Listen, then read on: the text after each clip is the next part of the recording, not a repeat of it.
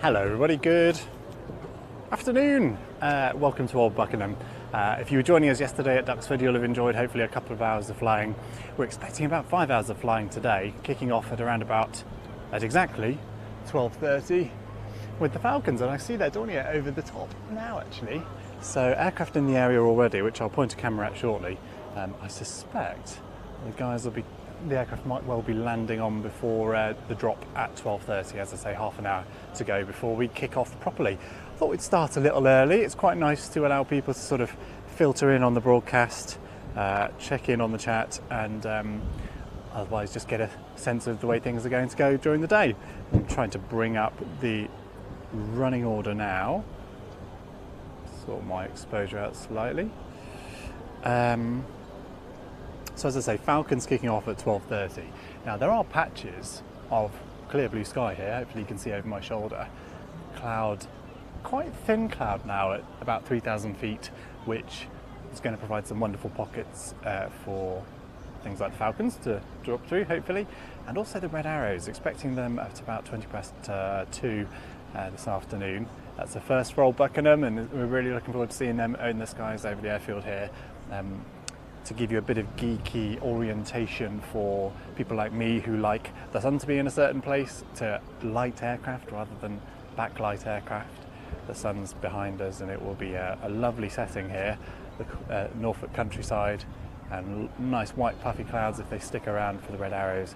For people like me who get a kick out of recording some beautiful, hopefully, video of aircraft. The conditions today are really excellent. So, and weather conditions in terms of flying, really good for the Reds as well. Just need a big pocket of blue when they're displaying so we can get a nice full display, and fingers crossed. As I say, those guys on at 2:20. So following the Falcons, who will kick us off at 12:30, we've got a little gap there till 1:59. So 1 minute to 1 is Sally B. Saw the aircraft yesterday. Lovely to see the aircraft displaying with the P-47. Sort of loosely kicking off the flying yesterday. That will be our first sort of warbird, and many more to come through the day. Oh, I've just spotted the Blenheim on there. I hadn't noticed that one. So we saw that aircraft rehearsing, practice displaying yesterday afternoon as we were packing down at Duxford. Beautiful display. That's coming up a little later, so I'm getting ahead of myself. B-17 Sally B, Spitfire. That says 3 number Spitfires, so I anticipate that being 3 Spitfires. I see Arco and OFMC, so possibly 3 Spitfires there. BBMF Lancaster, then 2 Hurricanes following that up. So a real nice sky full of warbirds coming up there. They're all separate displays, but you catch my drift. Then the Cubs, we saw 4 of them yesterday at Duxford. Over my shoulder you might well be able to see 3 of them with the decathlon as well. Just about maybe. They are coming on, they are displaying for us after the Hurricanes there. Then there's the Blenheim I mentioned, coming in from the hold to display. Then we have a bit of a break prior to the red arrows, so they are listed still as 2:20. Very much looking forward to seeing them at Old Buckenham. As I say, it's the first time they've displayed here, and cement what is already a wonderful show, but to bring the red arrows here adds a little sellout crowd, which you'll have if you've tuned in before the broadcast really started. I've seen a bit of the crowd there. Really, there's enough space for everyone. It's a comfortable garden party atmosphere, but it's a sellout crowd, so everyone very excited about seeing the red arrows. Still tickets available for Old Buckenham tomorrow, I think. So if you do fancy coming along, you'll see the Typhoon. I think Falcons as well.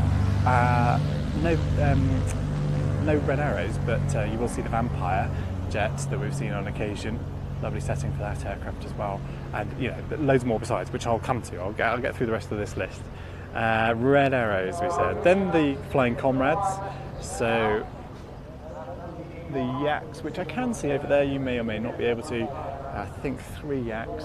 We've seen the guys displaying here in the past, and certainly at Duxford as well. Then we have 2 Valis Electros. So we saw one being displayed by Sam Watmeyer at Duxford in June.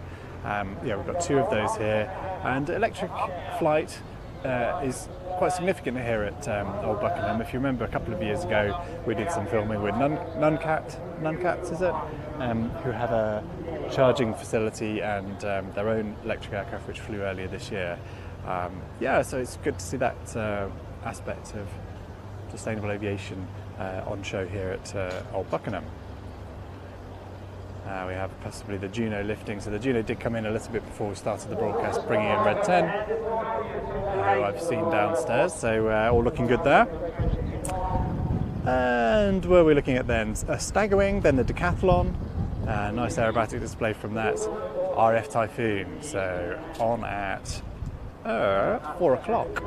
So we're rallying through into the afternoon there. Then we have our 9 ship of the day, so the Tiger 9 team flying at where were we? About 4 o'clock, was it? Yeah, somewhere there. Quarter past 4. Then the Cat 10, lovely display. This perfect conditions for that as well in terms of lighting and cloudscape. Lovely to see that being thrown around. Mustang and Bouchon. Actually, the Cat 10 Mustang Bouchon have swapped that the other way around. Then Beaver Lysander and the Spitfire we saw closing out the show last year. The USAF markings, United States Army Air Force markings. On that Spitfire we saw putting on a really nice flying display last year, and we're expecting the same this year to close out our display, finishing around about 5:30, I think. Yeah, pretty well exactly. So if you just tuned in, wondering what on earth's going on, we're about to see a flying display start in around about 24 minutes time with a drop by the RAF Falcons parachute display team. Lovely pockets of blue, so that Dornier that appeared earlier did not land on, so I imagine is now going, oh gosh, there's some blue, let's climb to 12,000 feet and do a proper show. I don't think I've seen a Falcons drop from sort of full altitude for a long time. Someone will correct me, tell me I live broadcast one just last year maybe. So wind's coming this way, so I'm thinking now, where's that aeroplane going to be when it drops? So I'd anticipate the aircraft coming over my shoulder here and ending up somewhere over there, because I always do like to get that shot of the guys leaving the aircraft. Yeah, that coming along at 5:30. I think, yeah, everyone's sort of chilling and waiting until that display. One of the displays I mentioned, we do have the red arrows here today, but the only 9 ship we'll see will be the Tiger 9 team. So 9 Tiger moths, Tiger 9 team. Now they're not here yet. Oh, they are. 1, 2, 3, 4, 5, 6, 7. There's 7 here already, and perhaps a couple more to come. I visited the guys at their little airfield pre-season, so 9 aircraft, there's a lot of people and aircraft to manage, and building up a formation display of those sorts of aircraft, they're challenging ones to display. It takes a bit of time off season when it's quiet without a crowd in front of you to put together that routine. So I popped down to the airfield, spent some time with Jeff Milsom, who's lead of that team, and spoke to him about what it takes to put that display together. It was a really nice setting. The guys are very lucky with the airfield they have in, can't think what county it is actually, but it's right on the edge. It's quite near Stonehenge, and they've got sort of limited airspace, but time and space on the airfield to kind of chill and focus on what they're trying to do, which is put together quite an exciting 9-chip display of tiger moths. So here's a little video to explain what went on over that weekend. It doesn't go fast, it's not that particularly easy to fly, it's cold, it's uncomfortable. But I'm one of those people that doesn't mind doing things the hard way for the sake of it, and I found a whole bunch of friends that like doing the same thing. If you were setting up a formation team, you probably wouldn't choose a tiger moth.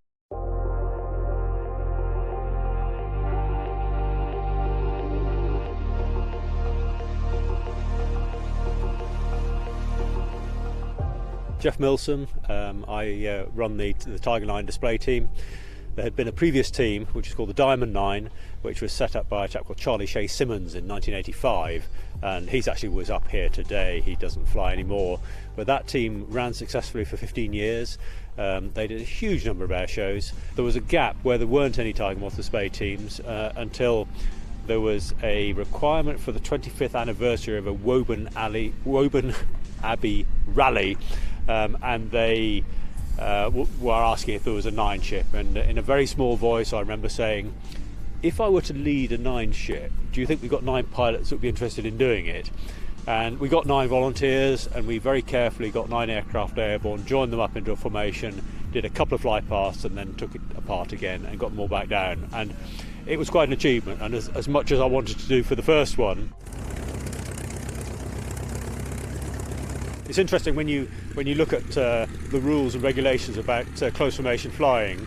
Can you, when you're airborne, can you just go and fly up alongside another aircraft? Is it legal to do that? And the answer is no, it's not. You're not allowed to do that unless both pilots have agreed to do it. And you think, well, why would that rule be in there? Why would the CAA stop us doing that? And when you think about it, it actually makes a lot of sense, because you're bumming along there and you don't know, but your mate's pitched up on your wing. You might think, all right, time to go home and stick on some bank and do a hard turn to the right, and you've made a little mistake by not looking out before you turn. Very easy to do, and your mate was there. So that is the basic first rule of formation flying. Now, when you get lots of aeroplanes, the more airplanes you get, the more complicated it is. So you have to have a brief, you have to have a plan. So as leader of the team, it's one of my guys going home by, as leader of the team, my role is to, for every air display, I go off on my own with all the details of the airfield, the display line, the crowd line, the places you've got to avoid, and I work out a plan. And my job then is to convey that plan to all the other pilots so that they all understand exactly what I'm thinking, and they've got to know that my plan has to be robust from the beginning to the end. It is fatal to get halfway through a brief and then realise you've made a mistake and change it, because you've now got two plans in some of the pilots' heads, and it's so easy for them to revert what I said the first time before I corrected it. Throughout the brief, they all know there's no such thing as a daft question. I make mistakes. If they say, Jeff, I thought we were turning right there, I'll say, no, that is a left turn because of this, and so on. Once we've done the brief, it's then vitally important that we exercise that brief without any aeroplanes involved, and so we do that by doing a walkthrough. It might look like us playing follow my leader on the airfield, but it's done. I make the calls that I'll make on the radio, but I'm not giving any briefing, I'm not giving any instructions.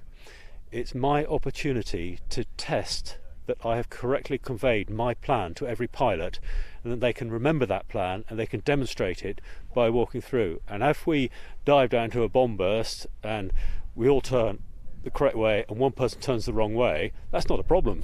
He's misunderstood something in the brief.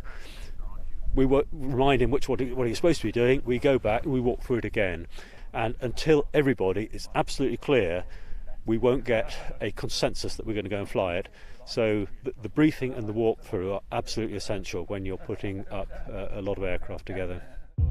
I was one of those young chaps at the age of about 14. I built a balsa wood model aeroplane, and I just became entranced by this magical world of flight. As time went on, I went off to university, joined the University Air Squadron, and I was lucky enough to fly the Jet Provost at Cranwell, and then I went on to the Red and White Hawks as they were at Valley, and then out to Chivener on camouflage Hawks, and I was posted on to the Phantom conversion unit.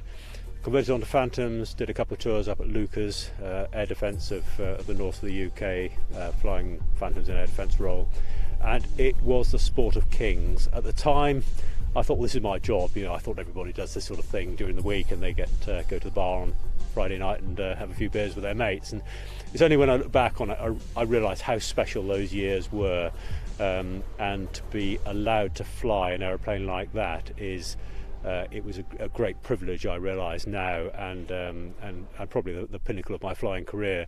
And having moved from there into the airlines have very different challenges, different sort of flying.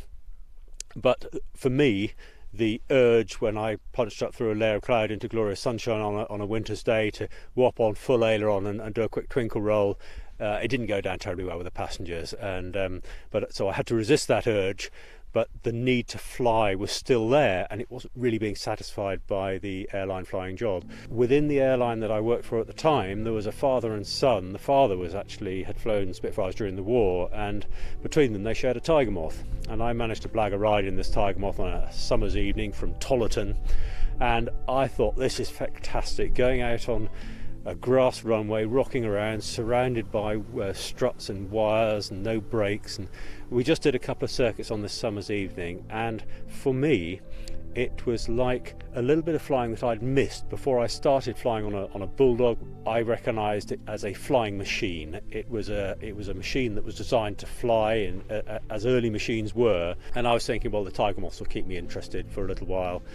This was going on in about 1993.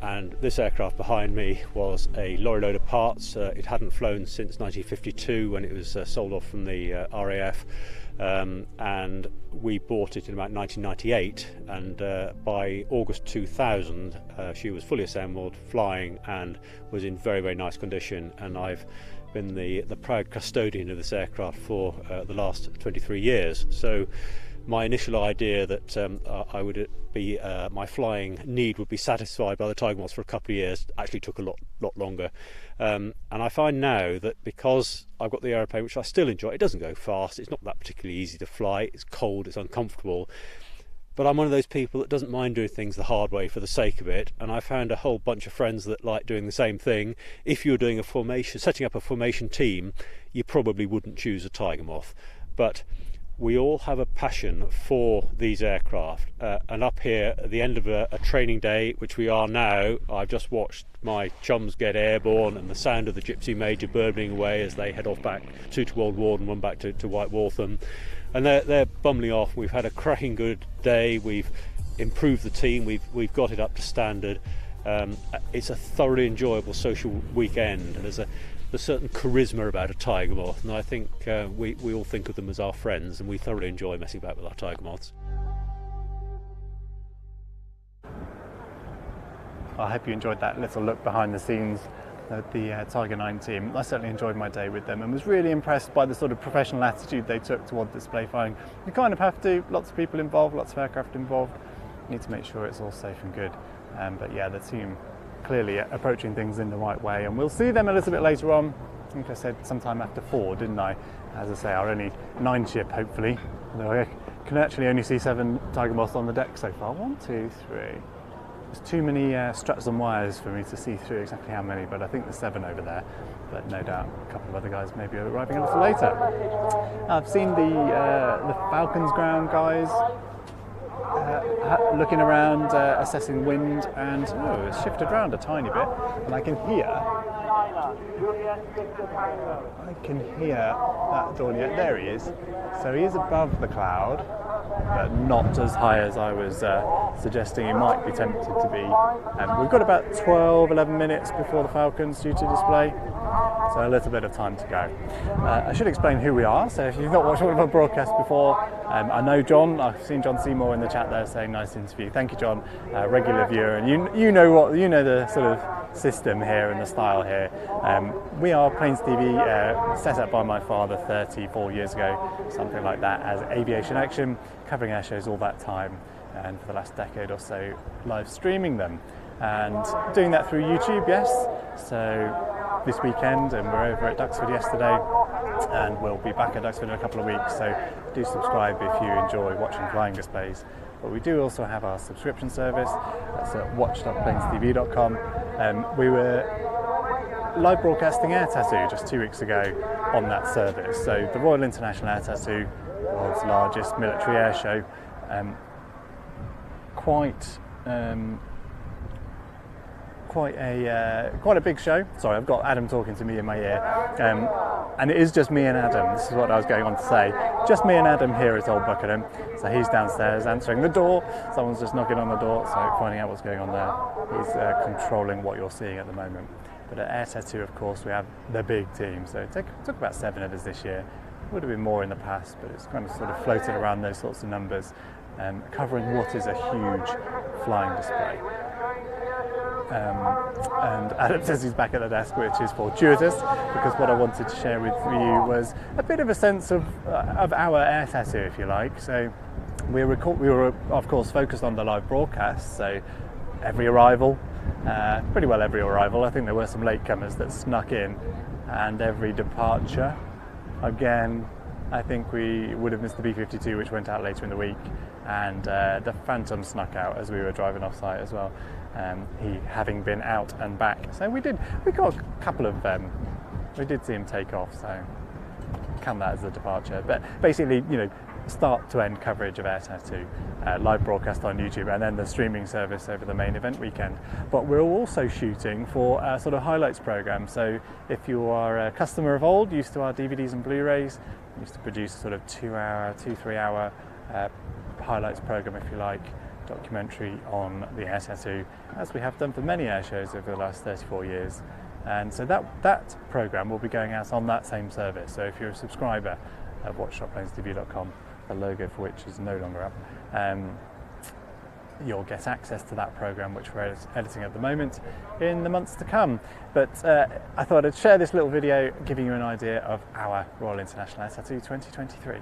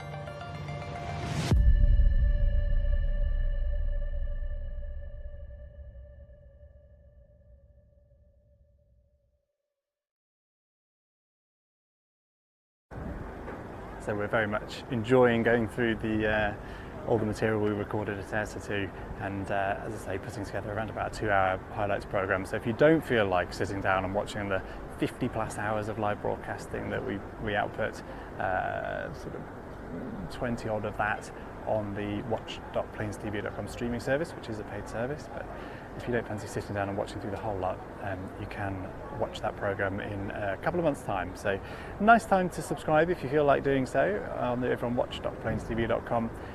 You'll get access in the coming months to live broadcasts from the Oxford September Airshow, and as I say, that edited program from Air Tattoo in the coming months. It does also give access to our back catalogue of programmes. If you're a regular viewer, you'll be used to me going on about this and referencing bits of material from shows of old. It stretches back 30 years, so there's some real nostalgia in there from shows of past. Right, I think we'll sort of shift over into airshow mode now. Falcons are airborne, as I say. We're expecting their drop in about 6 minutes' time. So Ken Ellis will be providing event commentary. I'll pop in now and then if there's a bit of a break. And it sounds like we've got the Falcons commentator to talk you through their display. So thanks everybody for tuning in. Do give the video a like now, that helps the algorithm know we're worth watching and other people find the broadcast, which will be going on for the next 5 hours. So wish us luck, and I'll talk to you again later.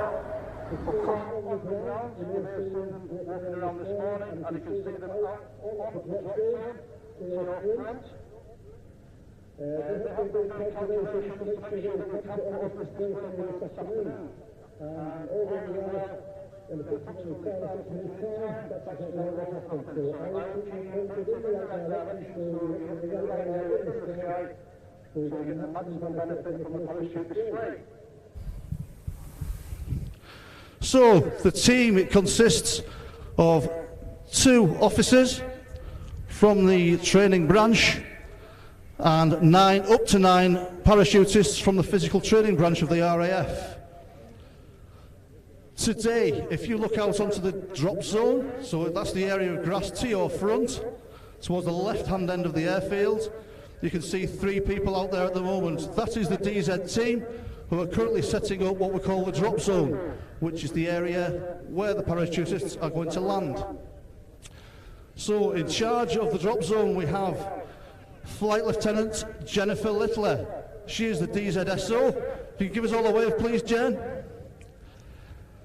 Everyone give her a wave back. She is in charge of the drop zone, and she is currently in communication with the aeroplane and the parachutists on board.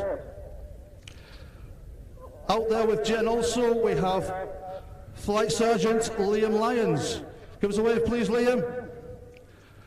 A lot of you may have already seen Liam this morning over at the PR tent, dishing out brochures and keyrings, etc. Liam is normally parachuting, so he's normally up at this point in the aircraft, and he is the team coach, so he is normally the first person out of the aircraft. However, today he has decided to step down and help out on the DZ to let one of the Year 3 less experienced parachutists lead the team out, just to give him a little bit more experience. Also out on the DZ, we have got Corporal Dan Edwards. Give us a wave please, Welshie. So Welshie is one of what we call a squipper, all right, so survival equipment specialist. So he's responsible for the maintenance of a lot of the equipment and the packing and maintenance of the parachutes that the team use. So he's got just as vital important a job as the parachutists themselves.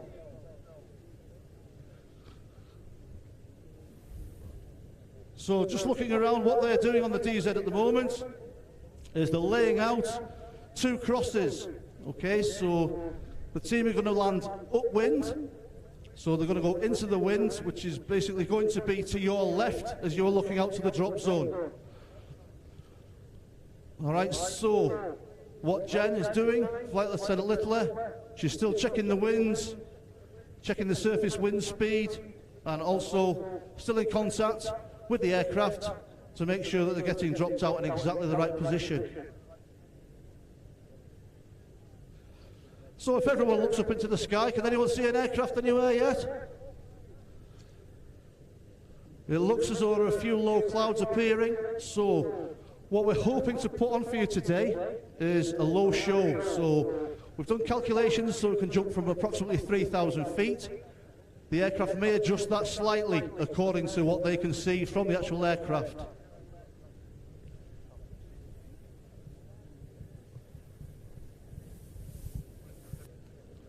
No. Okay, so out on the DZ, we have the 2 crosses as I mentioned. So you saw one with, which was yellow, which is the right-hand side of the drop zone, and a green one is the left-hand side of the drop zone, and that is from the parachutist's point of view as they approach the drop zone. What Welshie, the squipper, has also got out there, he's got a box full of smokes. All right, so smoke canisters, and what will happen once the parachutists are on approach, he will ignite one of those smokes, and that will give the aircrew, the pilot, an indication of the wind direction, and also the parachutists, once they have jumped, it gives them an indication of the wind direction and from which direction they need to approach the drop zone when they finally come into land.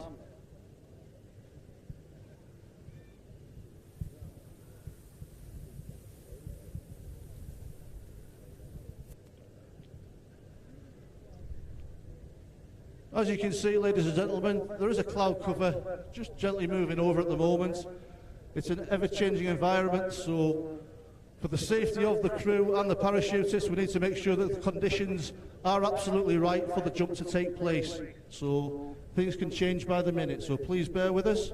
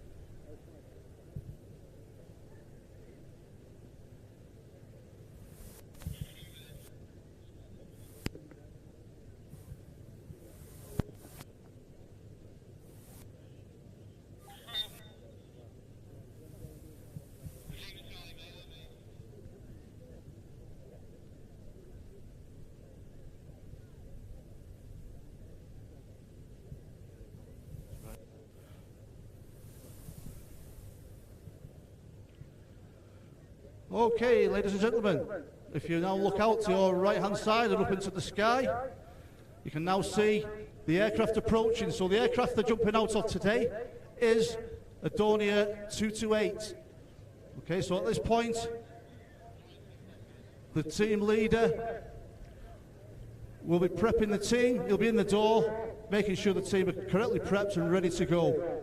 So, stand by. It looks like we've got a show.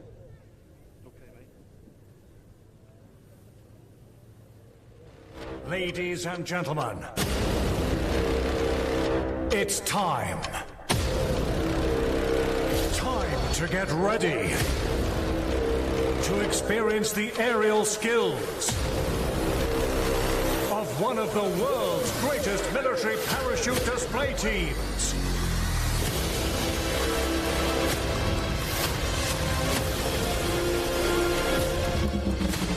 Get your cameras ready, because it's time to introduce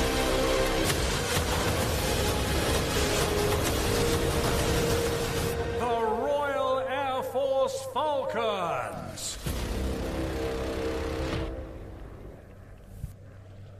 Okay, so everyone can see the aircraft just flying past. The smoke's on out the aircraft. Can everyone see the red smoke trailing? The team have now deployed their red smokes.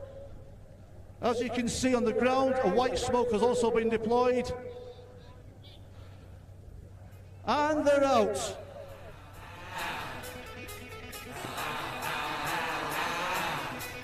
And out they come. We're going to see a total of 6 parachutists today.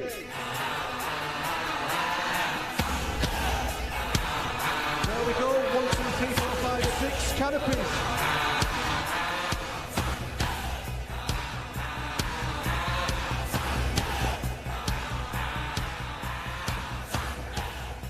So as you can see, because we're doing a low show today for approximately 3,000 feet, the team have deployed their parachutes almost straight away. As soon as they exited the aircraft, they deployed their chutes, and they're now getting into what we call a snake formation, back into wind.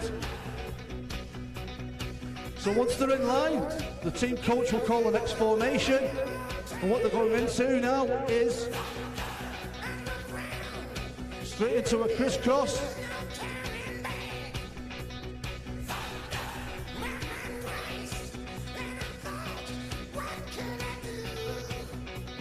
So the parachutists now turn in 2-3 towards each other, cross each other at speeds of up to 47 knots, and then they're going to go straight into what we call the carousel, which is one of the Falcons' favourite formations.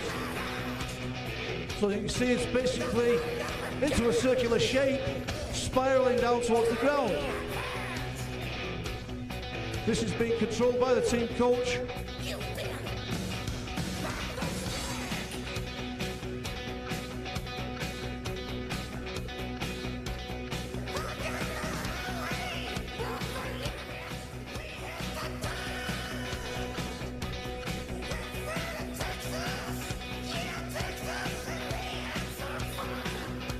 As you can also see behind the carousel, the Dornier 228 is doing a nice little circle round behind to give you that all-important nice photograph. So they've now broken out of the carousel and they're now moving on to what we'll call a sabre chase.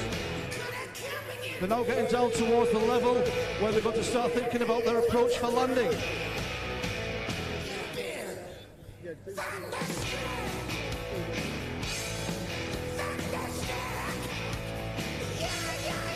So as you can see, the sabre chase is very similar to the snake formation that they formed originally. As you can see, the team coach is now using the smoke that's deployed on the ground as a guide to guide the team safely onto the drop zone in an upwind direction. So as you can see now, they're splitting into 2 groups of 3, and they're going to land lined up basically with the yellow and the green crosses on the ground. Firstly down we have Sergeant Paddy Gilmore, followed by Sergeant Doug McCall.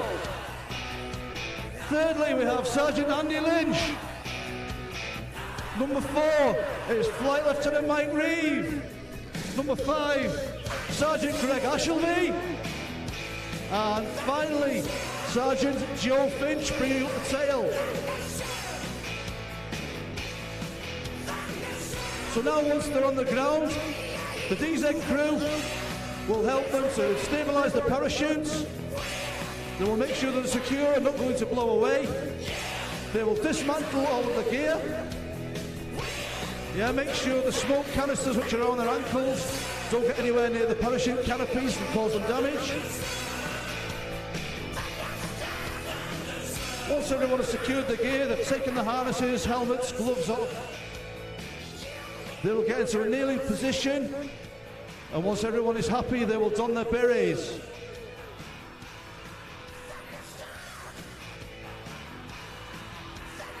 So once everyone is happy, everyone is in the kneeling position and the berets are on their heads.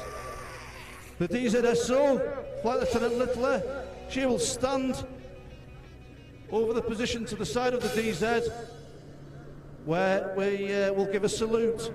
And the salute today will be given to Flight Lieutenant Paul Sully. There we go, what a fantastic fly past from the Dornier there. Okay, so here they go. The Falcons all line up. We'll sprint towards Flight Lieutenant Littler. Once they are in position, Flight Lieutenant Mike Reeve, the OIC of this year's Falcons team, he will march forward and give the salute to Flight Lieutenant Paul Sully of 1986 Wyndham Air Cadet Squadron.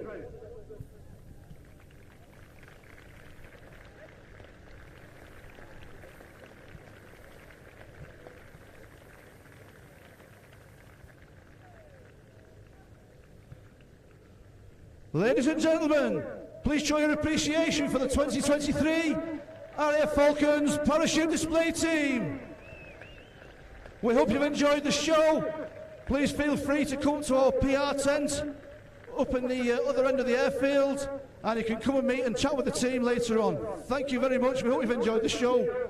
I will hand you back to Ken for the next part of this afternoon's proceedings. Thank you.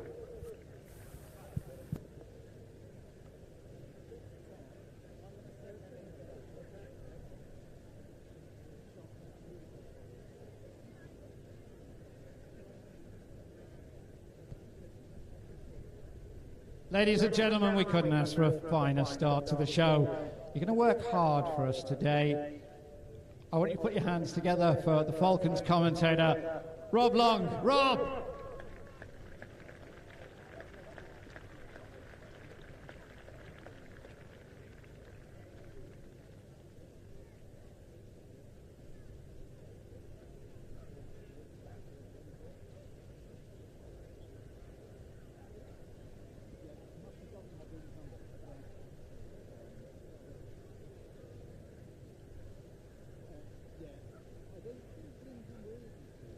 Now, ladies and gentlemen, we have a memorial area here at Old Buckenham to acknowledge those who paid the ultimate sacrifice during World War II.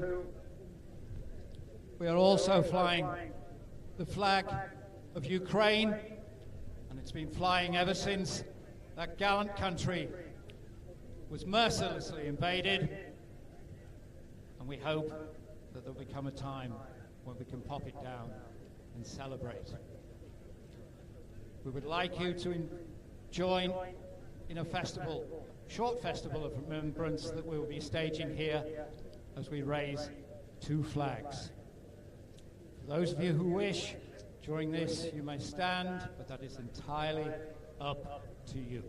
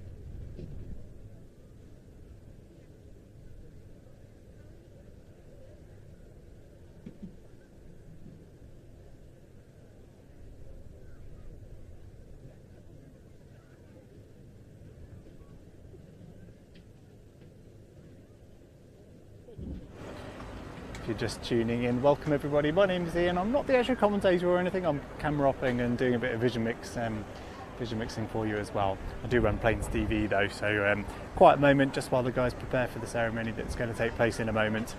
Thought I'd hop in and just welcome you all. Thank you very much for tuning in. It's lovely to see a good audience. Now's a really good time, if you felt like it, to give the video a like. It helps YouTube know we're worth watching and helps other people find us. One spot of rain just hit my cheek as well, so give us a like to say well done in standing out in such extreme conditions, you know. Yeah, but thank you for tuning in. If you enjoy what we do here on Planes TV, do subscribe on YouTube. We are live again tomorrow from Old Buck. We won't have the red areas tomorrow, but we will have the Vampire. I'm sure I saw Rich Goodwin as well. Cause of the gap now is that the Falcons were able to drop nice and early, so they got down when there was a nice little window, and we're waiting for the B-17 at 1 o'clock, just before the hour I think. And they're going to have a little ceremony which was expected after the B-17. There was some debate about whether we might do it before the B-17, but I think they've gone back to plan A, as everyone's sort of pacing around and not doing very much. So hence me hopping back on when I should be focusing on pointing cameras at, well, I've nothing to point one at the moment, so here I am. Thanks for tuning in on the chat. I'd love to see John Seymour mentioned earlier. Good morning, John. And Chris mentioning that we're outputting the music. Yes, it turns out the audio mixers in Norfolk don't allow for a submix with no music apparently, so we are outputting music. I've got no option there. It's a bit frustrating for me, but here we are. Because the reason being that YouTube doesn't like me streaming commercial music that I don't have a license to do so, which is understandable. Hopefully we won't get too much more. Sean saying brilliant footage of Riet this year. I've also looked through some of the old air shows and the footage is great. Thank you, Sean Wilbur. That's lovely to hear that you've probably found the archive then on watch.planestv.com. Riet, he's talking about there, Royal International Air 2. We live broadcast a couple of weeks ago. I'm sure 99% of you watching know exactly what I'm talking about and don't need me to say it again, but we live broadcast the main event days through our streaming service at watch.planestv.com. Sounds like Sean's been tuning in and found the archive as well, so that stretches back 30 odd years. So archives of kind of shorter format programmes than what you're watching now. We used to do about 90-minute programmes of the air shows that we visited. Stretching back to the 90s, you're talking about lots of RAF shows, places like Valley, Broady. Trying to think what other things we've lost. I mean, Waddington, lots of Cosford shows, did a decade of those, and actually a few in the 90s as well. All sorts of bits and pieces that are, you know, quite entertaining on a quiet evening to sit back and watch and enjoy some of the nostalgia. Court Fairy, make a wish. No rain, please. Come down to rain. I can hear Ken on the PA, so I will. Okay, yeah, I'm going to hand back to Ken, I think, because I can see a gentleman stood at attention with a beret on, so I think he's worth watching rather than me. I'll tune in again later.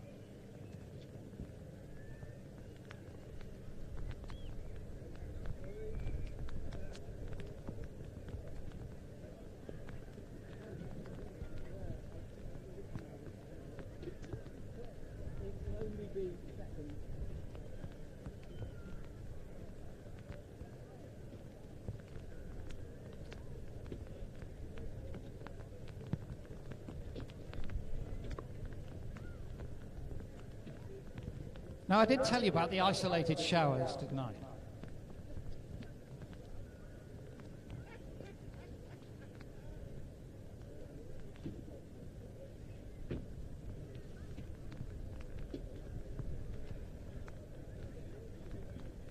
great thing with showers is they're selective, and they do go away fairly quickly. Up at the height that the Falcons jumped, those clouds are travelling at about 28 knots, heading east. We just have to try and encourage them.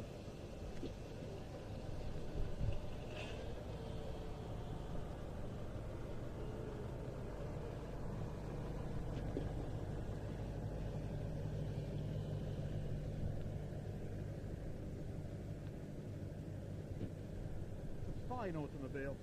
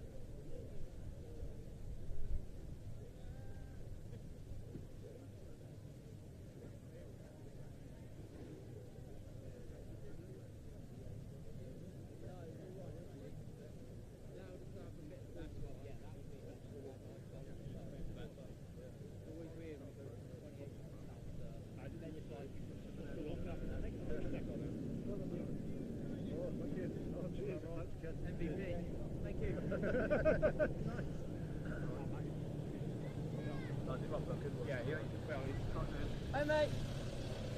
Hey guys.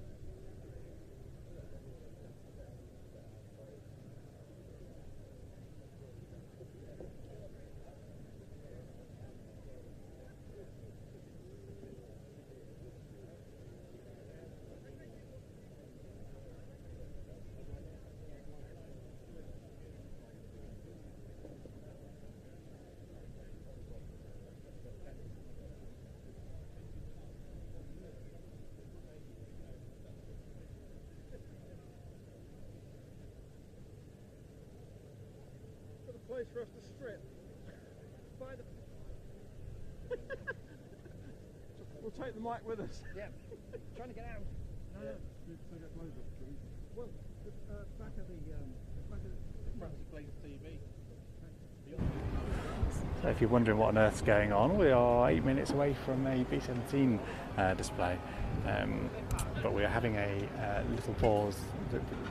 The Falcons dropped a little early, so hello somebody. Yeah, Adam, I'm switching camera one off and on because needed to format a card, hit format, and it's sat there for the last 10 minutes formatting that card, so something's not quite right. So switch that one off and on to off and on again, because that's how we solve things, isn't it, ladies and gents? You'll know the score. Shame to have to do that whilst you're live, but excuse me. And that's resolved. And now I can record things. It's quite nice to be able to record in camera. I'm shooting high frame rate here, so bits and pieces like Typhoon roaring around corners with vapour bursting over the wings and reheats bubbling out the back and clouds disappearing behind it, going to look pretty sweet. Unfortunately, we won't have anything of the Falcons because the card wasn't working for some reason. Anyway, I can see Ken's about to speak again, so preparing for a ceremony here at Old Buckenham and the B-17 display very shortly.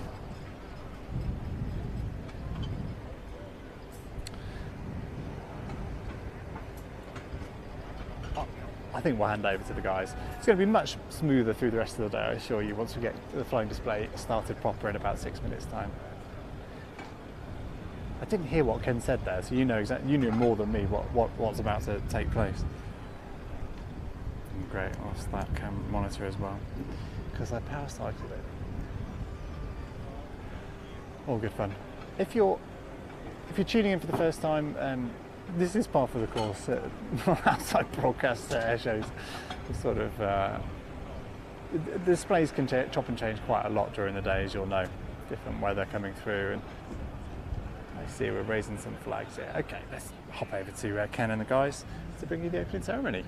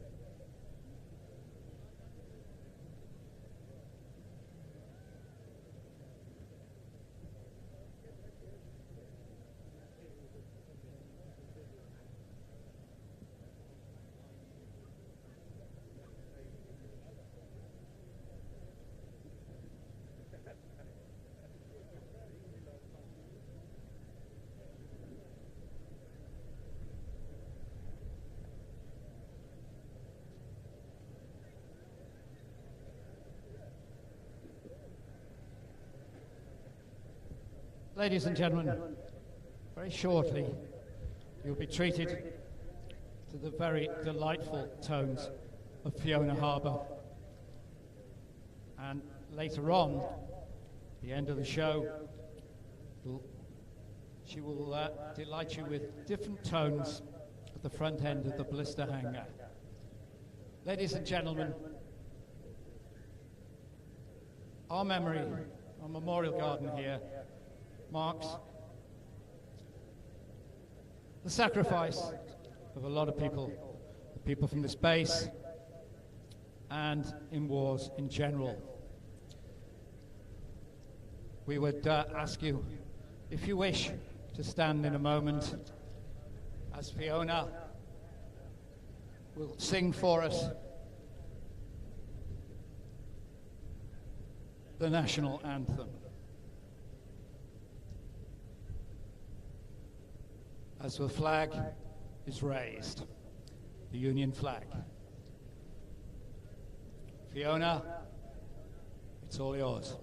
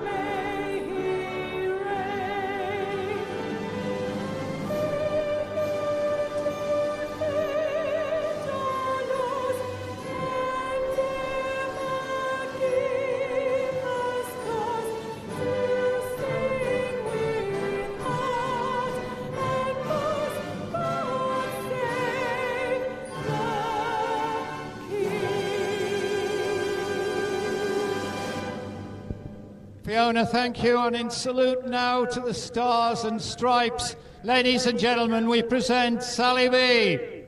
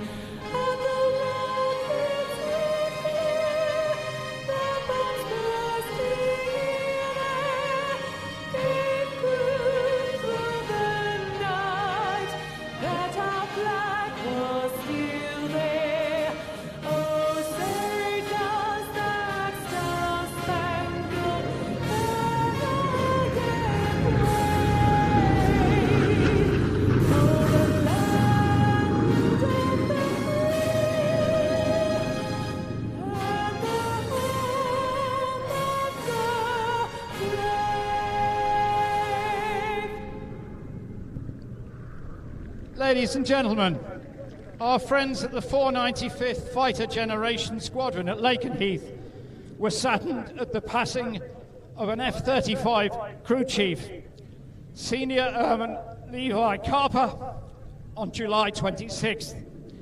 He was just 27. Levi, we salute you.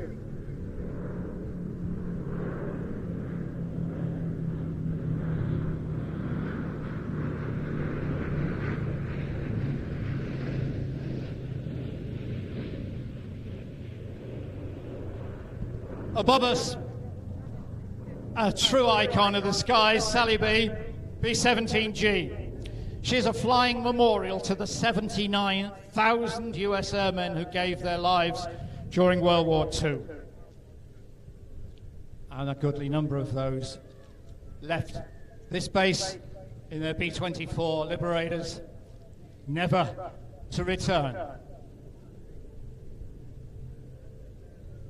Sally B is a film star, and rightly so. We'll meet again over here, the Black Book, bomber crew, and she took the lead role, with great respect to the actors involved, in David Putnam's remake of the 1990 remake of the 1943 original Memphis Belle.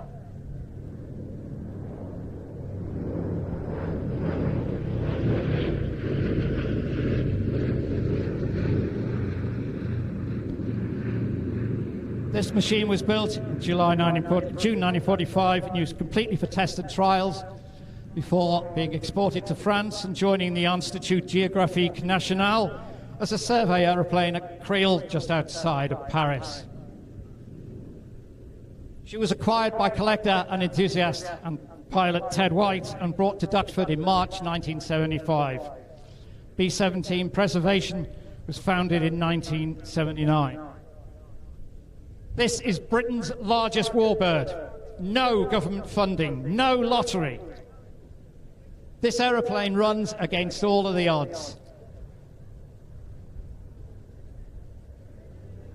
Bomb bay open.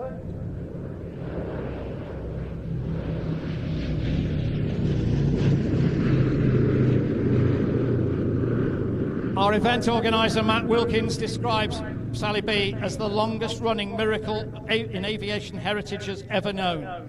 This is her 48th season. Times are rough, everybody's looking at their pockets, but if you can help, go to sallyb.org.uk and keep this icon of the skies where she belongs.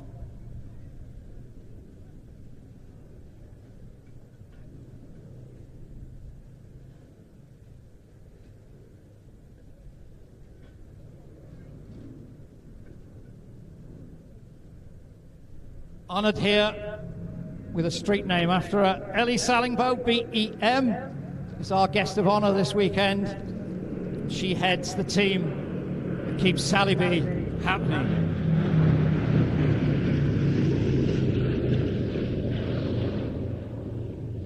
Our many thanks go to our friends Mace Aero for supporting Sally B here today.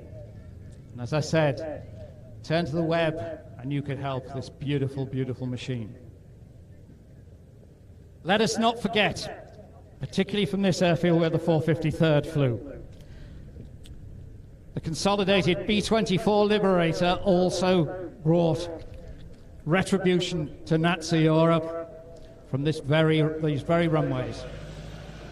B-17s and the B-24s were matched by Bomber Command's Handley Page Halifaxes and Avro Lancasters, and you will be seeing a Lancaster shortly.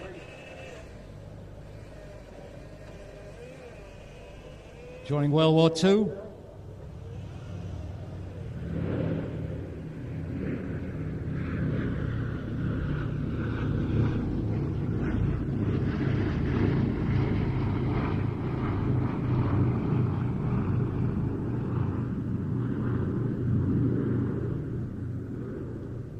that strong yet peaceful, placid sound never ceases to get the hairs on the back of your neck going.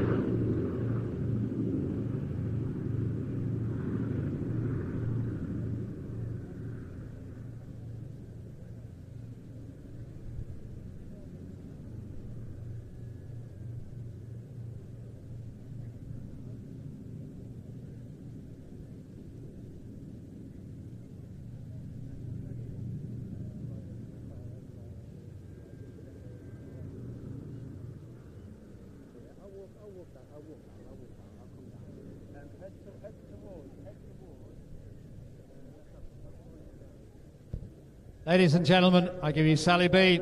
The smoke will come on. This is her last pass.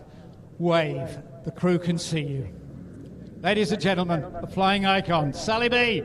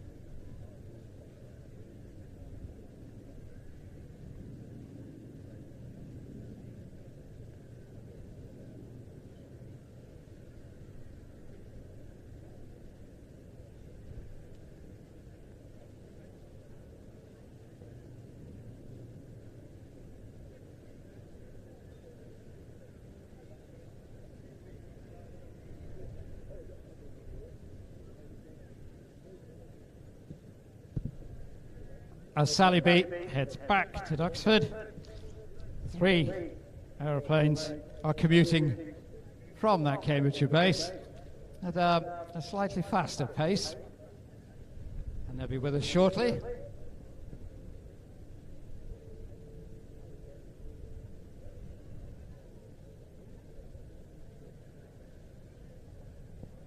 Ladies and gentlemen, from your right, not 1, not 2, 3 Spitfires.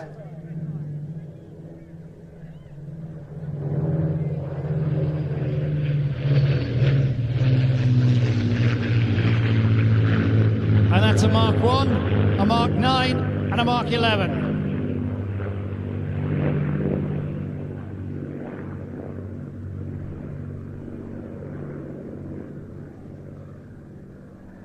The prototype Spitfire flew from Eastleigh near Southampton in March 1936. Mutt Summers, the test pilot, is reputed to have got out of it and said, "Don't touch anything." He was that happy with it. Tragically, the designer of the aeroplane, Reginald Joseph Mitchell, was not to see anything other than the prototype Spitfire. He was to die shortly thereafter of leukemia.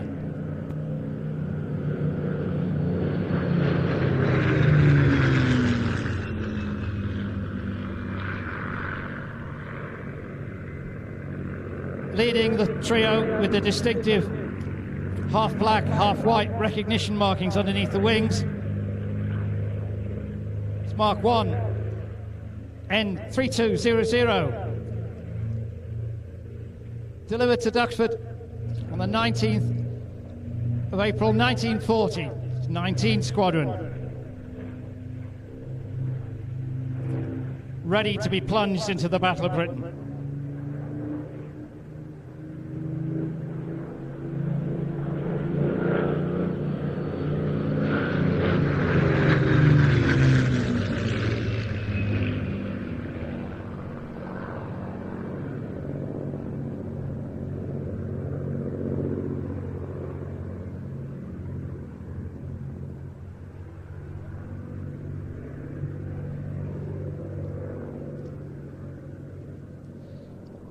In May 1940, towards the end of that month, Operation Dynamo, the salvaging of the British Expeditionary Force from Dunkirk, was underway, and this very Spitfire was overhead, covering the evacuation.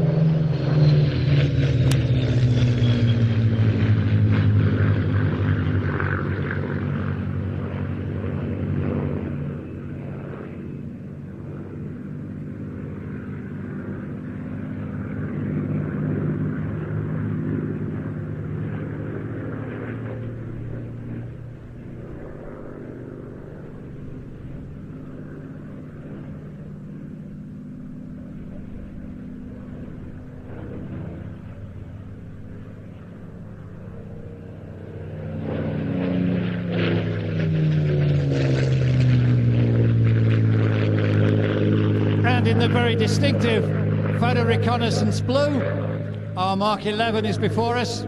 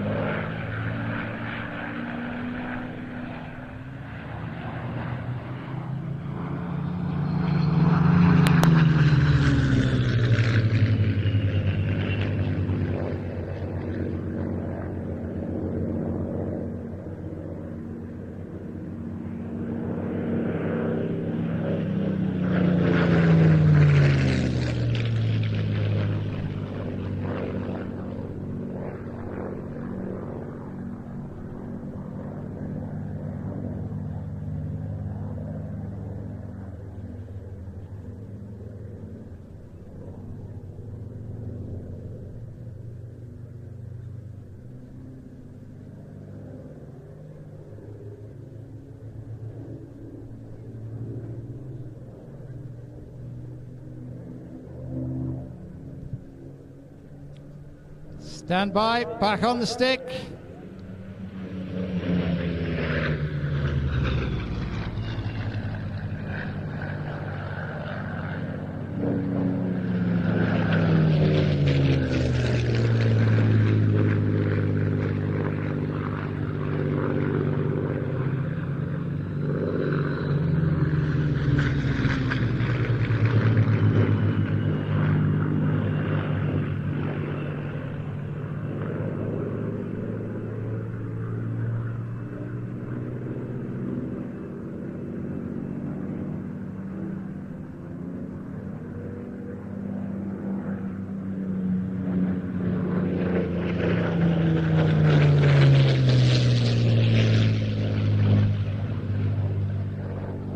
The Mark 11 was one of the pioneers of photo reconnaissance, unarmed, unafraid, and in harm's way. And here we go again.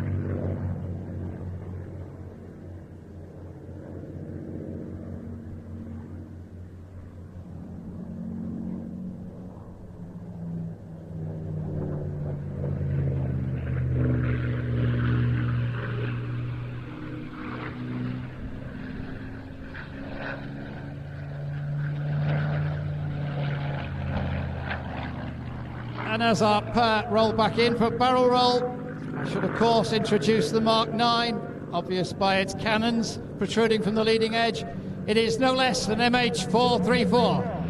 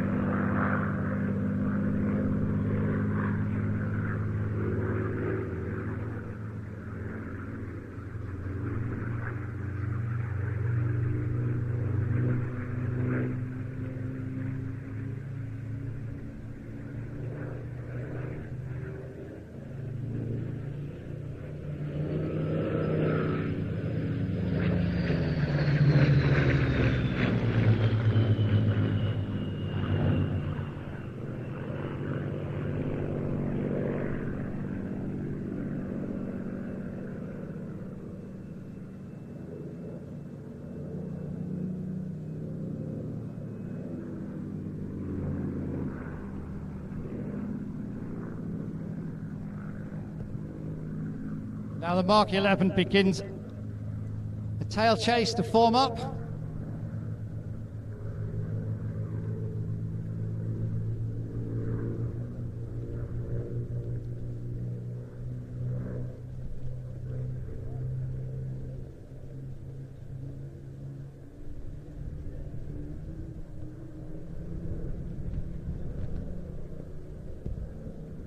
Ladies and gentlemen, coming in for their final pass, the amazing Spitfire trio.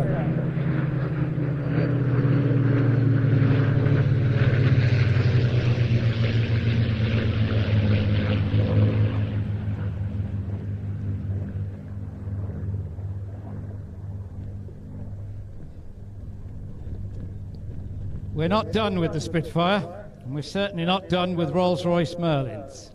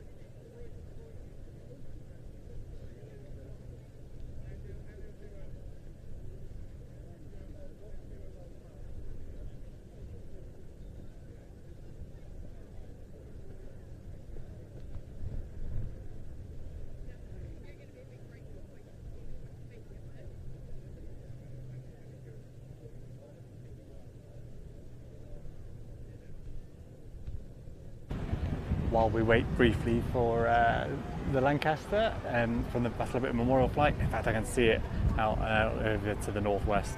I'll come to it very shortly, but just a quick thank you to Whiteout. What was his name? White Wizard, was it?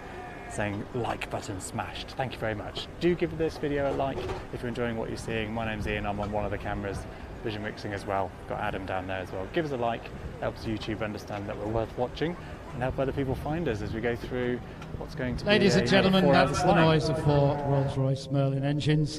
And if you look to your left, you can see PA 474, Battle of Britain Memorial Flight, Lancaster.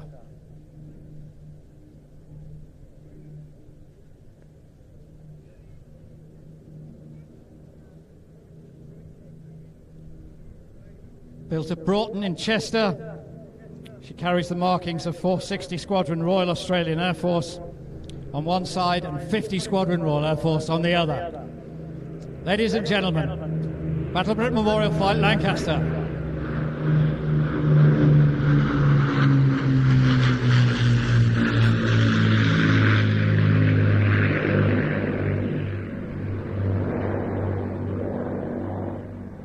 Captain today is Squadron Leader Matt Moore, who started off on Nimrod MR2s and then was detached to the United States Navy.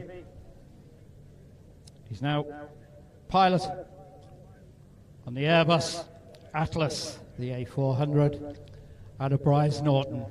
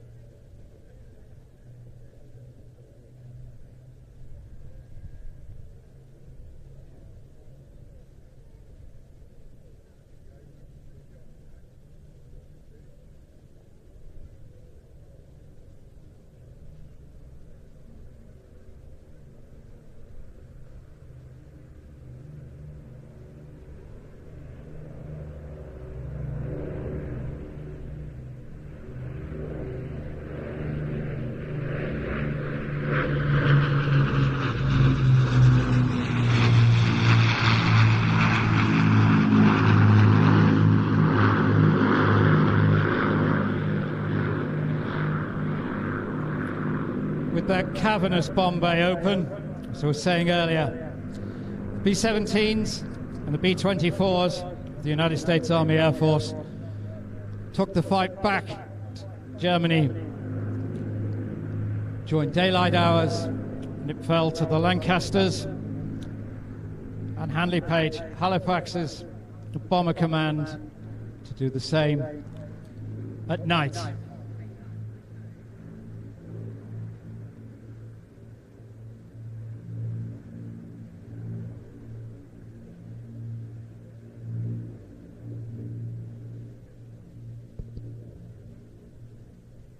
Product of the genius designer Roy Chadwick.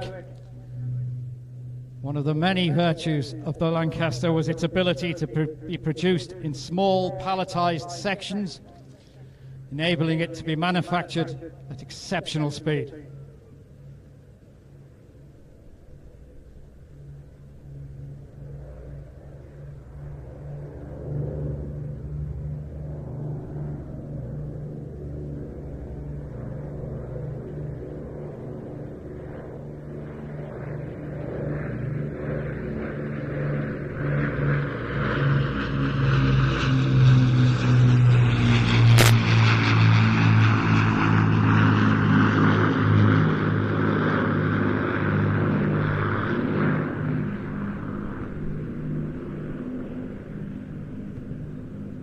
Other than the officer commanding all pilots at Battle of Britain Memorial Flight based at Coningsby in Lincolnshire, the volunteers.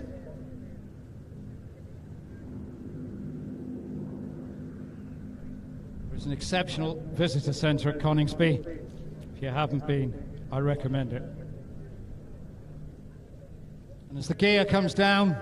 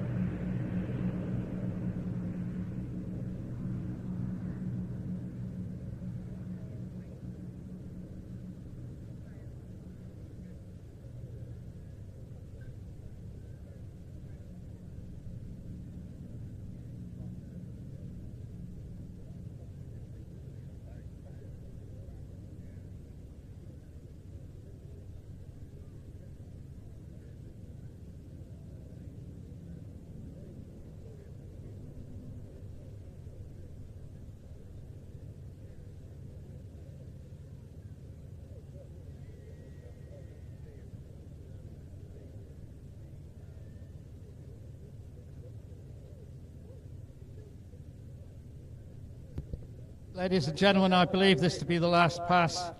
The Lancaster, as I've been saying all the time, please wave. The crew can see you. They will appreciate it.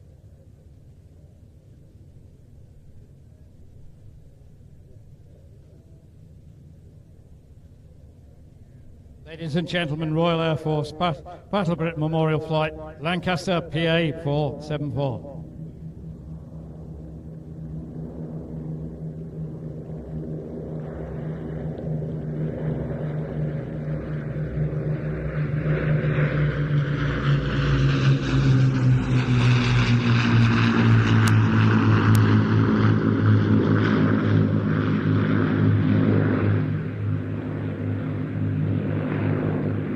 Ladies and gentlemen, to take a leaf from Battle of Britain Memorial Flight's motto, a nation that ignores its past has no future, lest we forget, lest we forget.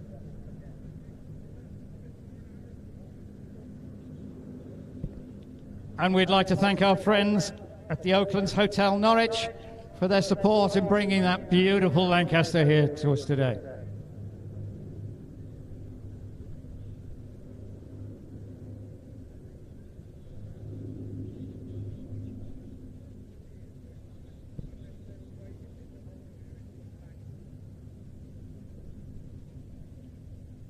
So that was 4 Merlins.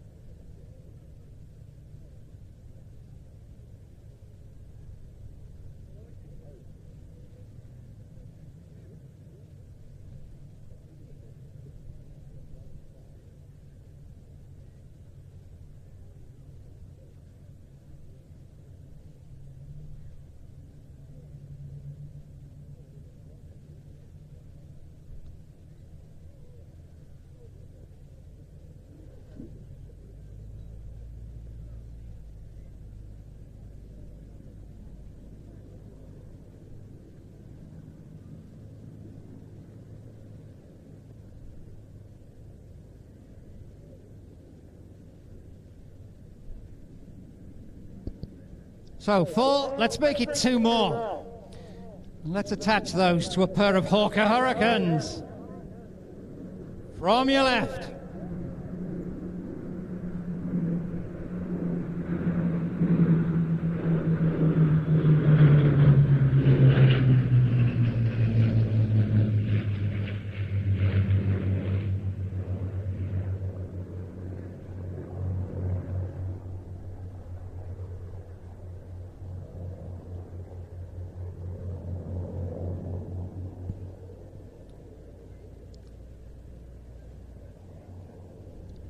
We have a genuine Battle of Britain survivor here, the Mark 1.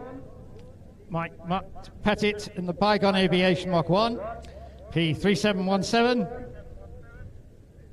The well-known historic aircraft collections, Canadian-built Mark 12.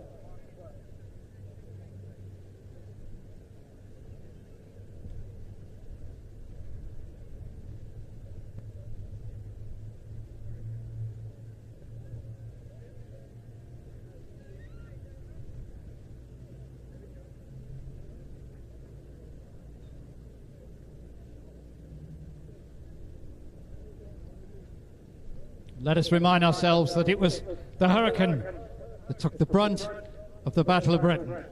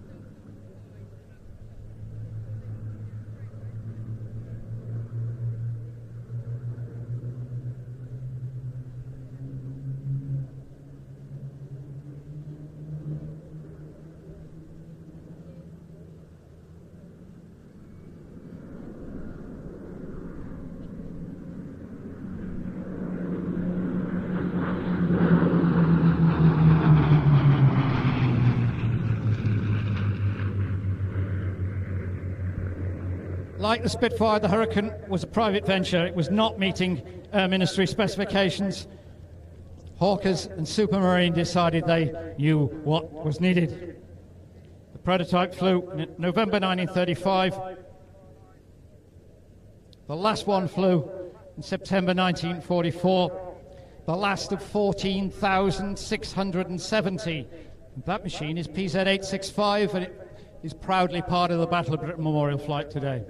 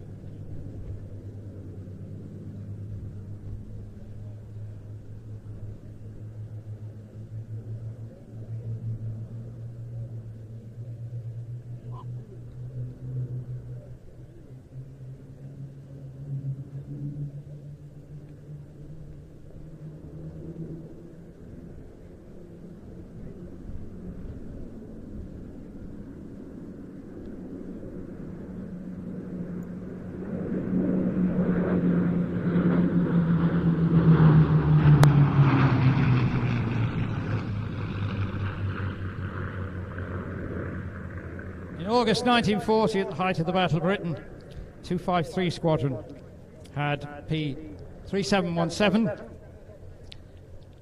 and W. Samolinski downed a Messerschmitt Bf 110. So before us is a genuine, fully restored Battle of Britain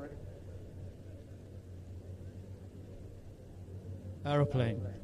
As we roll in, our two Hurricanes, the end of what has been an incredible cavalcade of Merlin-powered aeroplanes. Coming in,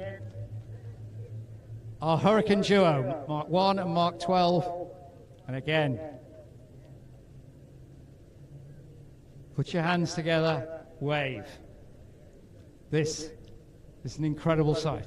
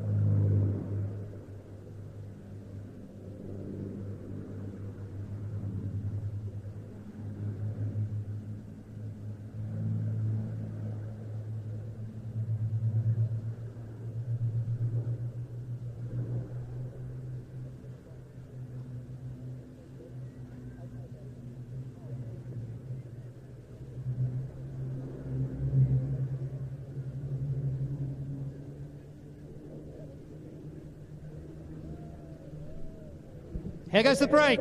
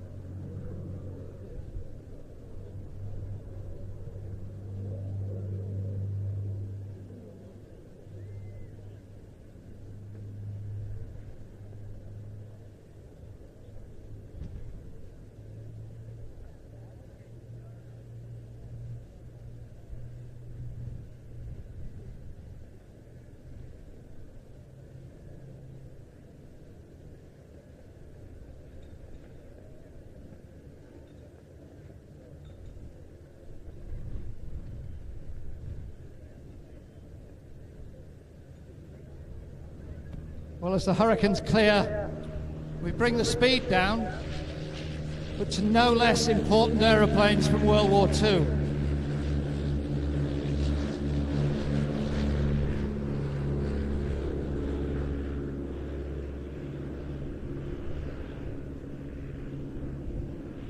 We have a Hurricane coming in finals.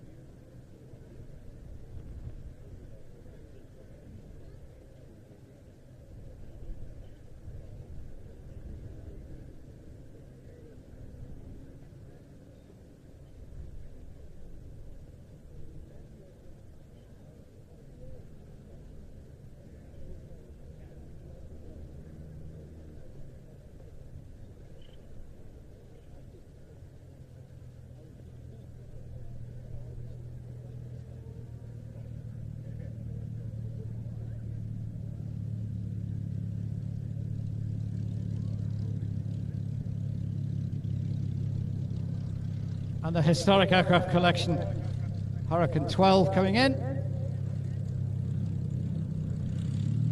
While overhead, we have a trio of L4 Cubs.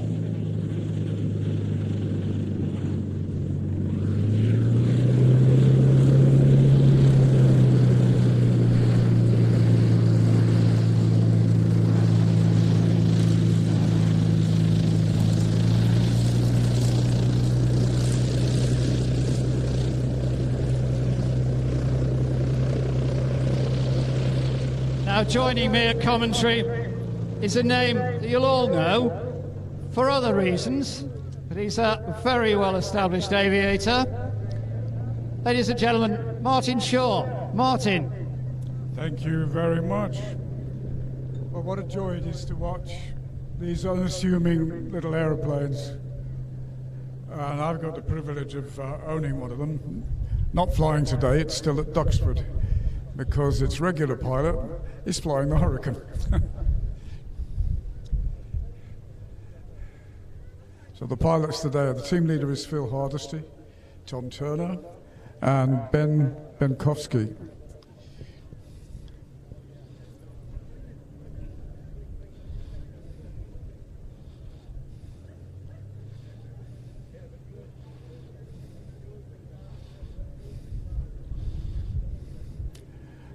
Tricky conditions today for these pilots because they're very, very light aeroplanes, and as you can see, they fly very slowly, and they've only got a 65 horsepower engine to do it with.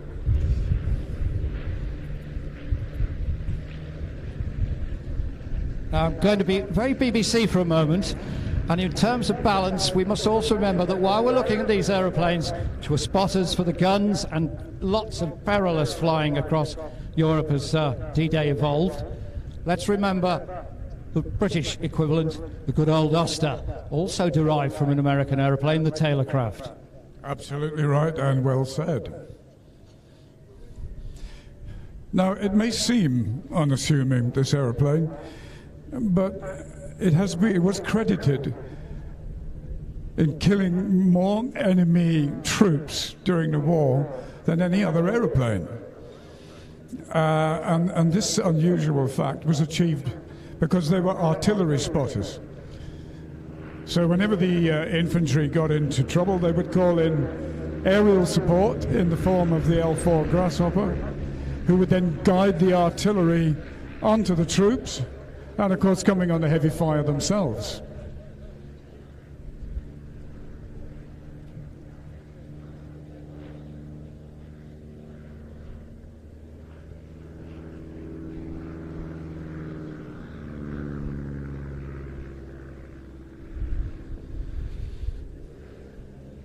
So you can see it will turn very, very tightly, and it will turn very slowly, which makes it a wonderful target for people on the ground. Nevertheless, the pilots carried on with their duty and directed the artillery fire onto the enemy. This they also did D-Day, and they directed the naval fire from the battleships and the destroyers offshore onto the enemy installations in Normandy. Ground fire, as you say, Martin, was the main worry. But the Luftwaffe, allegedly, I've still yet to find concrete evidence of it, offered a case of brandy to any fighter pilot who could bring one down. The mismatch in performance would have been so difficult to achieve. And the construction of these aeroplanes means that you've got to, sadly, engage the engine, or even more sadly, the pilot, to cause real damage. Absolutely true. It's just a tubular steel frame and the whole thing's covered by fabric apart from the engine cowling. Now, there was one incredibly intrepid American pilot called Charles Cartwright, and not content with directing artillery fire, he decided to put half a dozen bazookas, 3 on either side, on the jury struts and set off to tackle the enemy in person. By the end of the war, he had been credited with 6 tanks, among which was 2 Tigers, several armoured cars, and rather a lot of liaison vehicles, presumably containing German officers. So, unassuming it might look, dangerous it certainly was.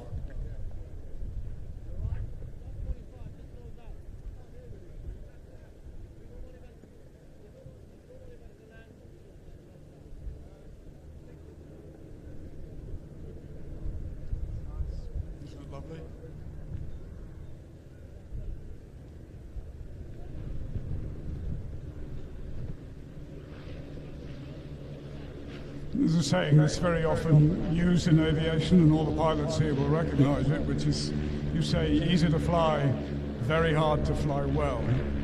And this is certainly the case with these aeroplanes, as I know, having had one since 2007.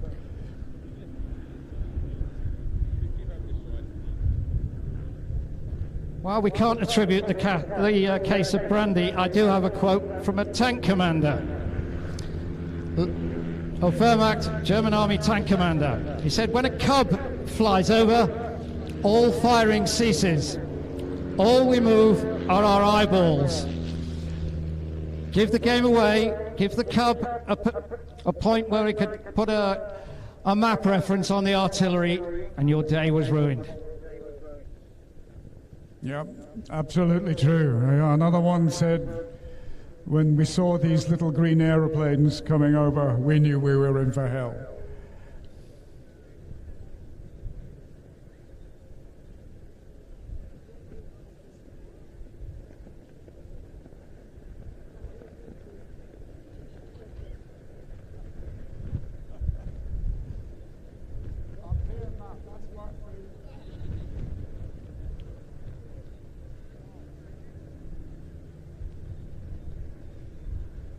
coming in for the break.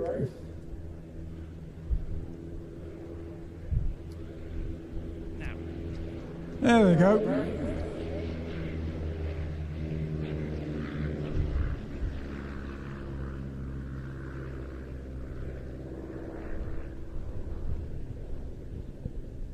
Martin, perhaps we should explain this gorgeous olive green camouflage, and yet there's black and white stripes all over the place. Indeed, yes. Well, these are all in invasion stripes. And 6th of June 1944, when the Allies invaded France to retake it, there were so many different air forces involved and so many different aeroplanes that they were painted with these black and white stripes. So you could tell from the air which was which and who was yours and who was not.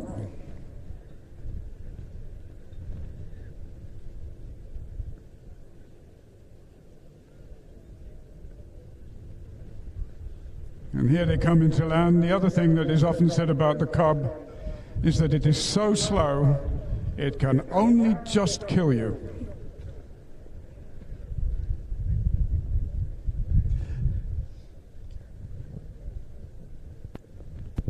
Well, that was exceptional, and equally so for having a great pilot, great enthusiast, and a wonderful actor alongside.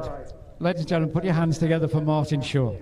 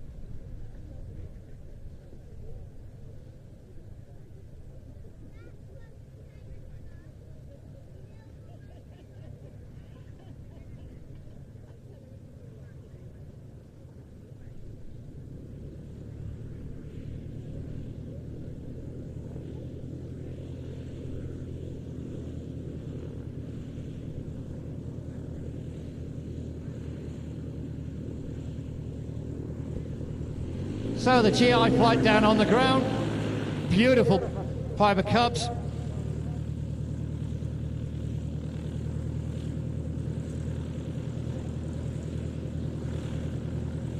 We give you value for money here at Old Buckenham. 2 of our pilots in the GI flight will be performing later on in other aeroplanes.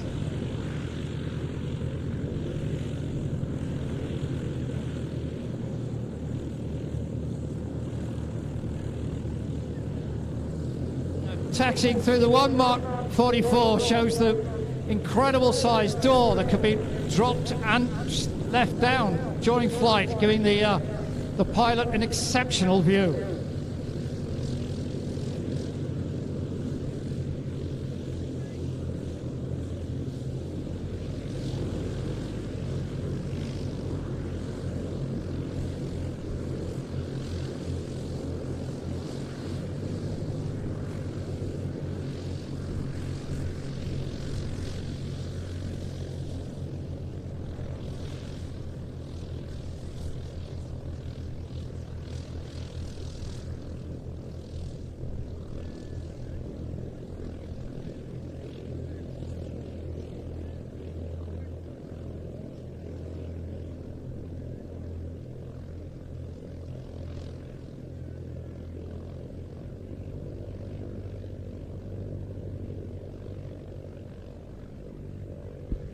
Ladies and gentlemen, coming in from your right, this machine's powered by 2 Bristol Mercury 20s. Most of you have already twigged what it is. The only one, the Bristol Blenheim.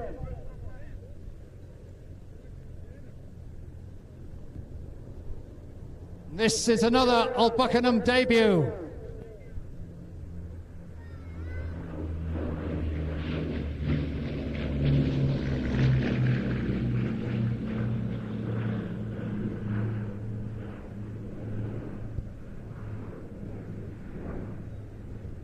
Now this is another private venture. The Spitfire, the Hurricane was so... Bristol came up with this, built originally as an executive aeroplane for Lord Rothermere. First flew in 1935. It entered service with the Royal Air Force in fighter, bomber and coastal commands in 1937.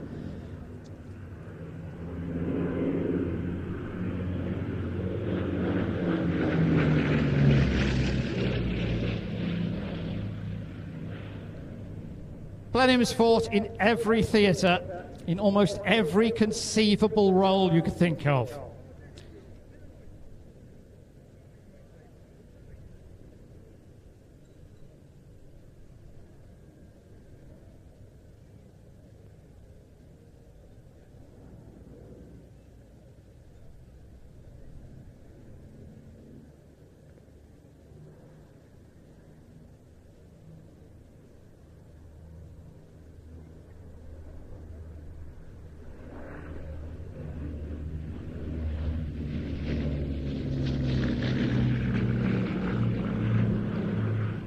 The airframe is that of a Fairchild-built Bolingbroke 4T crew trainer, built in Canada for the Royal Canadian Air Force.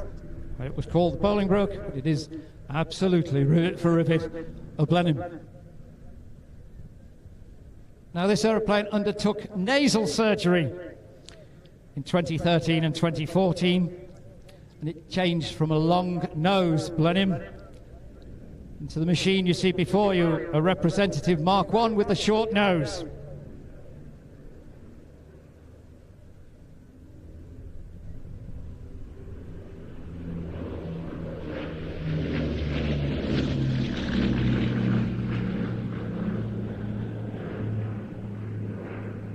With the design experience of the Blenheim, Bristol went on to design the Beaufort torpedo bomber and then the exceptional Beaufighter, which in the same way replicated what the Blenheim had done before in use as a fighter, strike fighter, torpedo bomber.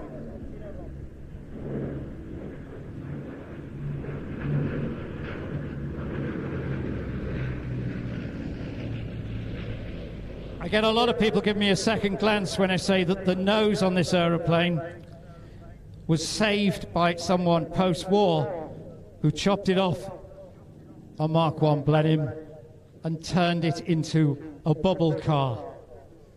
I say that again. He turned it into a bubble car. In doing so, he preserved it so that the team at Arco at Duxford could transform this Mark IV into a Mark I.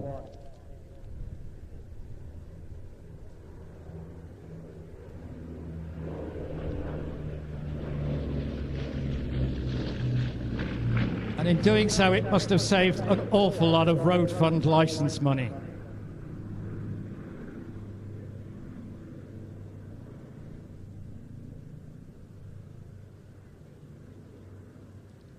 It's in the colours of 23 Squadron, based at Wittering in February 1940, Wittering just outside of Stamford.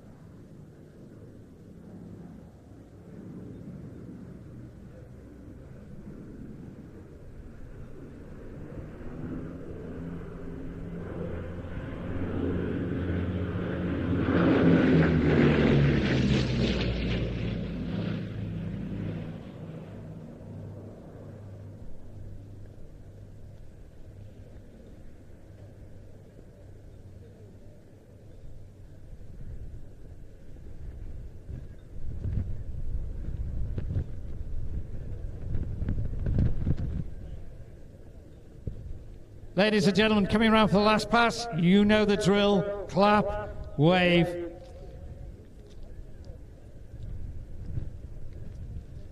Ladies and gentlemen, from Duxford, the Arco Blenheim Mark 1.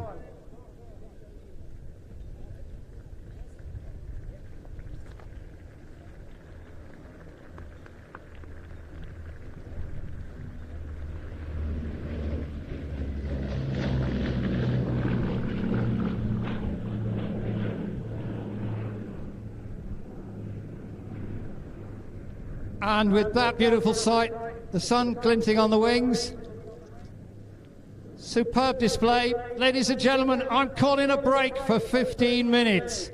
And I'll leave you with this thought. You ain't seen nothing yet.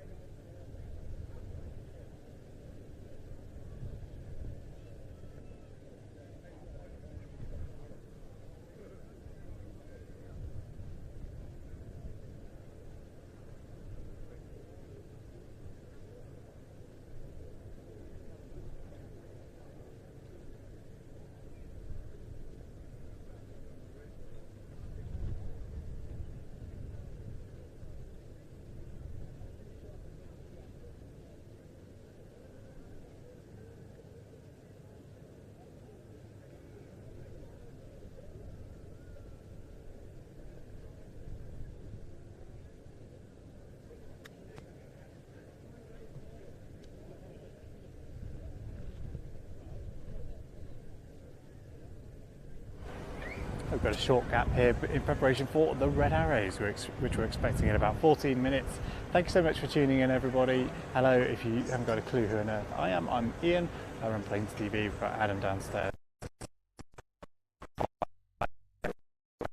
We'll just go on.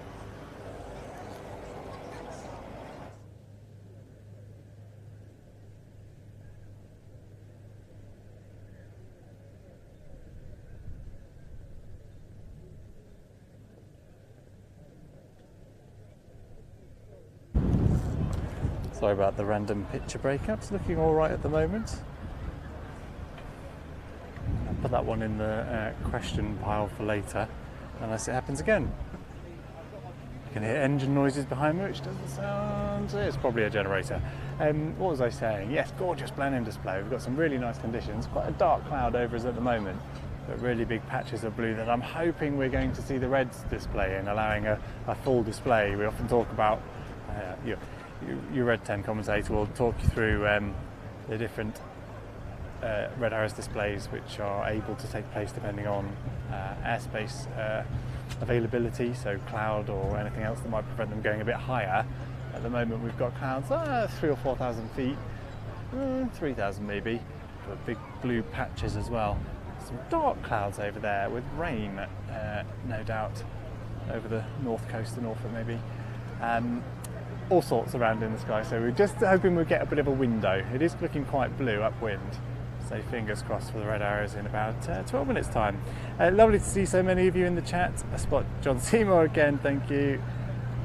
John, lovely to see you as ever. And Chris doing a wonderful job. I must say a big thank you to Chris for moderating in the chat and reminding you all of things like the ability to donate. And you can pop super chats in the chat. You can become a channel member as well.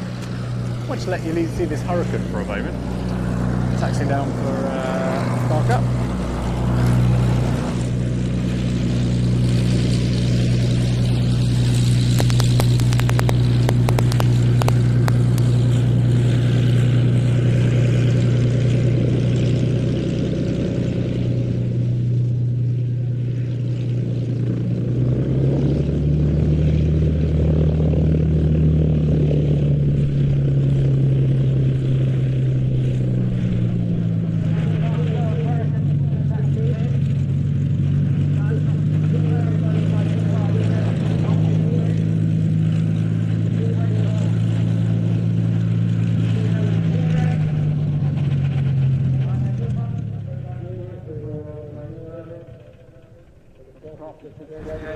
Gorgeous sight that is. Lovely to see 2 Hurricanes in a flying display. Not often you see that. Hats off to the guys for putting that together. And the 3-shipper Spitfires was quite something as well. An interesting 2-ship and solo display earlier on as well. Hope you're enjoying it all. I see Redton itching to get a microphone in his hand, but before he does, just a few more words about the stream today. We're live until around about 5:30, and we'll be live again tomorrow around about 12 o'clock again. Here from Old Buckenham again. We won't get what you're about to see, so we won't get Red Arrows again, but we will get things like Typhoon again, Falcons I believe displaying tomorrow as well. We will have additionally the Vampire. I'm sure I saw Rich Goodwin on a list somewhere, but haven't spotted him on the running order for today. That's Clive Denny taxiing in there. Okay, and James saying great stream as always, lovely. This time last year was a scorcher.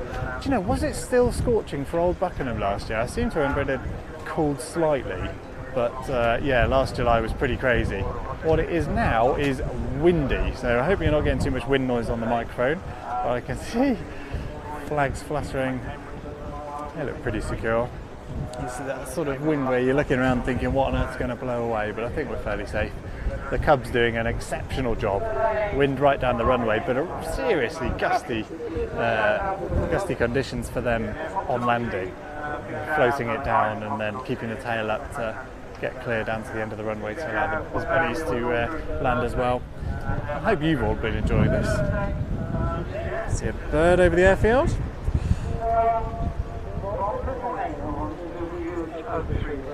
Interesting, Andrew. Nice to see Andrew in the chat. So Andrew talking about the odd breakup there, which seems to be okay again now. Sometimes the Vision Mixer can have a little hiccup. Andrew Vision Mixed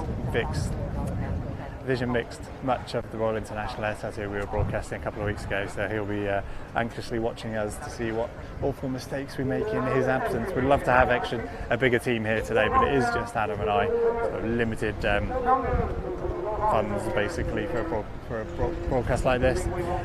If you want to support us in our endeavours to bring you live broadcasts such as this, free to view on YouTube, do make sure to subscribe and give this video a like. And you can become a channel member.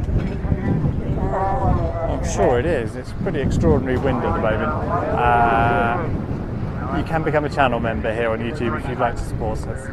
I think given the wind and the fact that I'd quite like to focus my efforts on pointing cameras at aeroplanes and vision mixing, I'll probably leave you in the hands of Ken, who's building us up for the Red Arrows. I'll talk to you again later.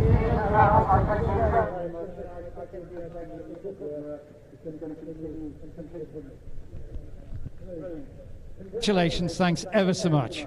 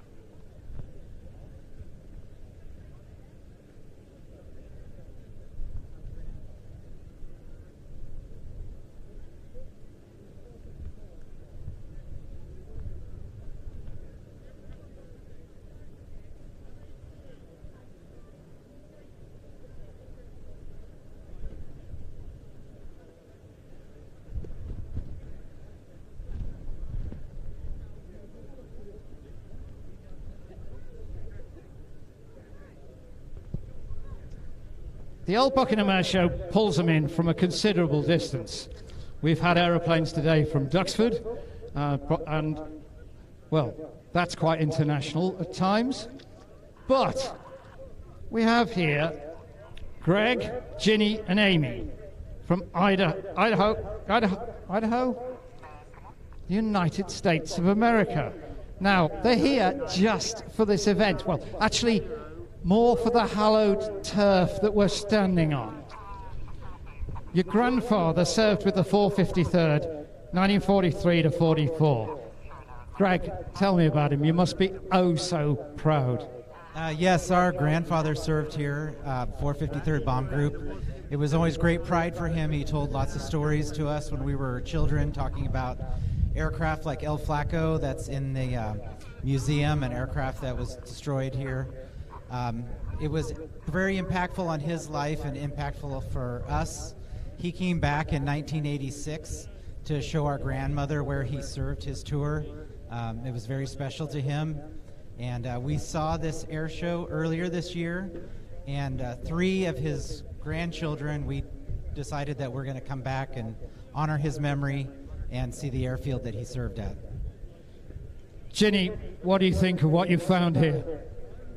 It's beautiful, and it means so much to us that you guys have the monument here at the Americans, and we're so proud of the role that we had in World War II, and we're so glad to be here.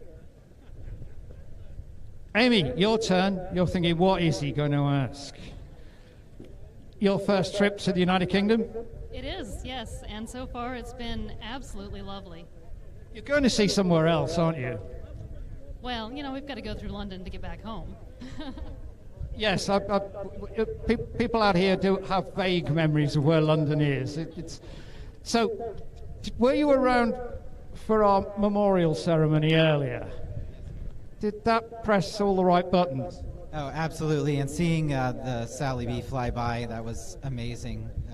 To see a B-17 come over this airfield was very moving.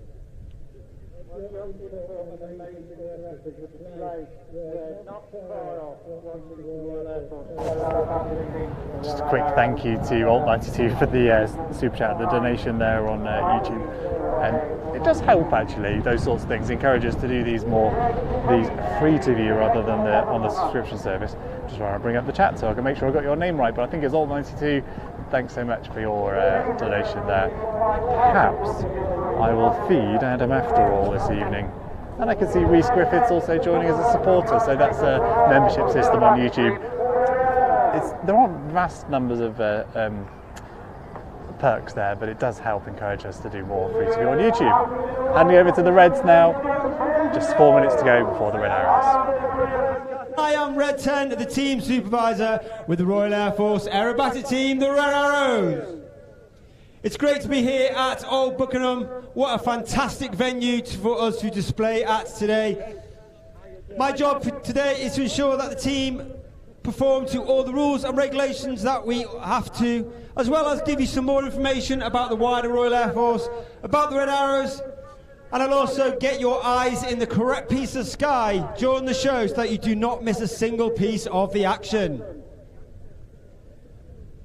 Today is our first and only display today. Once we leave here, we will go back to RAF Marham. We'll fly the aircraft from Marham over to Southern Ireland in Dublin, where we will perform in Dublin tomorrow afternoon. And that will be the end of the first half of the season. We will take 10 days leave, very much needed, and then we will commence the second half of our display season in about mid-August. We have over 59 displays this year for our 59th display season, and we have over 15 official flypasts. It's extremely busy, but it's great to be here at Old Buckenham for the first time, I believe, in 12 years. And what a fantastic venue, what a fantastic crowd I've got behind me to welcome the team into the display. Of course, one of the jobs of the Red Arrows is to represent the Royal Air Force, which as a service is on duty 24 hours a day, 7 days a week, 365 days a year, through our quick reaction Typhoon aircraft, who has secured the skies both at home and abroad, working alongside our allies, as well as our heavy lift aircraft providing humanitarian aid to all those personnel who are less fortunate than ourselves. In addition to that, we work alongside training industry, and at the end of 2022 we conducted a 5-week tour of the Middle East, where we worked alongside British training industry and training industry in those countries in the Middle East, promoting global Britain, because we literally fly the red, white and blue with the Union flag on our tail and our red, white and blue smoke through the sky, promoting global Britain.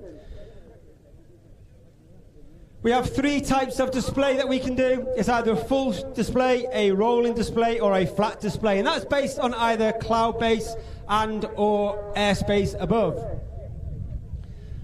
That decision is made by Red 1, as he runs into the show. We don't have any airspace restrictions, so we will base it on cloud. And luckily, I've ordered the Red Arrows gap in front of me, so hopefully Red 1 will take it, looping into the full show. I am in comms with Red 1. They have completed their pre-show checks. They're getting themselves into wall formation, which will be over 200 to 300 feet wide from wingtip to wingtip. But once again, ladies and gentlemen, boys and girls, please put your hands together for the 2023 Royal Air Force Aerobatic Team. It's the Red Arrows!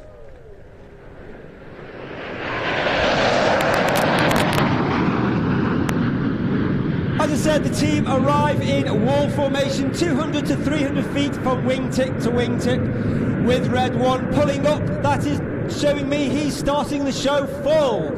As they arrive at over 400 miles per hour, they pull up at 5G, reaching 5,500 feet as they collapse into 8 arrow shape.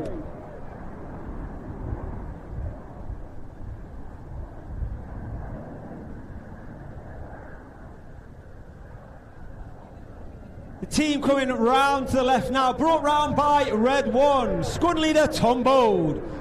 The team leader. Tom is in his third and final year on the team. He was also in the team between 2014 and 16, where he was the synchro leader. He's also flown Typhoon as an operational aircraft and a qualified flying instructor on the Hawk T Mark II, and Tucano, where he was the Tucano display pilot in 2010. As the team come round to the left, the smoke will come on for the 8 Arrow present.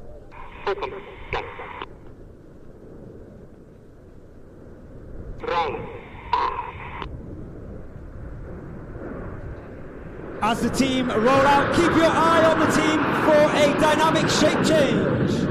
As Red 7 and 8 perform a rollback to take us into Vixen.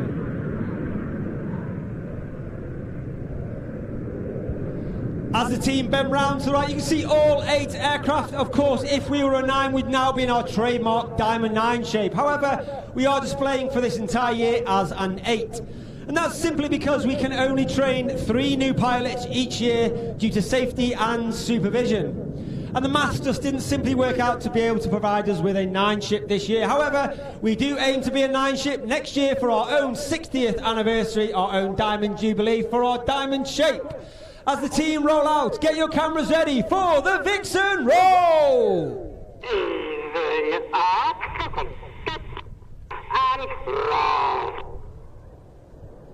As the team roll to the left, on the right hand side closest to Red 1 is Red 2, Flight Lieutenant Rich Walker. Rich is in his first year on the team, an highly experienced pilot, having flown both operations on the Harrier and the Typhoon. He's also flown the Hawk T Mark II as a qualified flying instructor. There are 10 pilots on the team. We have Reds 1 through 8 displaying in front of you. Myself, Red 10, a Tornado GR4 pilot and qualified flying instructor on the Hawk T Mark II. And Red 11, Officer Commanding RAF Wing Commander Adam Collins, who's also with me here today. A former Tornado GR4 pilot, and he's also flown the F-111 while on exchange with the Royal Australian Air Force. And he also flew the Hawk T Mark I in the aggressor role with 100 Squadron at Leeming when it was in existence. Reds 4 and 5 smoke come on as they make their way all the way back to the rear of the formation. To form the first of our space theme shapes, and those familiar with the Red Arrows display will know this as Apollo. Rolling. I'm pulling up. Once again, Red 1 pulling the jets up at over 400 miles per hour, 4G, as they reach the height of over 5,500 to 6,000 feet.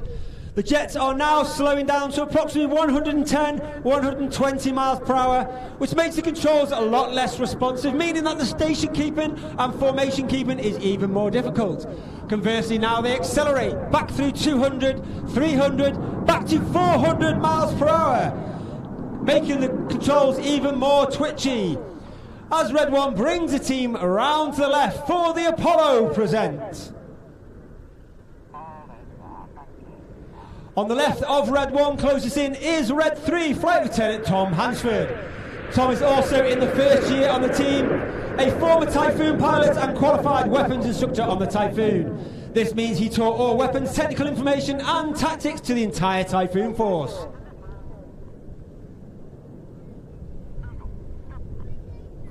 Reds 2 and 3 now smokes the whole centre section, make their way rearwards. We first had the Apollo from the Apollo space missions. We now have Eagle, representing the Eagle landing craft in our second space theme shape.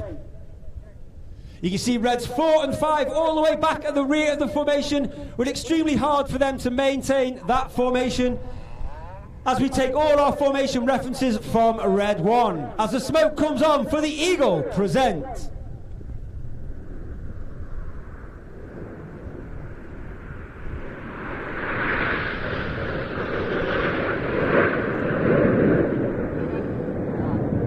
We have 2 space-themed shapes in our display this year to acknowledge that the Royal Air Force is working towards a capability in space and cyber domains. And in 2021, UK Space Command was formed, and in 2022, it reached its initial operating capability as the Royal Air Force continues to explore the domain of space as modern warfare. 4 and 5 smoke come on as they move alongside Reds 2 and 3 with 7 and 8 in trail. And this year, the Royal Air Force celebrated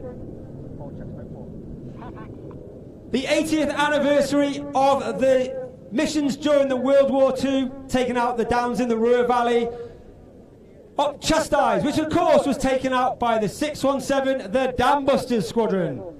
Of course, the Dam Busters still fly in today's modern Air Force with the ultra-modern F-35. Get your cameras ready for the lightning roll! And roll. As the team roll to the right on the far right hand side is Flight Lieutenant Ollie Suckling, Red 4. First year on the team, a former Tornado GR4 pilot, a former qualified flying instructor on the Hawk Team Mark II. Those familiar with the airshow world will also know Ollie Suckling as a part-time pilot in the North Wales-based Strike Master pair until he joined the Red Arrows. His opposite number on the left-hand side is Red 5, Flight Lieutenant Patrick Kershaw, known as Paddy. Second year on the team, he was Red 3 last year. He's also flown Tornado and Typhoon on operations, where he was with 9 Squadron on Tornado and 11 and 12 Squadrons on Typhoon. Red 7 and 8 now move. Red 7 to the left-hand side, Red 8 to the... Red 7 to the left-hand side, Red 8 to the right-hand side, with all the even numbers on the right and all the odd numbers on the left. As the team roll towards us, once again, get your cameras ready for the Signet.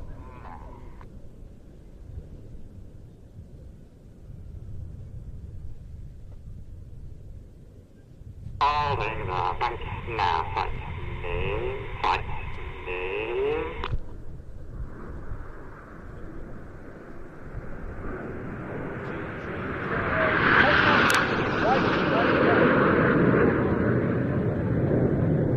You heard in that transmission the radio commands from Red 1's jet to the rest of the team. And he's almost robotic and monotone in the way that he delivers his instructions. And that's because we fly our formation by ear as well as eye, which means that the pilots on the outside of the formation are putting their input in just a little bit earlier than those on the inside to ensure that the whole formation moves as one and we don't get a ripple effect down the wing.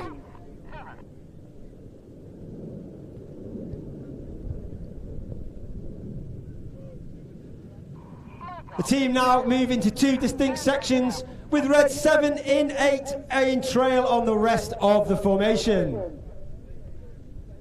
Red 1 brings that formation around to the right as we perform the next manoeuvre, one of the favourites, if not the most favourite of the crowd that the Red Arrows perform. Ladies and gentlemen, boys and girls, get your cameras ready for the Tornado!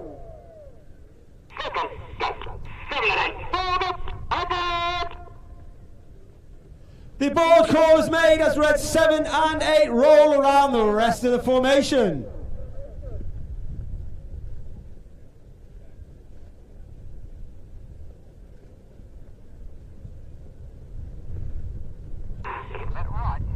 Of course, Red 1 doesn't want to make it too easy for the rest of the team, so he puts the blue and the red on, brings the formation around to the right, which makes it even more difficult for both Red 7 and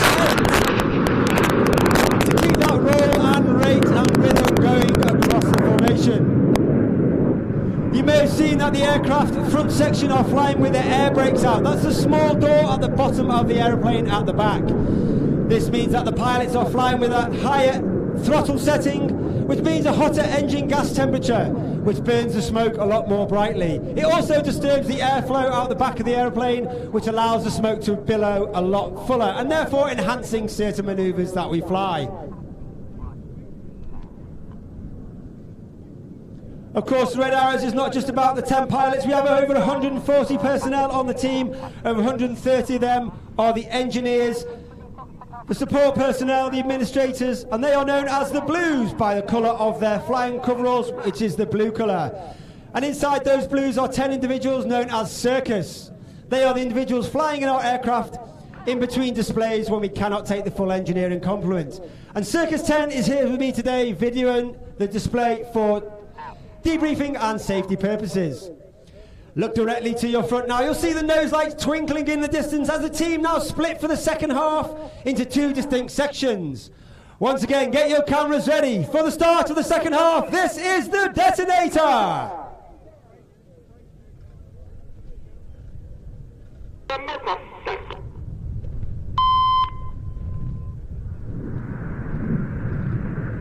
The first 5 aircraft breaking away from us are now known as Enid, named after Enid Blyton's famous 5 from the children's series books. And you have Red 6, 7 and 8, the second aircraft to break from us. They are now known as Hannah, named after squadron leader Ray Hannah, one of the 4 members of the Red Arrows, who was responsible for taking the team from a 7 to a 9, and also responsible for forming our trademark Diamond 9 formation. However, we now have the synchro pair, Red 6 off to the left, Red 7 off to the right. Red 6 leading the synchro pair is the synchro leader, squadron leader James Turner, coming in from the left, known as JT. JT is in his 4th year on the team, a former Typhoon pilot and a former qualified flying instructor on the Hawk T Mark 1.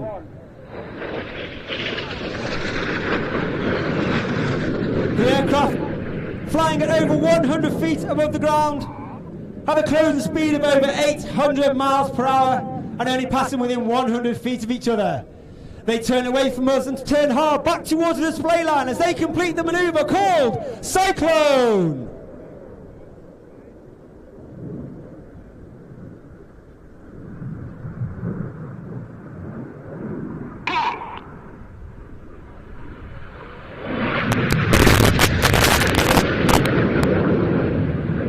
As the synchro pair lead directly to our front, look to your right hand side, and Red 8 coming in smoking blue at over 450 miles per hour. Look over to your left and the far side over the trees, you can see Enid formation and an inverted V. Red 8 lines up as he performs the Goose.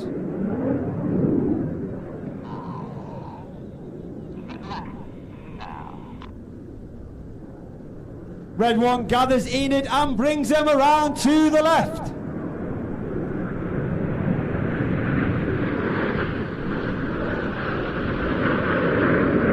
You may be able to see underneath the aircraft is a small tank. That is the smoke pod. That smoke pod is capable of producing 5 minutes of white smoke, 1 minute of blue smoke and 1 minute of red smoke, with each colour individually selected by its own individual button on the pilot's control column.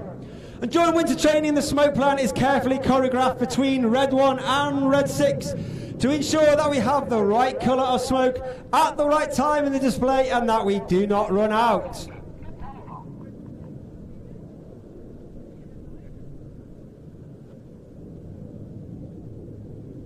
As Enid leads to our front, look directly to your front over the trees, and once again you got Red 6 leading Red 7 in trail as they pull up. And once again, ladies and gentlemen, boys and girls, get your cameras ready. You do not want to miss this. As the synchro pair come on, the smoke comes on for the Synchro Heart.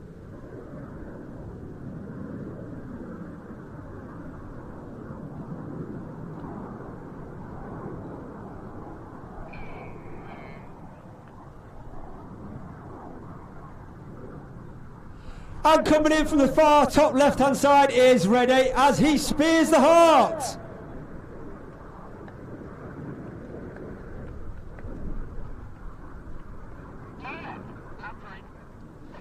The synchro pair once again up at that 1,000 feet. They'll dive down to 100 feet at that closing speed of over 800 miles per hour. They'll perform a series of barrel rolls in a manoeuvre called the double rolls.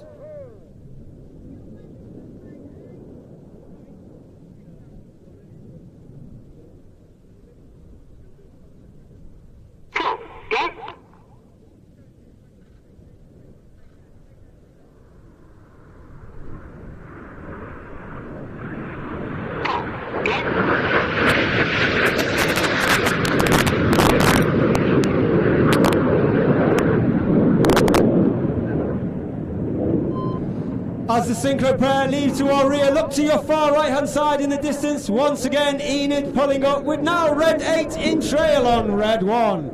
The red and the blue come on as the aircraft perform a series of barrel rolls through the sky, leaving a snake-like smoke trail in the sky in a manoeuvre we like to call the Python.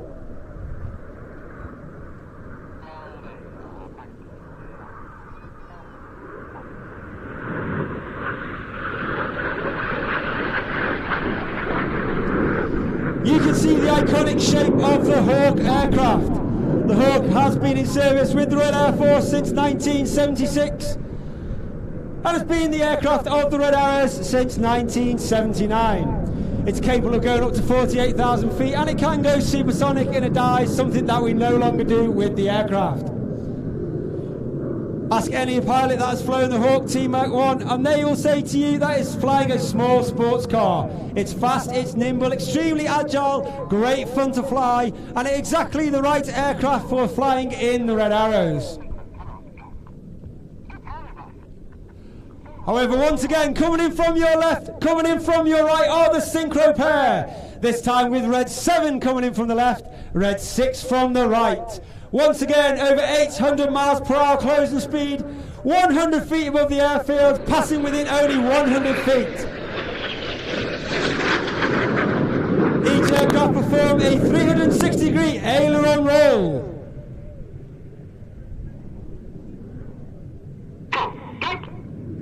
The pull go command is given by Red 6 as both aircraft now pull up 5 to 6G. That means everything about them is now weighing 5 to 6 times heavier than what you and I are as we stand on the airfield.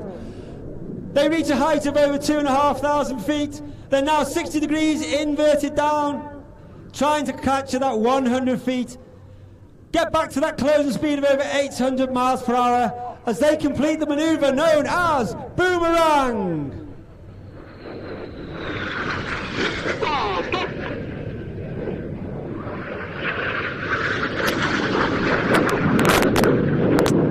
Boomerang finished off with a 4-point hesitation roll by each aircraft. However, look to your right hand side in the distance. Enid running in once again, smoking wet.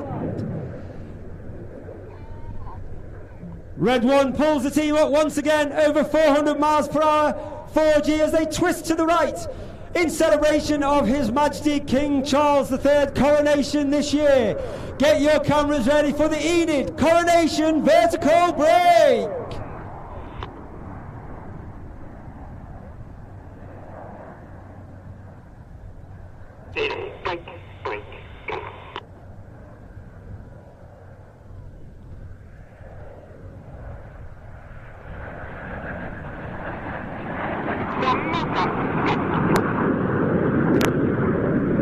As Enid lead directly to your front, ladies and gentlemen, boys and girls, the action is still not over. Look to your right hand side and you can see Hannah running back in, Red 6 leading Red 7 and 8.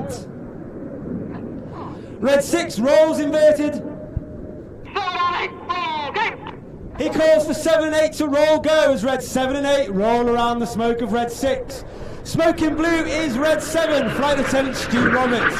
Second year on the team, a former Typhoon pilot with 11 and 12 Squadron. Smoking red at the back is Red 8, Flight Lieutenant David Simmons, known as Simo. He's in his 5th and final year on the team. a former Tornado GR4 pilot. He also flew the Harrier and F5 while on exchange with the United States Marine Corps. As Hannah leaves to the left, look to your far right hand side, and Enid once again are running back in from the right.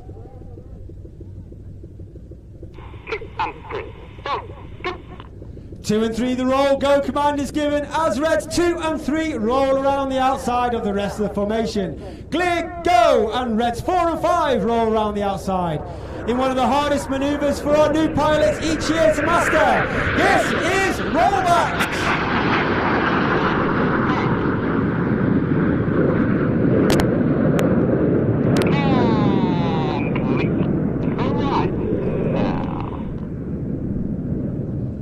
The motto of the Red Arrows is éclate, which means excellence, which means the whole squadron strives for excellence in everything that we do, from the very top to the very bottom. But of course we know that we are the custodians of that motto, éclate, for only 3 to 5 years. And that's why we try to leave the squadron in a better place from whence we found it. However, look directly to your front, and once again you can see Hannah running in directly to your front with the white smoke on. 7-8, roll go is the call from Red 6 as 7-8 smoke balloon roll around Red 6. Once again, get your cameras ready for the Hannah Vortex break.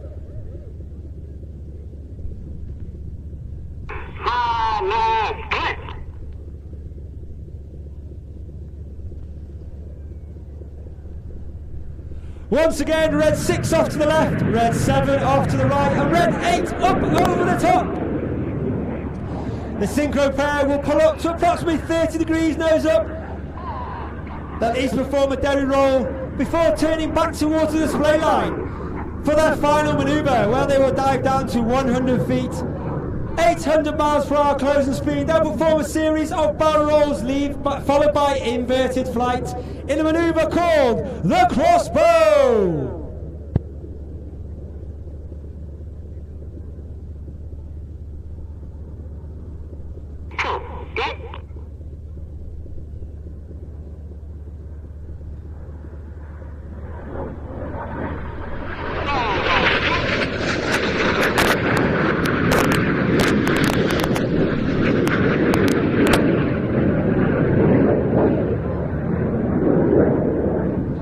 As the synchro pair leaves to our rear, look directly to your front and you can see Enid running back in with the white smoke in trail. Red 1 puts his red smoke on, he rolls around the rest of the formation, leaving the infinity symbol in the sky for the infinity break. Old Buckenham, ladies and gentlemen, boys and girls, it's been an honour and a pleasure. Please put your hands together for the 2023 Royal Air Force Aerobatic Team. It's the Red Arrows!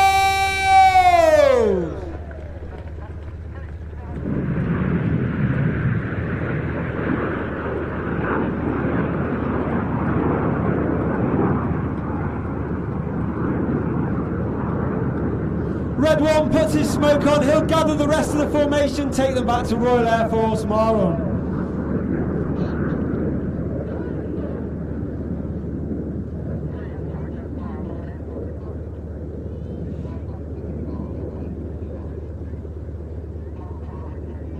If you'd like any more information about Red Arrows, we are online, raf.mod/UK/Red Arrows.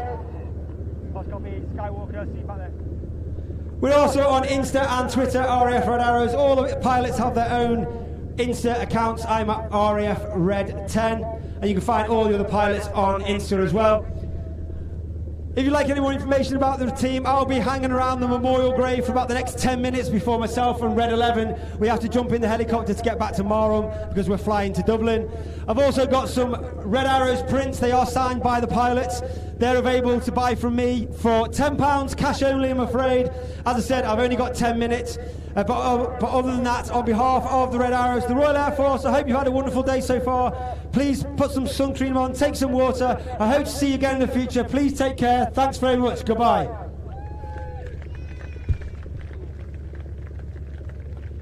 Ladies and gentlemen, keep that applause rolling for Red 10, Squadron Leader Graham Muscat.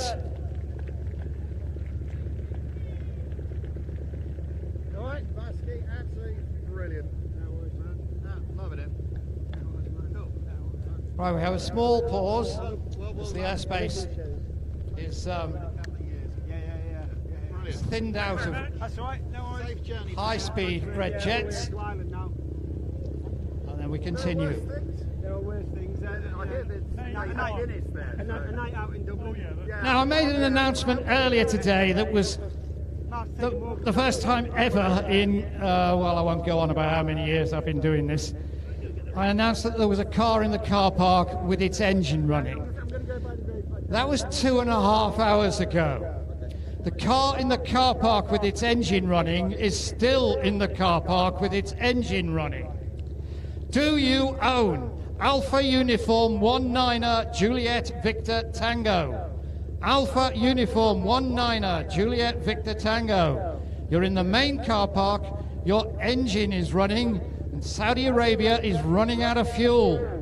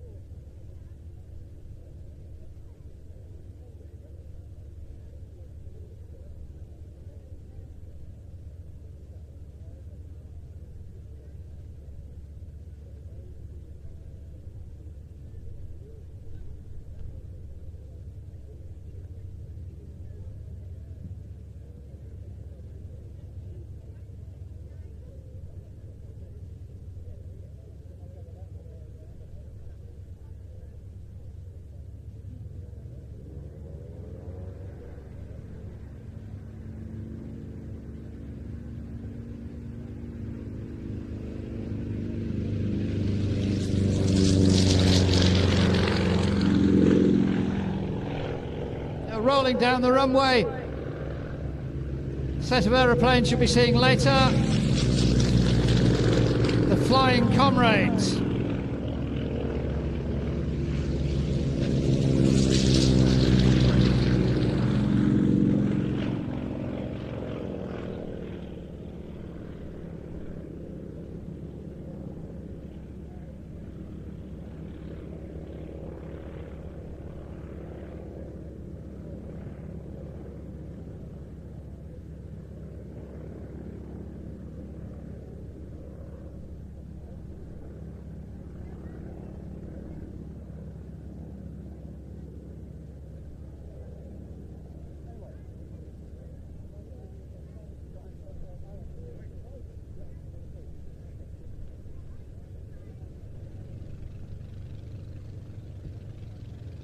And now taking off before you, a pair of Taylor monoplanes, single-seat home-built aeroplanes. They are the Mono team.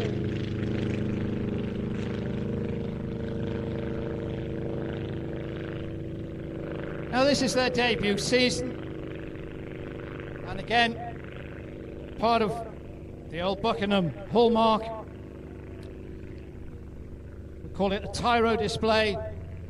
A new item.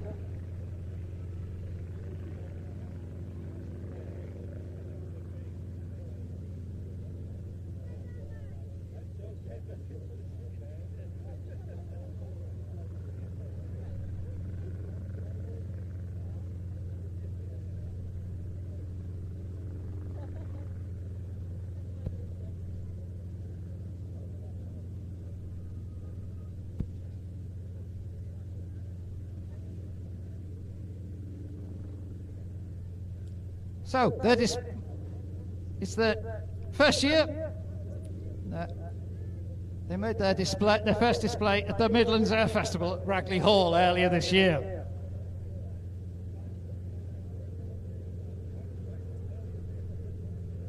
The aeroplanes were designed by a schoolteacher, John Taylor. It was the first post-war home-built design of UK origin. Truly a home-built. The prototype was completed in his upstairs lounge. The fuselage, the wings and the tail section had to be brought out, having taken the bay window off his lounge. First flew in 1959. This was in Southend. Pilots described the Mono as fine performance at minimum expense, with brilliant handling, and because it's an open cockpit, the breeze in the hair feel. And they say wherever they go, they always raise a grin. Both aeroplanes are powered by Volkswagen Beetle engines, converted obviously to drive a propeller, 1600 cc.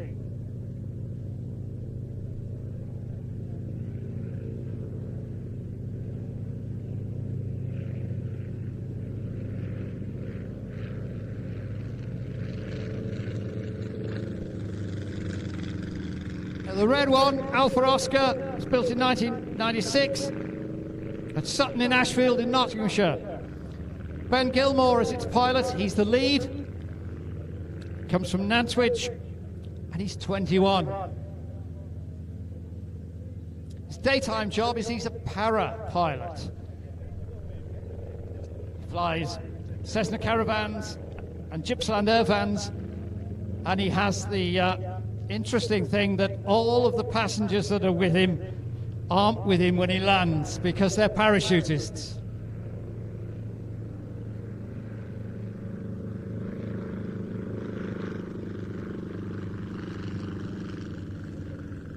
Now, just like those sleek red aeroplanes you saw a moment or two ago, formation flying is a strict discipline.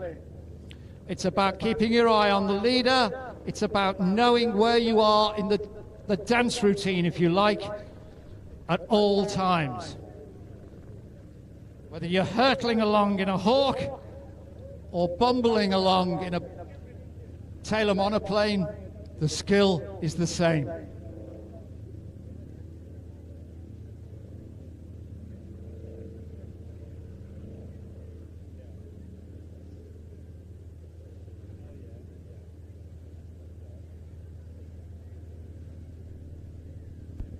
Here goes the brake. There it is.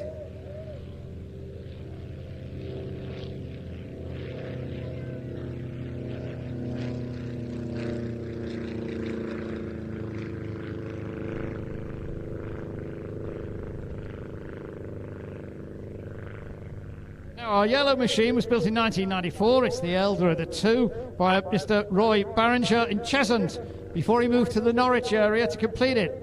Its pilot is Bruce Buglas. He's from, and this is where we have a problem of pronunciation again, he's from Shrewsbury, or is it Shrewsbury, as I would say. He's the aerodrome manager at, and here we go again with another pronunciation problem, at Sleep Aerodrome, although it's actually in Shropshire they call it Sleep. And he runs the flying school. He says he's been flying since he could walk. That rather means I think he's been tripping up most of his life. He's got 500 hours on tailwheel aeroplanes, irrespective of what he's got on trikes.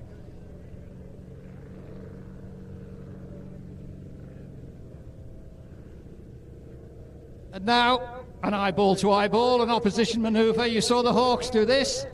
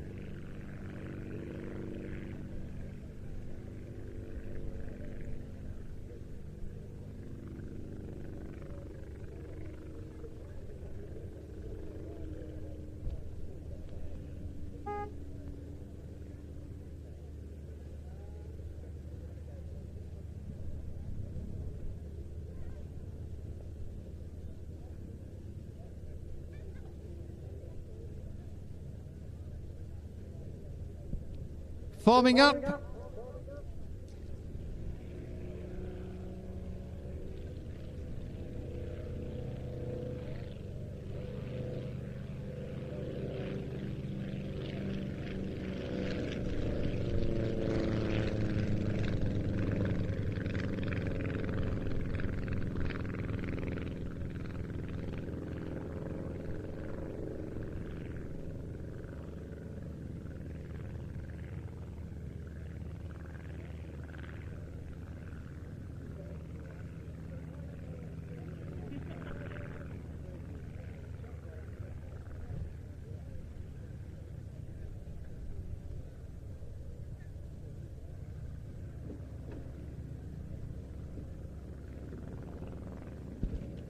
Right now, debut team, the Monos, coming round in a moment or two for their final pass. Give them a wave. They're waving at you. Excellent stuff. Ben Gilmore, Bruce Buglas. We'll be seeing a lot more of you two on the circuit, I know.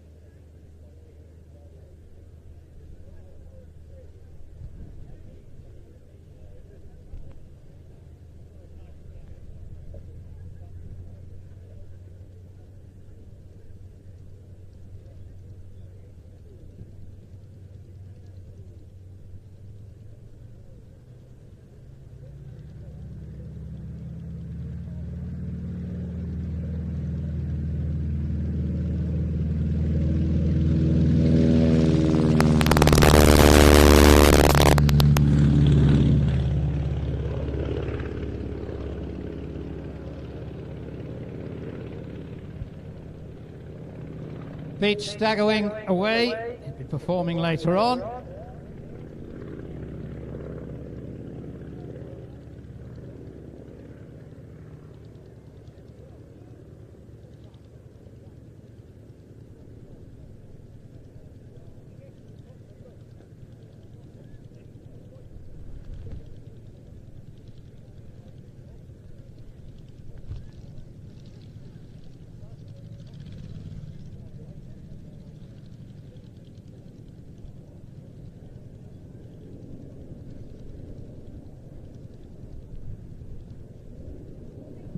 And smoke on above from the right, ladies and gentlemen, the Flying Comrades.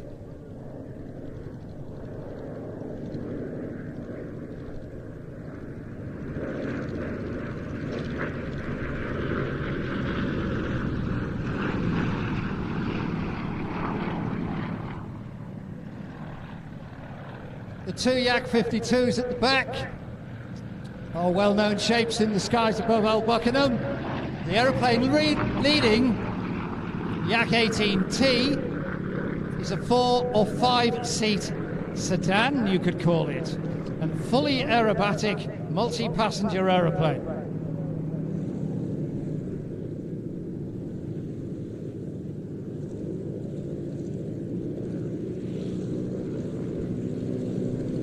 Now, all three of these aeroplanes are Soviet era types, and we are flying them today in tribute to the people and the Air Force of Ukraine.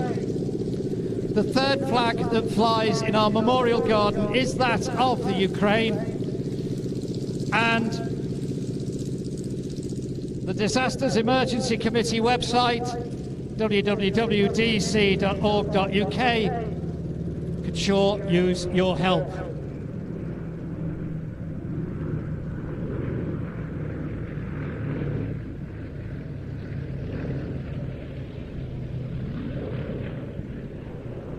Although the Yak 18T gives the impression in its nomenclature that it is a sequence of types based on the Yak 18, it is in fact a brand new type. 4 or 5-seater, 400 horsepower engine. And if you're wondering about nomenclature, I don't normally throw that word in, not that you don't understand it, but it earns me 10 points from the crew up there. As you saw, 4 or 5-seater, fully aerobatic. The type was used to train bomber crews and aeroflot pilots. The Yak 52 was built in production in Romania by Aerostar, and over 1,500 have been built. Juliet Bravo, that you see here, is a well-known performer at Old Buckenham in the hands of Nigel Wilson.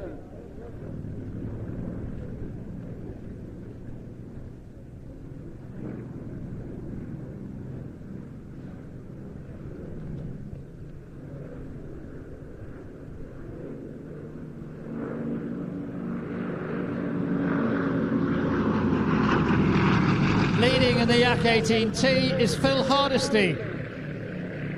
He was flying one of the L4 Cubs earlier. The aeroplane is owned by Nigel Luton, and we wish to thank him for his generous and patient support. Phil's is in his 5th year of display flying, and he's been flying since he was aged 16. He's a commercial pilot. He wants to put up mega thanks to his super supportive wife, Kida.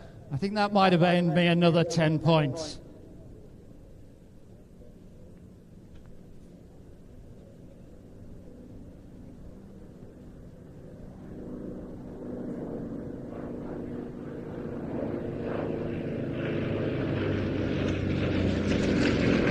Yak 52 with the black and yellow cowling. That's Juliet Bravo, or JB as they call her. That's in the colours of the 353rd Fighter Group. Alex Luton is the pilot. He got his private pilot's licence at 17 and first tasted a Yak 52 in 2007 and says he could never ever shake that habit. He's a commercial pilot. It's his 3rd year with a display authorisation. It's fairly obvious he loves formation flying.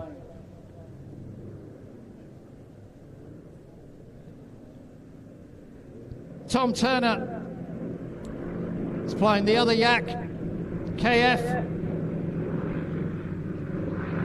He's bringing up the rear in this. He also was flying one of the L4 Cubs earlier. He became an air cadet, just like the air cadets that help us out so much here today, at the age of 13. And look where it's got him. He's airfield manager and display director at Duxford. It's his 4th year with a display authorization.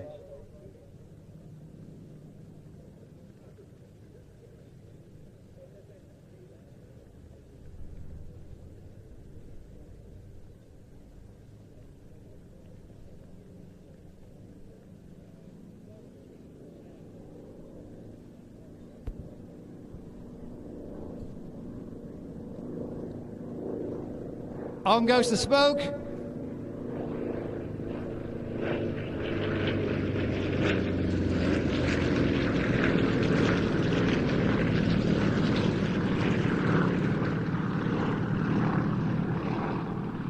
Just to remind you, smoke is created by dropping oil into the hot exhaust, and this is a rare example these days of where somebody is allowed to smoke whilst working.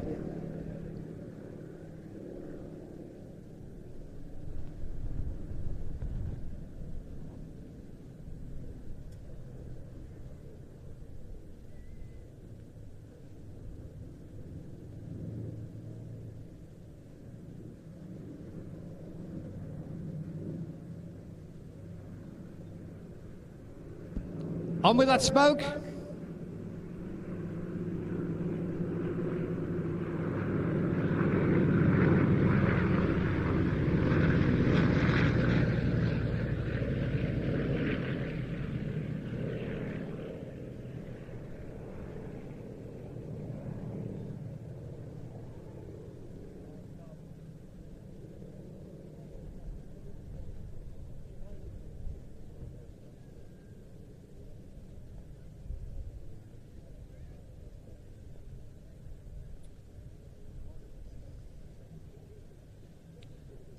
So, the Flying Comrades coming round for their final pass.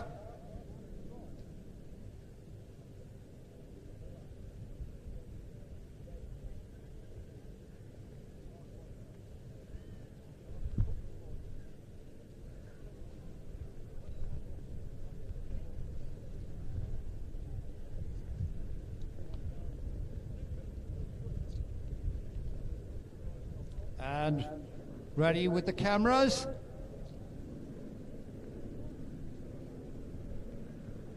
On with the smoke.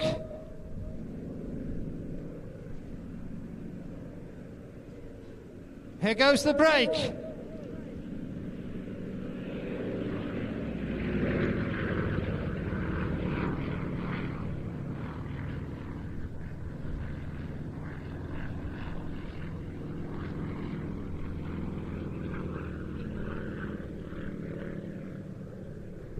We were talking earlier about the sort of upside, the good side of lockdown. These three got together during lockdown and said, let's get a formation team together. I'm sure you agree the result was well worth it.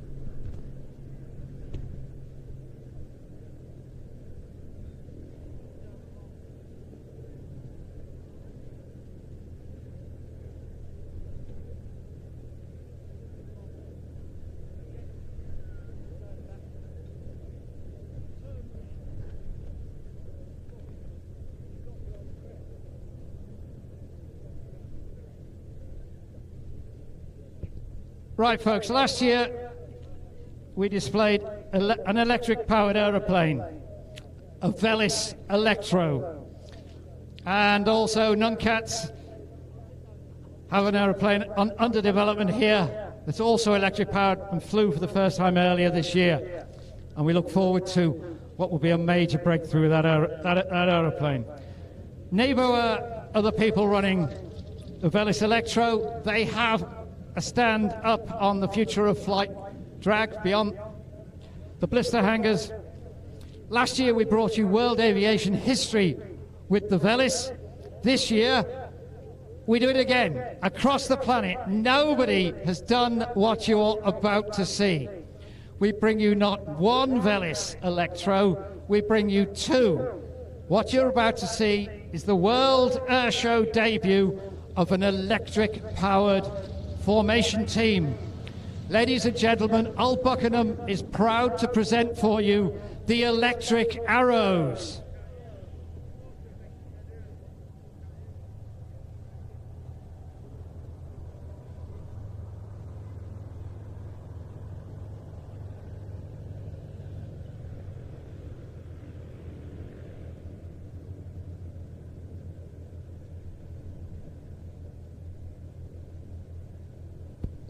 Old Buckenham is the home to the United Kingdom's first public electric aircraft charger. We're fourth in the world in that, to be exclusively solar powered. It's not plugged into the mains.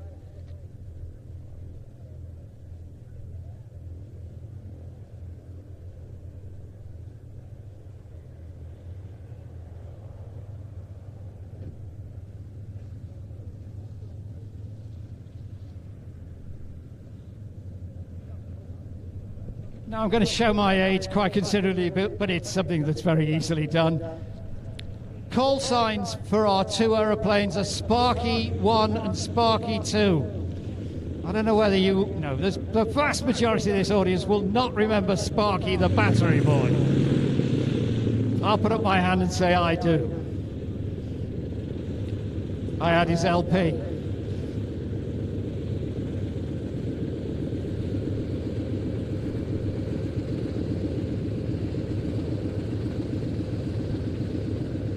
Sparky 1 is Sam Watmo, Sparky 2 is Alex Rainier, and he made the historic flight last year in the Velis here.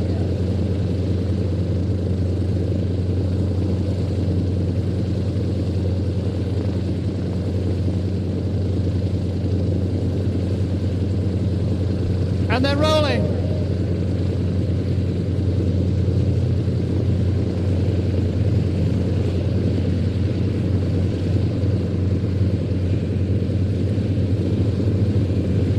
This is the future of flight.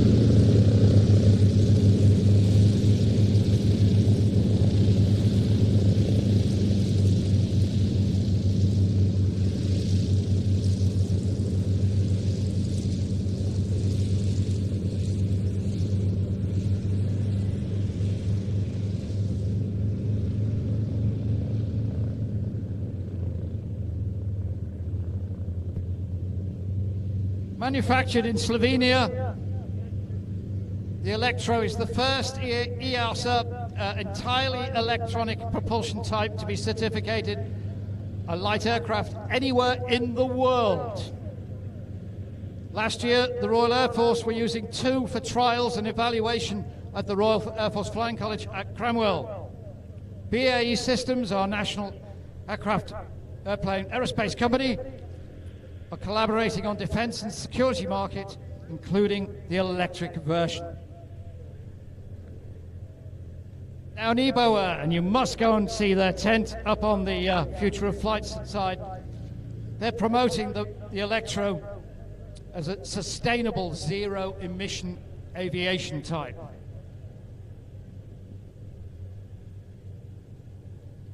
There's an increasing number of recharge points across the UK, and I'll quieten down because you ain't going to hear anything now.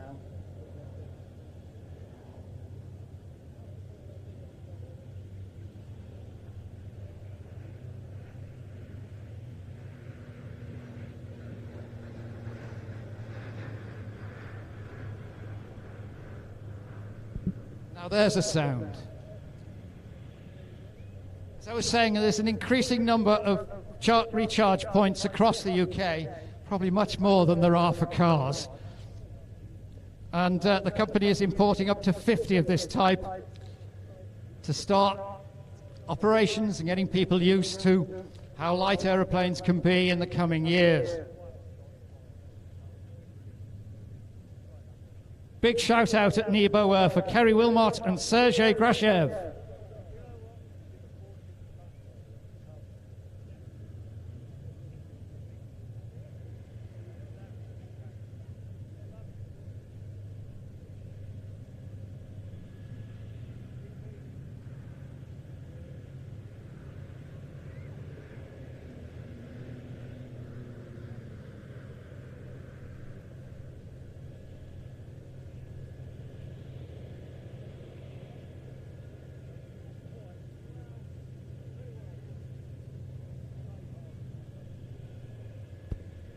And they change to line astern.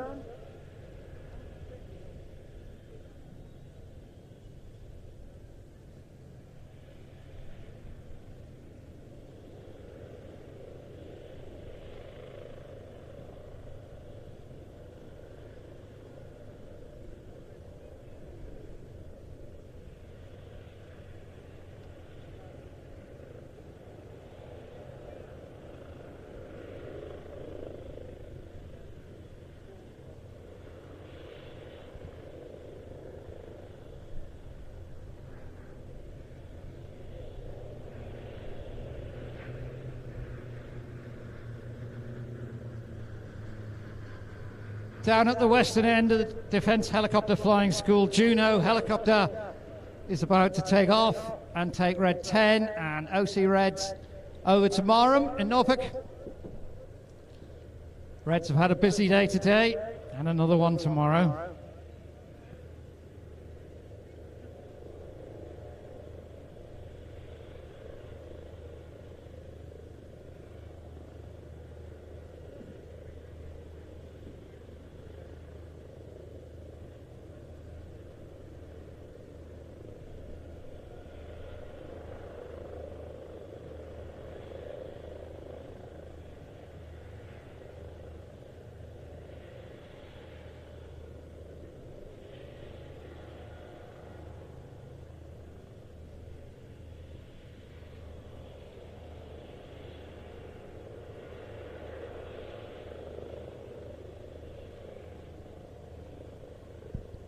And as they come round, I'll just remind you, nobody on this planet has seen what you're seeing.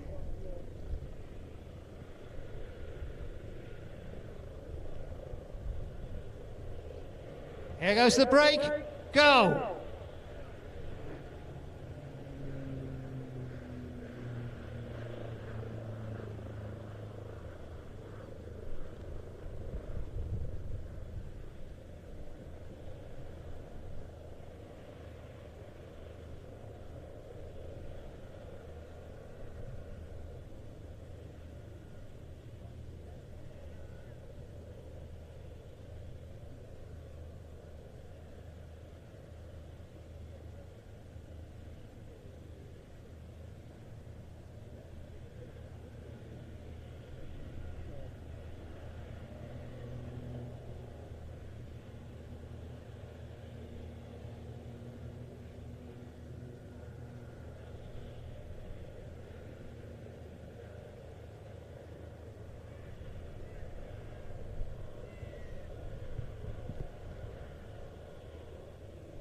And they turn in, and you've seen several opposition maneuvers today, eyeball to eyeball.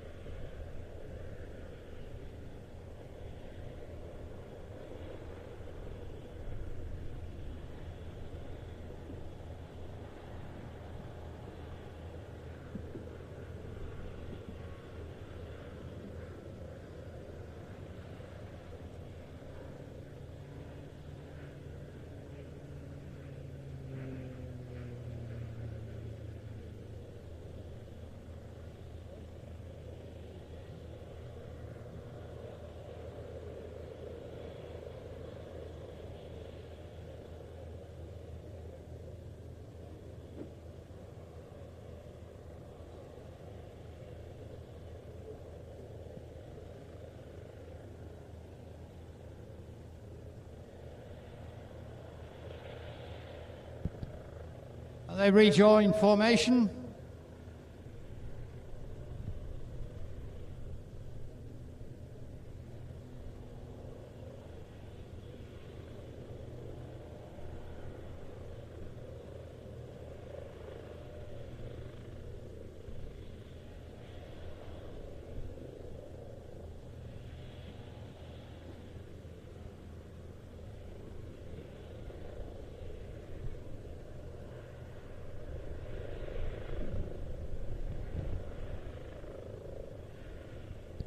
Ladies and gentlemen, the electric arrows.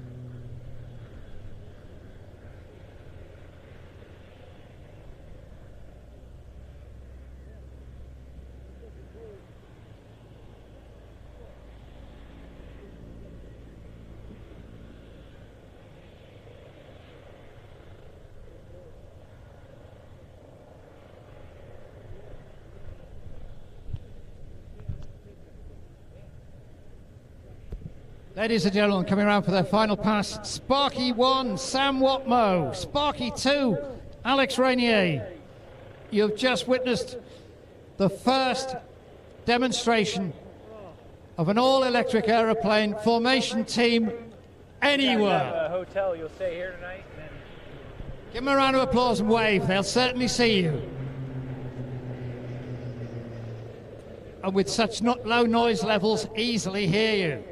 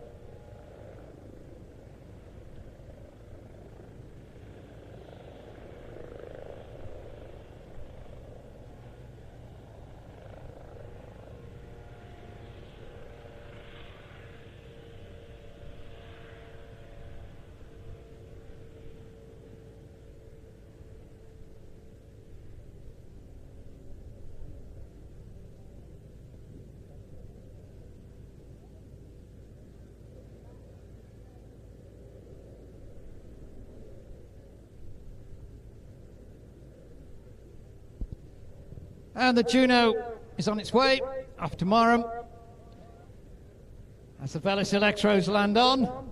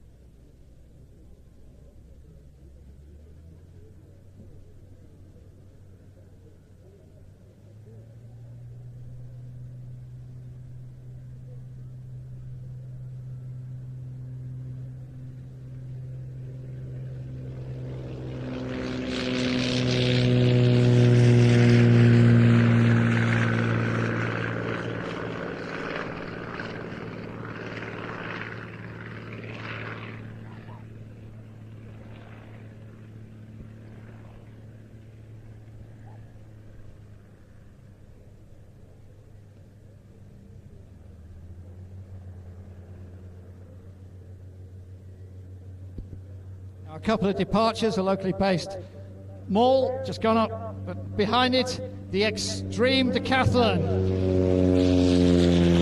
We should be seeing that later.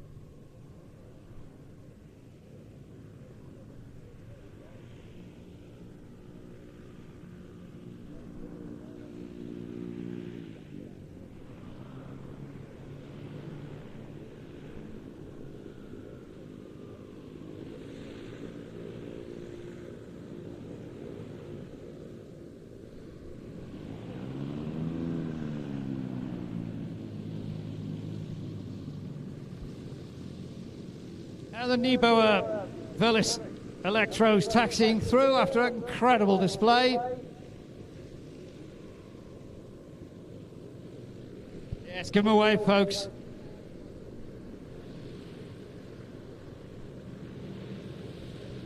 As above us, we saw one Staggerwing before, we've now got two.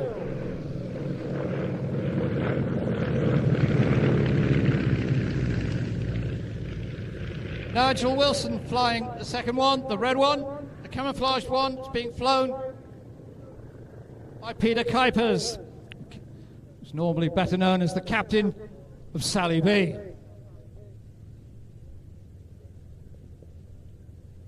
Peter owns this machine. It's Duxford based. It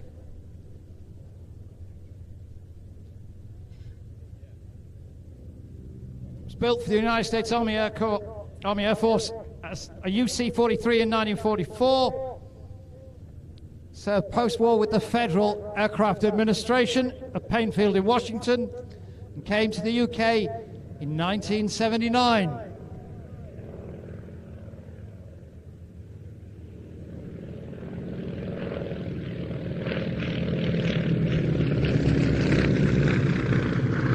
Staggerwings are supported today by Andrew Eldon Designs, and we thank you very much for your support.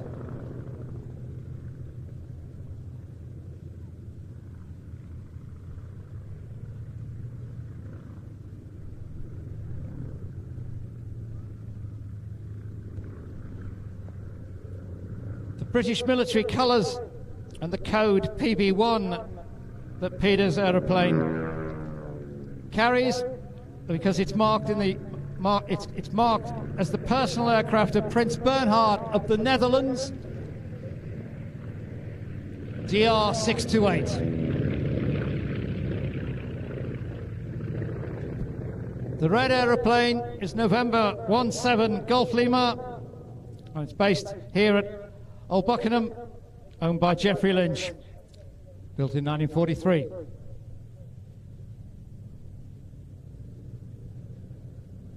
Now, what you're looking at is very, very different style of biplane. It's called the Staggerwing because, unlike most biplanes, the top wing is staggered backwards from the bottom wing, and also, as you can see well and truly now, retractable undercarriage. They're cabin biplanes. So the luxurious leather-bound cabin fills the gap between both wings. They were marketed pre-war as flying Cadillacs, and indeed they were. For the kickers and movers of their day, this is the sort of aeroplane that they would fly, and they would pay big bucks for them. Production ended in 1946, 785 had been built. Old Buckenham has another one, a yellow one, which makes this the home of 66% of the UK Staggerwing population. And there they break.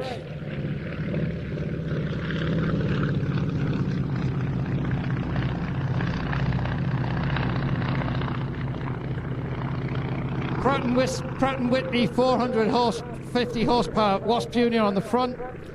They were $8,700 new. That's, well, in present day values, something in the region of 150,000. I suppose that's not too bad. However, a good one these days will cost you $500,000.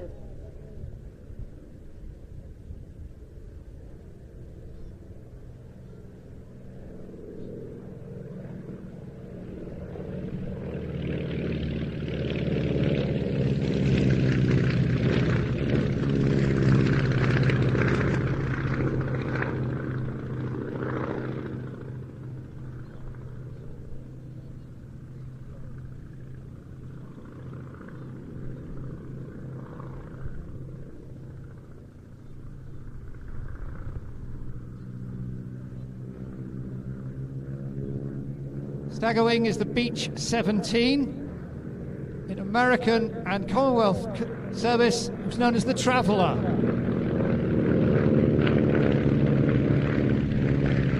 In America, the Traveller had one L. Over here, of course, it had two.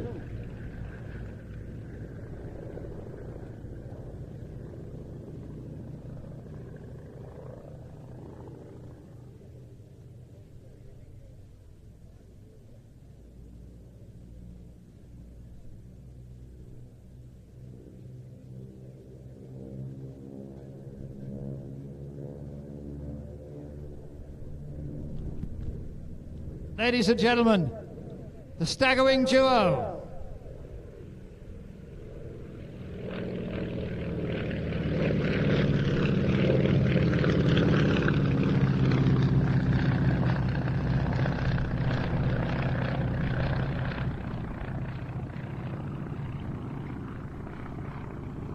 Down goes that retractable gear.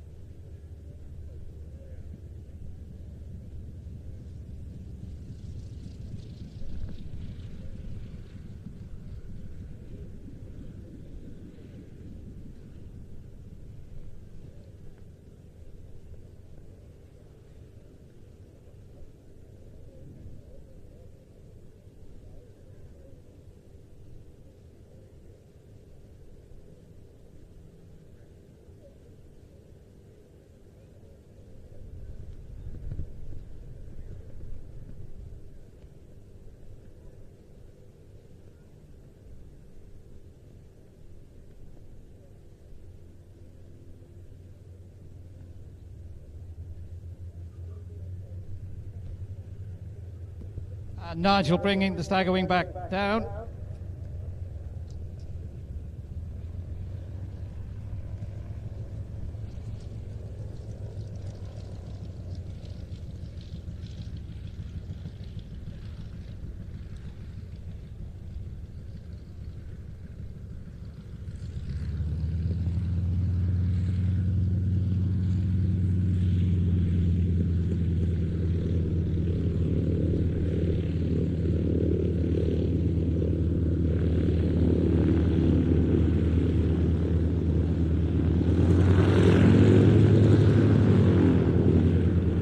Coming in from your left, you saw him take off earlier, Patrick Wilson in the Titan Extreme Decathlon.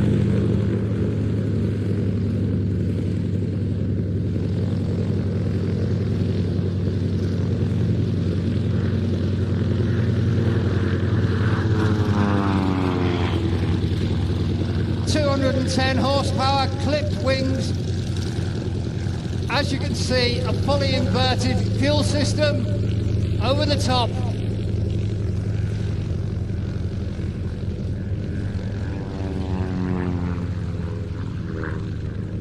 This is Nigel's first season as a display pilot, continuing the Old Buckenham tradition. He flies for Titan Airways, an Airbus A320, and the aeroplane is in Titan Airways colours.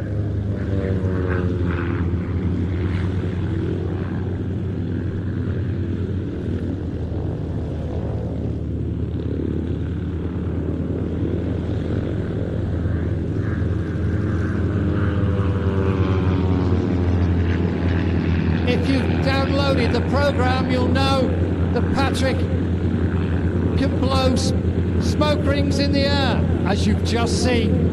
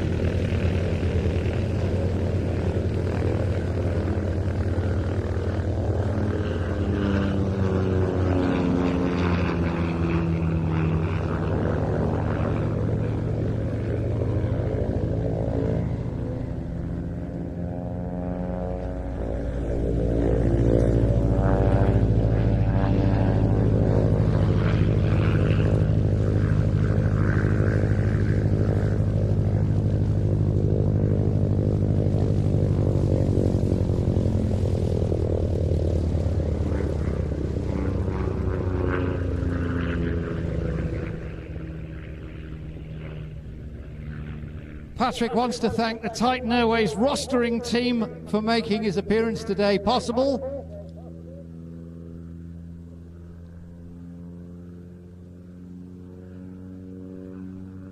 Says that the decathlon has always been a lively aeroplane, but in its new extreme form, it's doubly so.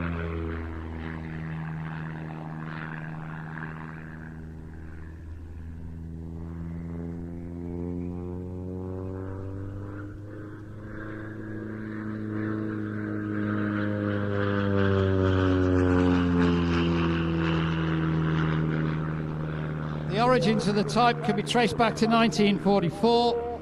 It's still in production.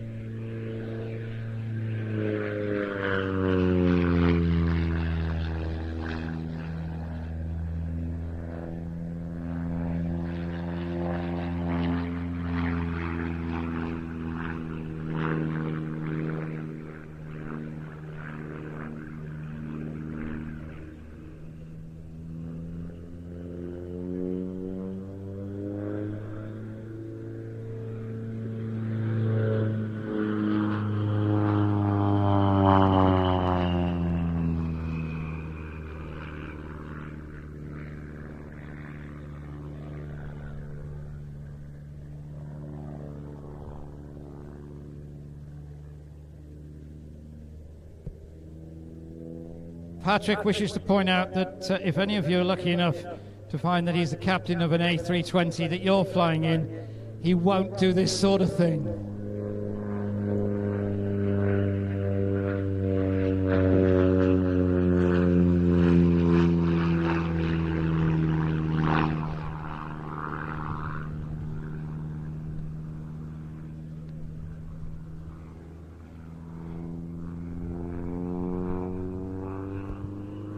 Ladies and gentlemen, Patrick Wilson, the Titan Extreme Decathlon.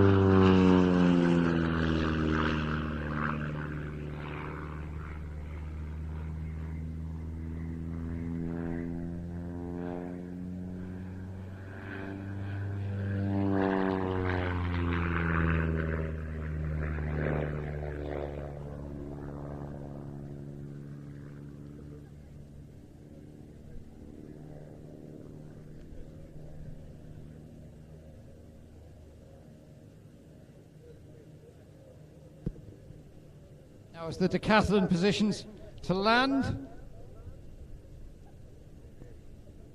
have a slightly longer gap. It's not a 2-minute gap in between, but we're having 4.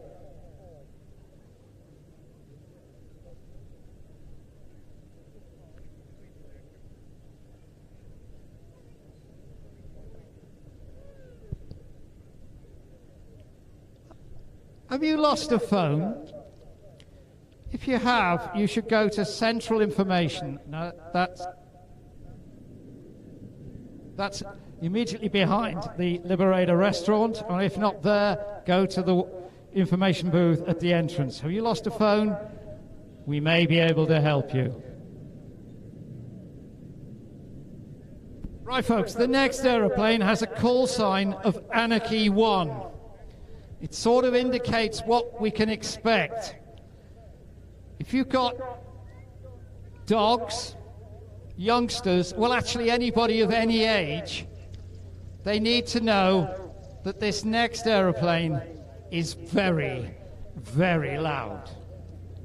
It's also remarkably fast and incredibly agile.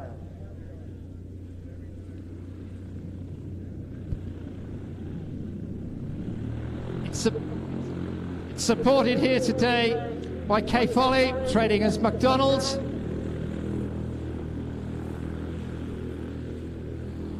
If you haven't already guessed, it's the Royal Air Force Typhoon display.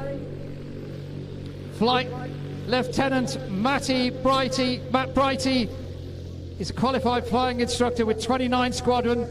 That's the operational conversion unit for the Typhoon at Coningsby in Lincolnshire.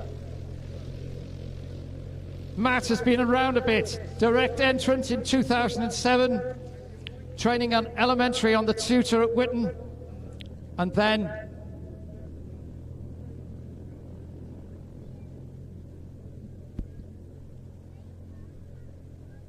on to the short Staccato at Linton-on-Ouse for his wings, the Hawk at Valley, Tornado at Lossiemouth, initially with 617 Squadron, the Dambusters. Then operationally with 9 Squadron, including missions into over Afghanistan and Syria.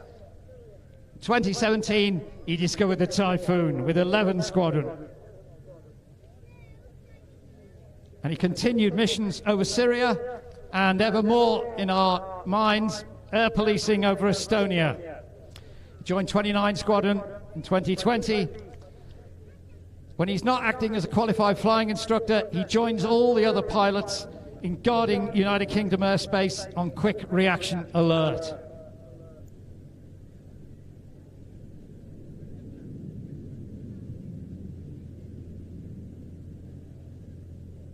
And I'm sure you can hear him rumbling in the distance.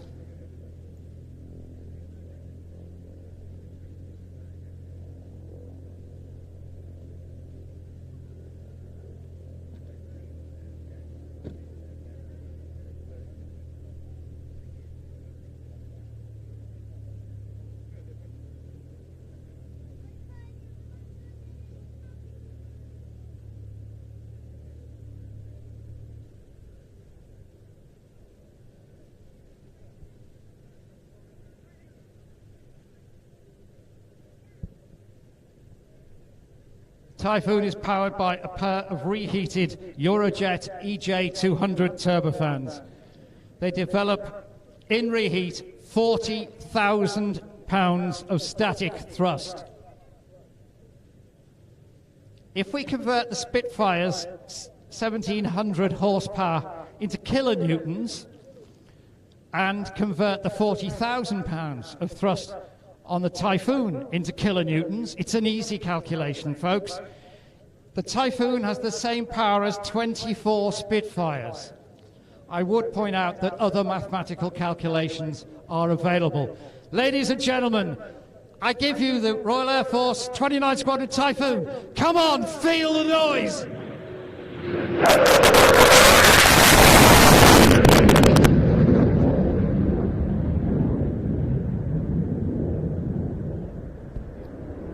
This is cutting-edge technology that is the envy of the world.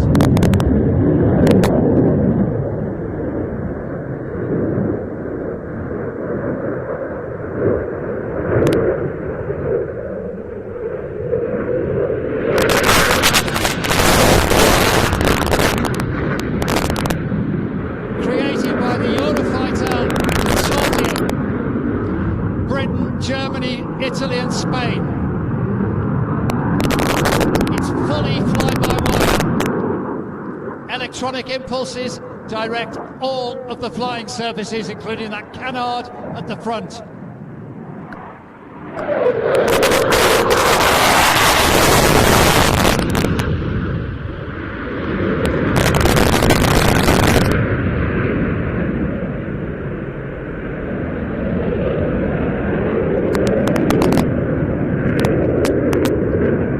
You can see the incredible agility this aeroplane has.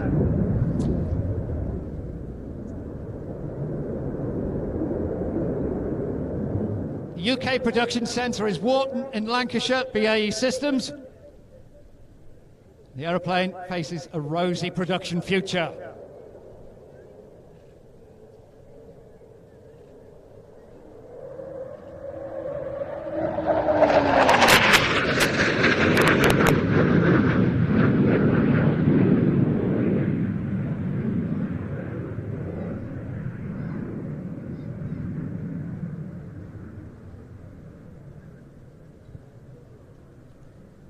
Britain, Italy and Japan are working on the next generation aeroplane, which will be called Tempest.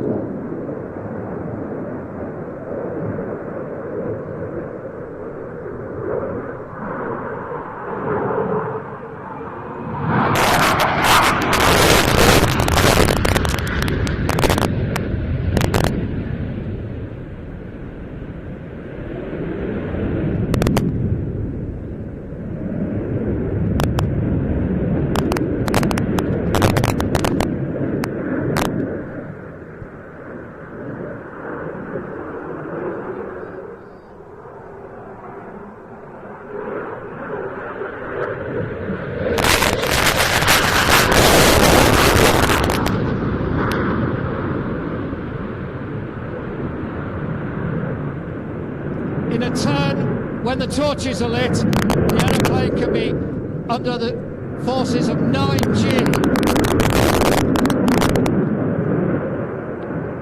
Matt wears a full body G-suit and has pressure breathing.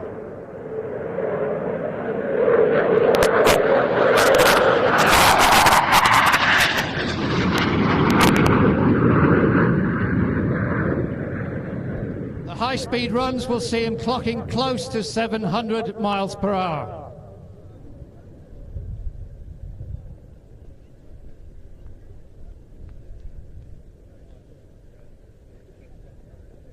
I've given you a lot of stats today, which is not my normal line, but bear with me.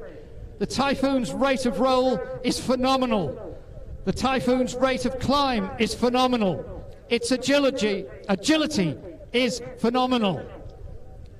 And we think perhaps its cost per hour is also so. This is a high alpha approach. Nose up. Because of its fly-by-wire computer-driven controls, it can do things other aeroplanes can only dream of.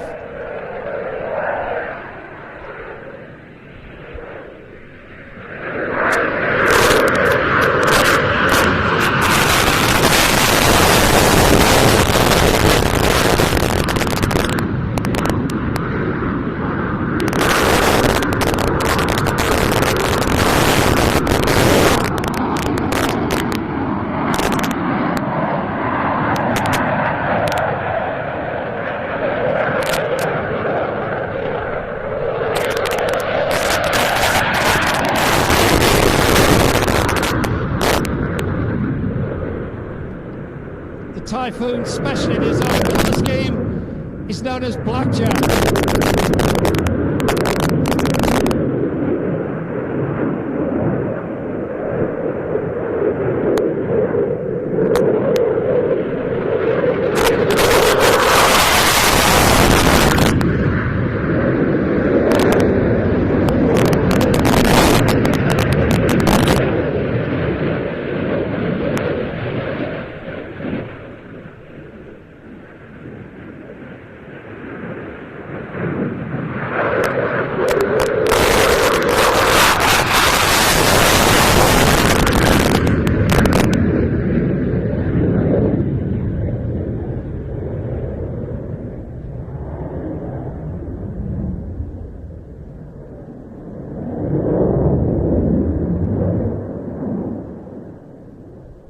Once again, the skies over Old Buckenham provide a perfect backdrop.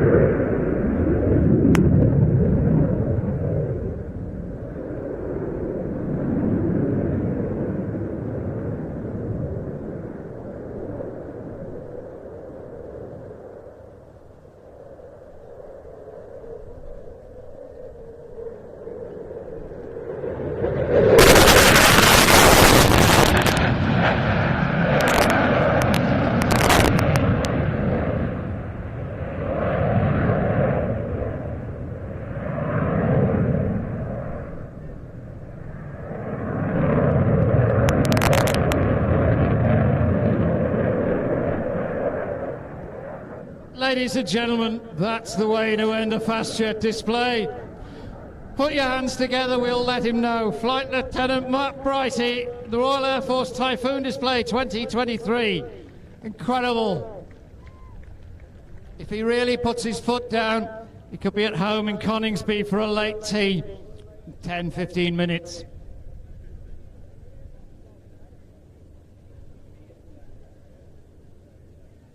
Just part of the overall Old Buckenham service, you will be glad to know that we've tested all of your car alarms courtesy of the Typhoon and they're working perfectly.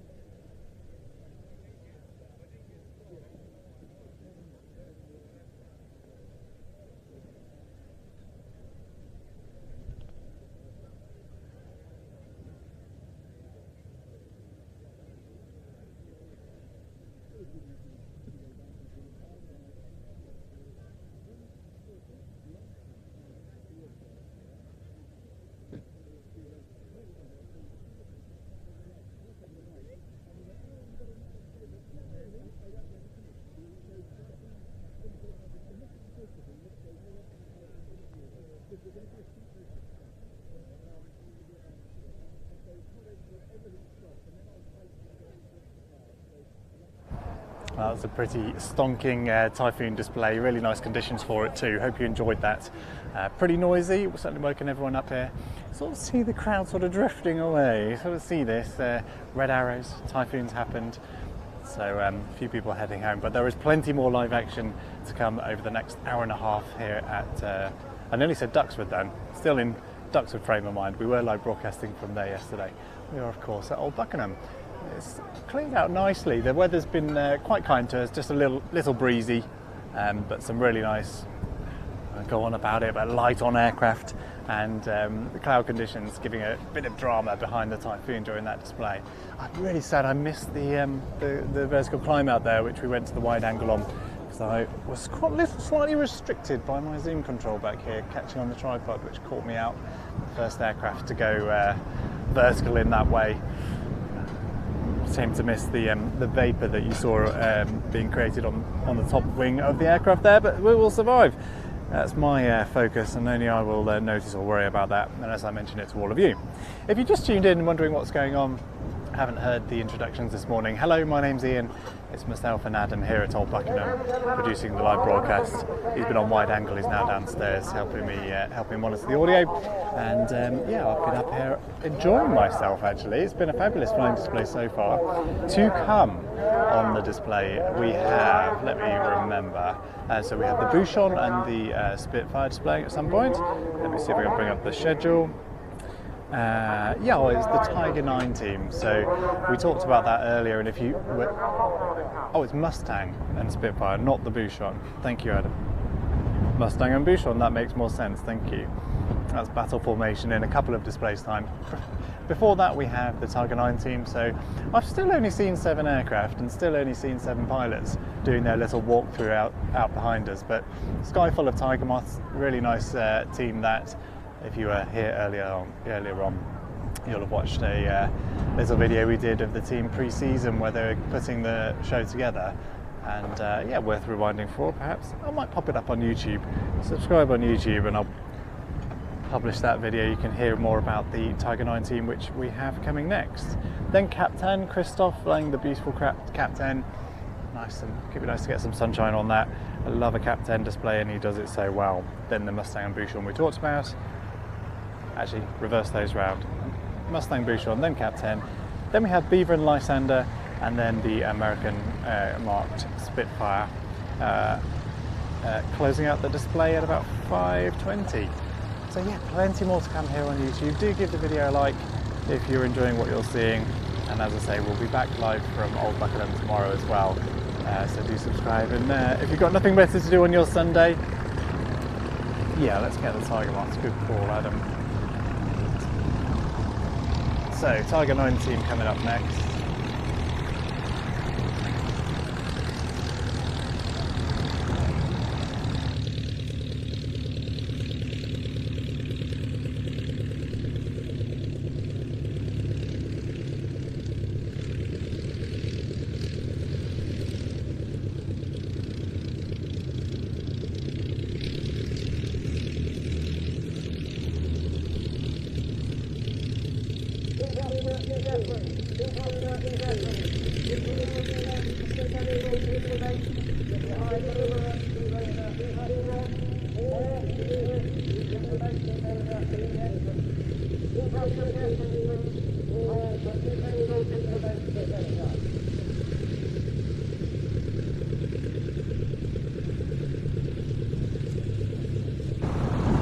Trying to do 6 jobs at once here, but it's all good fun.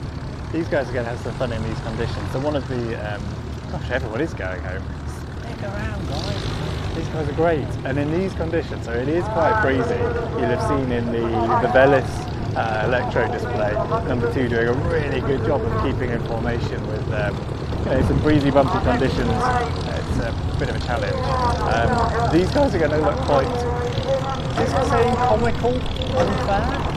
The way they will all jink around, catching little pockets of air, moving in different directions at different times.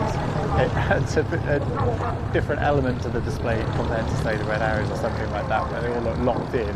These guys are going to be moving around a lot and doing battle with, yeah, little pockets of air, as I say. Something bubbling around, but I think it is just echoes from the Tiger moths.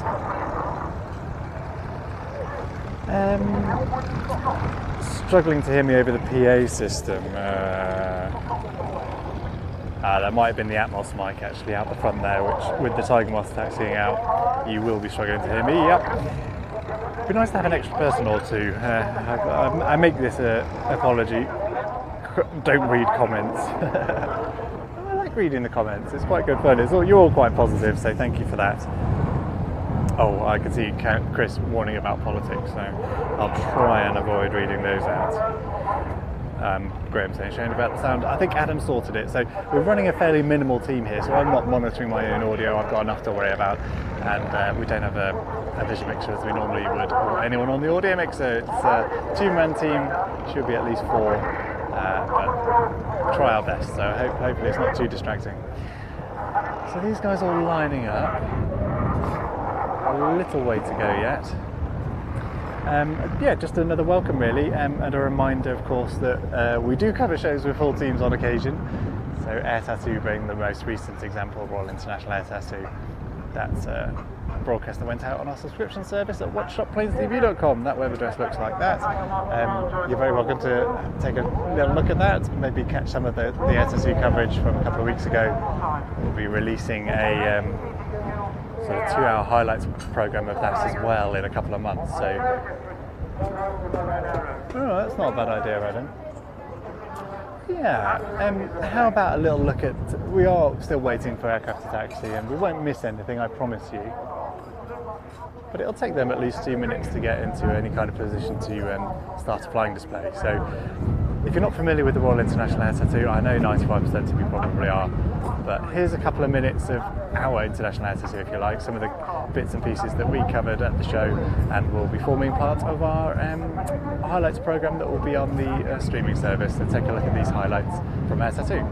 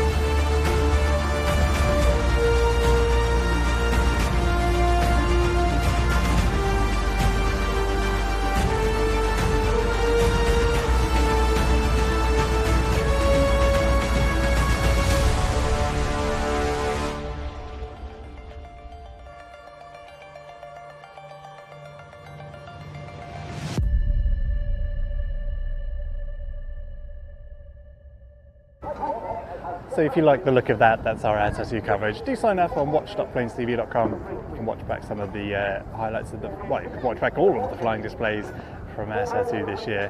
And in a couple of months' time, you'll have a lovely highlights program to watch too. And we'll also be live broadcasting the Duxford September Battle of Britain Airshow. It's middle of September, that one, and that will be going out on that service as well. Right, time to get into one of my favourite teams here this weekend. Probably my favourite actually, the Tiger 9 team. Sky full of tiger moths, jinking around in this wind. I'm going to enjoy this one. I hope you do too.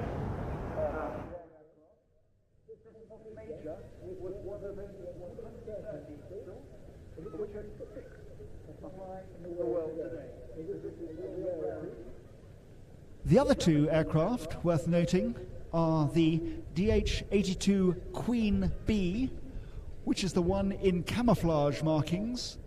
And this was originally a full-sized radio-controlled aircraft used for offset gunnery practice by both the Army and the Navy. And you're supposed to shoot near it. And obviously you shoot ahead of it so that your bullets or whatever you're firing will get to it by the time it has got to that point. And it won't surprise you at all that many of these got hit by people trying to fire close to it. And of the 400 of them built, only 3 exist in the world, of which only 1 is flying today. And here it is today, performing for you. The final aircraft that is special is an ordinary Tiger Moth. It's the yellow one with the silver nose, but it's a bit of a film star. It has been in 5 major films, including the starring role in the 1968 film Thunderbird 6, where it famously flew under a bridge on the M40 motorway. Quite a stunt. It has also been in the 2010 film The King's Speech, where it landed in the grounds of Hatfield House, which was doubling as Sandringham. They're getting themselves lined up. This will be a stream takeoff with 3-second delay between each aircraft. Echelon to starboard. And they'll very shortly be off. We've got a 20-minute slot starting at 4:17. And Ken mentioned earlier about bringing together a team like this. These aircraft are located all over southern England. And indeed, we even have one that has come down from Yorkshire. And that's rather special, bringing them all together. This is an amateur team, but it flies to a truly professional standard. And indeed, the team won the most coveted British Air Display Association trophy in 2019, a trophy previously won by the Red Arrows. The team is called the Tiger 9, and indeed, in normal displays, has 9 aircraft. But obviously, it is dependent upon the serviceability of the aircraft and the availability of the pilots. And so today we are down to 7, but there's no less a spectacular sight. And indeed, I will alert you when we have some quite iconic photographic opportunities.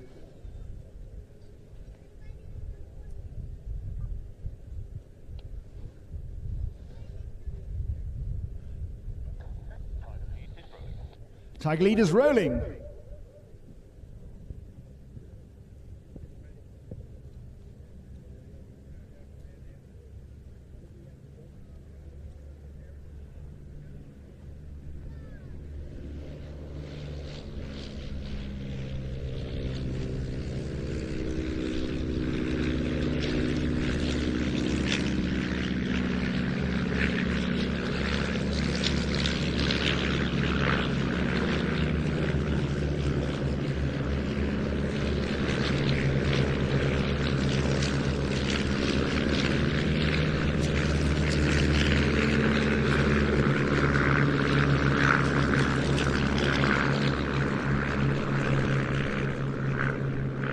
Leading the team away is Jeff Milsom, former RAF Phantom pilot, and more lately a British Airways Airbus A320 captain. Now recently retired.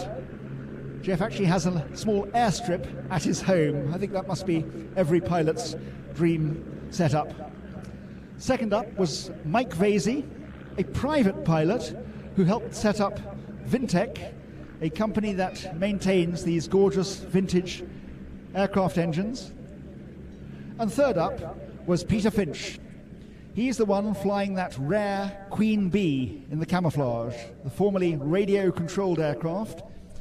Peter is a first officer on Boeing 737 with Jet 2 holidays. So if you're going on holiday with Jet 2, listen out for the name Peter Finch. And he's a former executive jet pilot and a former officer in the Royal Air Force Volunteer Reserve. Next up is Nigel Lemon, flying the DH-60 Moth Major that we heard about earlier. Nigel is an aeronautical engineer who took 20 years in his spare time rebuilding this wonderful aircraft. And with him is Jerry Rendell, a former Concorde captain. And do you realize there are more astronauts around in the world today than there are former Concorde pilots? And the aircraft he's flying is one that is owned by a syndicate where every single member is a Concorde pilot. On his right is Dicky Ababoto, a former RAF Tornado pilot, now a life coach based in Luxembourg, and he's the one flying Fox Mike, this famous aircraft that has been in so many films. And last but not least is David Sister, a former RAF fighter pilot who flew Gnats, Hunters, Lightnings and Phantoms, and in 1978 flew solo to Australia. Here they come in Vic formation and box formation, from right to left. Worth a photo.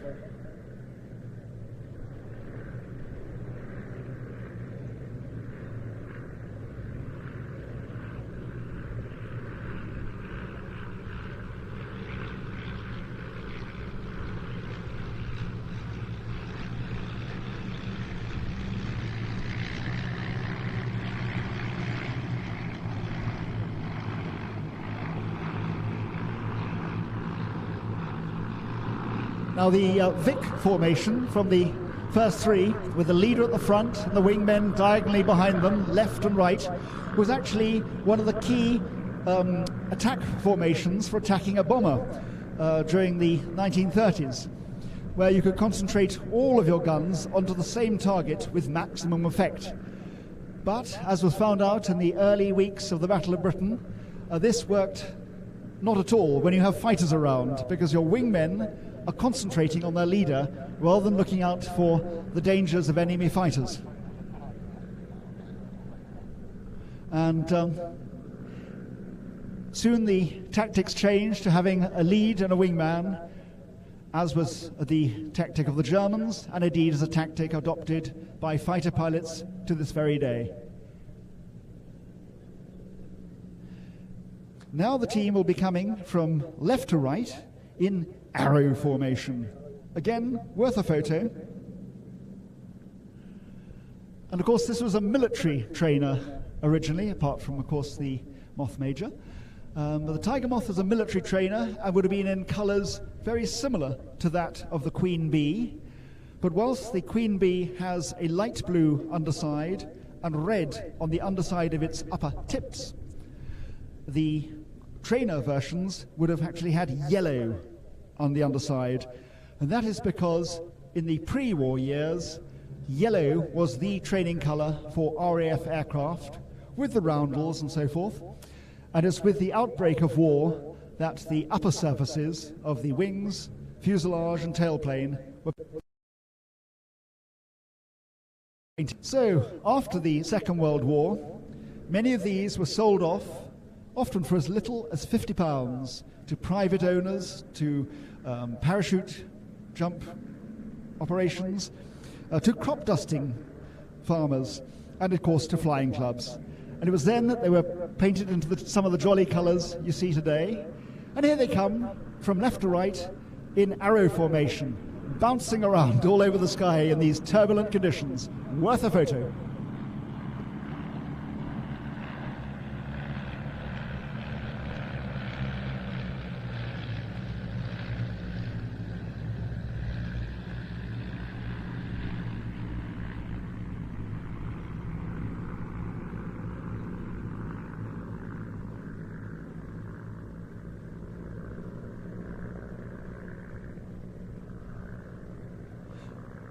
The Tiger Line is the display team of the de Havilland Moth Club, the club dedicated to the preservation and flying of these gorgeous vintage aircraft.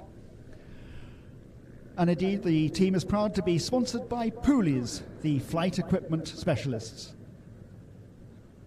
The team follows on the heels of the popular Diamond 9 team that was led by Charlie Shea Simmons in the 1980s and 1990s. But there was then a gap, and the de Havilland Moth Club asked Jeff Milsom to set up the Tiger Line in 2005, and since then the team has been performing at around 12 air shows every year, mostly in the UK, but also in France, and out in, for instance, Compiègne, north of Paris, and most recently in Saint-Stéphane in Switzerland. And that particular flight, well, the trip took 6 flights to get to Switzerland and 6 flights to get back again, because we only have a 200-mile range with these aircraft. Now here they are, coming from right to left. They'll be flying very slowly because they're flying into wind, and they're going to be in Big Vic formation, which looks like a sort of flock of birds coming towards you. And whilst this might look simple, this is the hardest of all the formations to hold, because any turbulence will throw a man near the inside up or down, which will then make the next man along want to wobble, and the final one will be wobbling even more. So you have to look through the man who's next to you to the one beyond and try and hold station even if people are bouncing around. And today the conditions are very bouncy. And the reason the Royal Air Force liked this aircraft is that this is an easy aircraft to fly, but a very difficult aircraft to fly well. And today you're seeing it being flown very well. From right to left in Big Vic.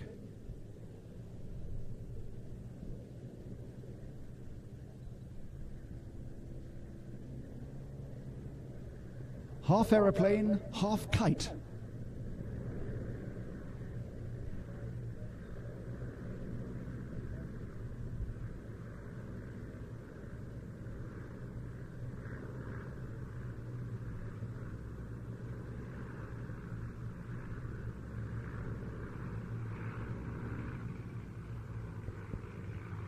There you can see the red on the underside of the Queen Bee. That's the aircraft to our side of the leader, up near the front.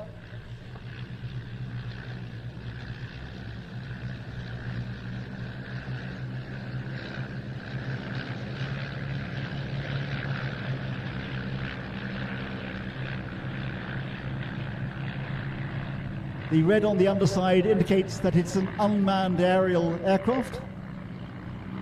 Aerial vehicle, I should say. In modern times, they use Dayglow to designate that, but of course, in the 1940s, Dayglow didn't exist.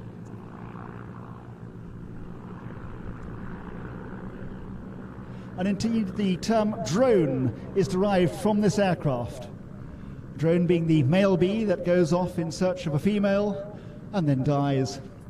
And obviously, the queen bee would make typically one flight and then die. Half of them were built on floats for the Navy and would be catapulted for their launch, and the others, this particular one, being on wheels, which is for the Army. Now the Tiger Moth, they built 8,600 between 1931 and 1945. And it will astound you that of that number, no fewer than 1,000 are still in existence worldwide, of which 600 are still in flying condition, which is one hell of a survival record for something between 80 and 90 years old.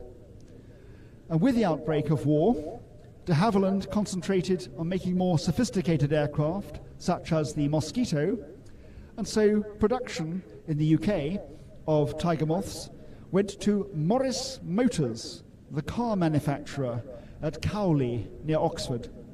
And they built 3,400 of them, and indeed about half the ones you see in the display today were built by Morris Motors. So now they're coming back from left to right in Delta formation.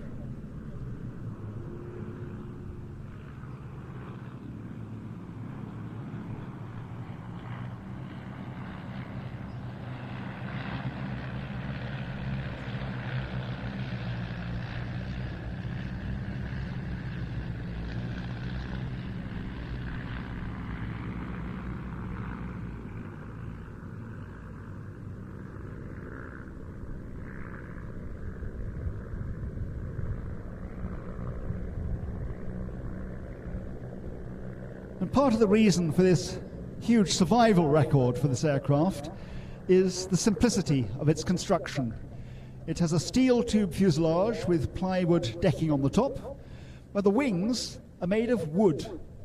And both the fuselage, the wings, tail, rudder, fin are all covered in Irish linen, which is then sealed and tightened with dope. And it then has wire bracing to add strength, but that's it. Very simple, very light construction. Really First World War technology.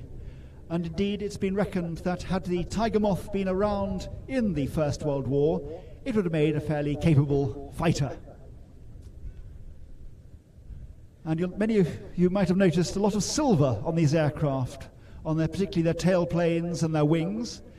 And indeed, the entire aircraft, all of these in front of you, are entirely silver. And so anything you can see that is not silver has been painted over the silver. The silver being aluminium powder added to the dope, covering the fabric, which is there to go and reflect the sun and therefore stop the UV rays from damaging the covering. Now the team building up height, they will shortly be diving towards you for the bomb burst. So if you've not taken a photograph yet, this is one worth taking. A spectacular sight.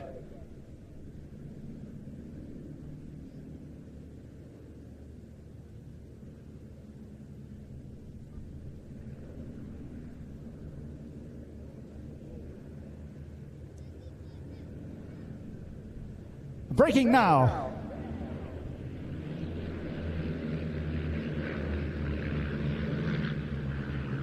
David Sister following up with a half Cuban, little flourish at the end. He in the number 7 slot. David flying the very aircraft in which he flew solo, unassisted in 1978 from the UK to Australia. Now he had obviously a reserve fuel tank on board, but still that is one hell of a feat. And he was operating to the exact day, the 50th anniversary, the very first solo flight by Bert Hinkler in 1928 from the UK to Australia. And now the team will do the multi-cross. You'll have to be very quick with your camera to catch this. They'll charge towards each other and they will get pretty close.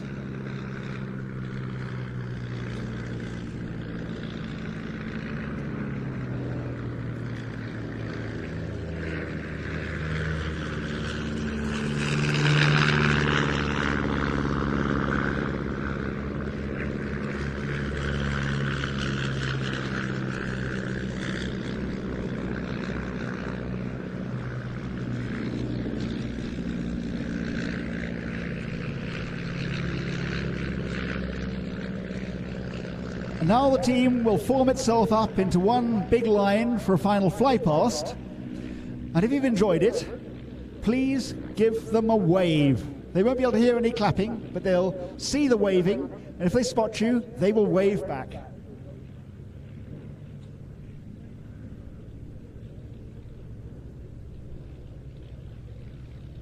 And you'll join us at the Old Buckenham Handicap Stakes as the runners and riders come into view.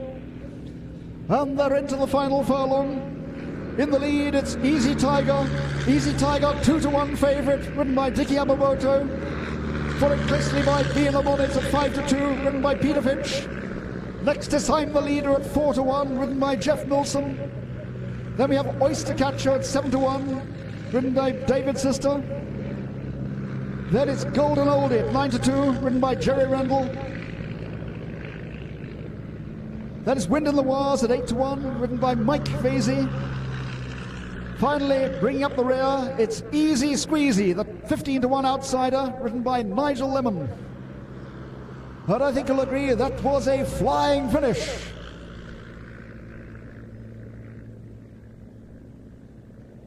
But ladies and gentlemen, it's not over yet.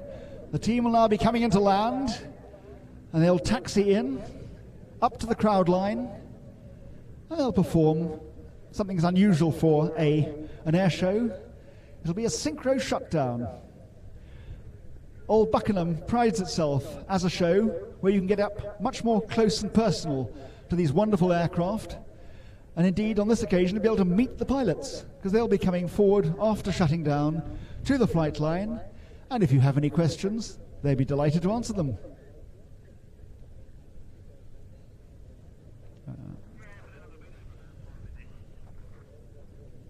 So first coming into land, nice bit of side slip going on there. So it's a steep approach. You've got no flaps on this aircraft, so just pushing it to make it go sideways is your way of reducing speed by adding drag. And this is Dickie Ababoto, former RAF Tornado pilot, flying this famous aircraft, Fox Mike. He's been in 5 major films, including The King's Speech. And Dickie is these days a life coach in Luxembourg, and he's flown over from Luxembourg for the weekend to entertain you today.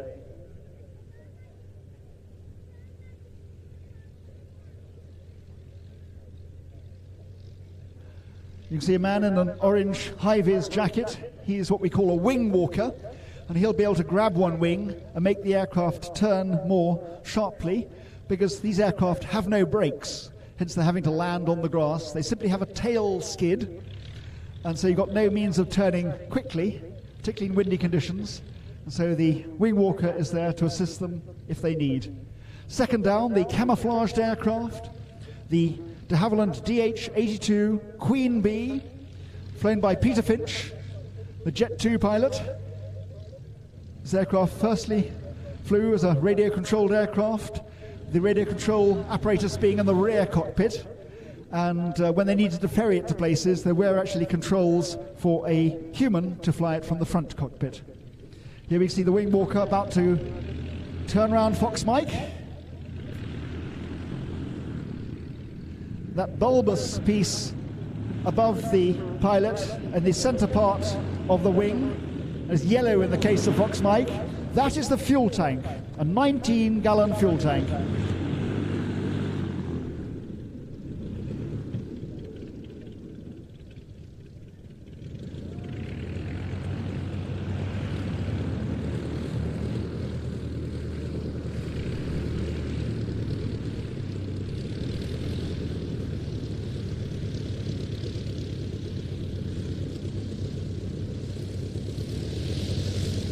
And incidentally, Fox Mike, the yellow and silver one, is owned by a syndicate, which is the oldest continuous syndicate in the country of any aircraft at all.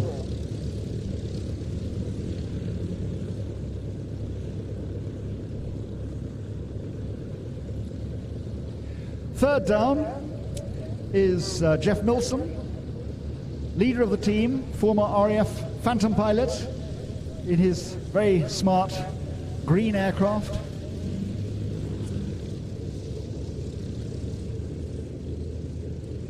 The fourth down, the blue one with the red dragon on the nose, that is David Sister, the man and the machine that in 1978 flew solo, unassisted, to Australia. And the Red Dragon being, at the time, he was stationed at RAF Valley as a fighter pilot, and hence had the Dragon in honor of that. And in 2013, he went and recreated the charge of the Light Brigade with the Royal Air Squadron, where a formation of tiger moths flew over the very ground in the Crimea where the original charge of the Light Brigade took place. Now today there are vineyards and farm buildings in the way, so you could not do it on horseback. But the Ukrainian army obliged by providing explosions on the ground, which they could feel coming up through the canvas coverings, the whole aircraft reverberating. And there's some spectacular photographs of that. And they had streamers trailing from their cabine struts as well to add to the effect of charging. Next down is Jerry Rendell.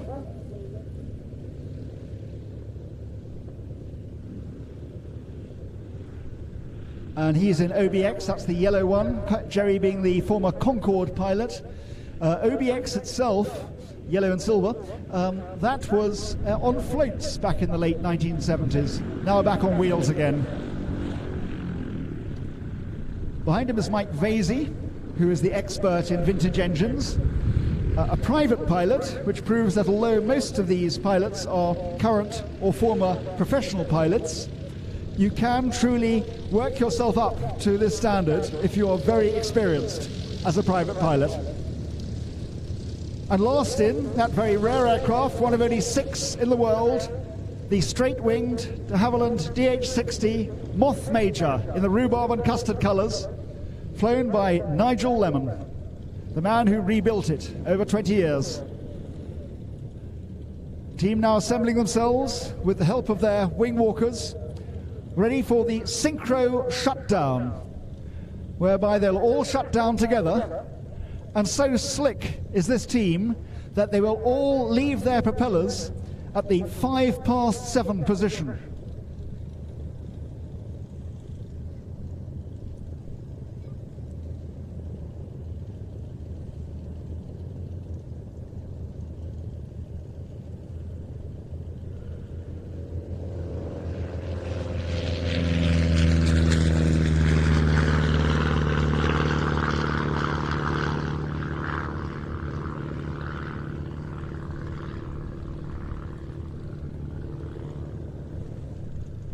As I say, once the aircraft have shut down, the pilots will dismount and come to the flight line. So if you have questions for them, it's a great opportunity to meet these highly skilled pilots and ask them why they do it. The answer is this is real flying. It's very special. These people have flown supersonic, they've flown all around the world, but this is something very special. Back to basics. Any second now, the leader will call, and it will be the synchro shutdown.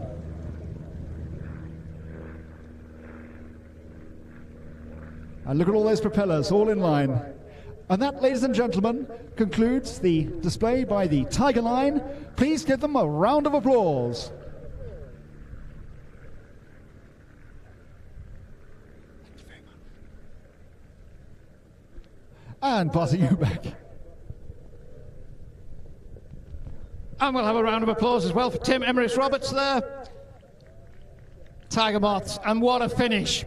It's not often you get to say what a finish and they're all on the ground and quiet, but that was quite exceptional.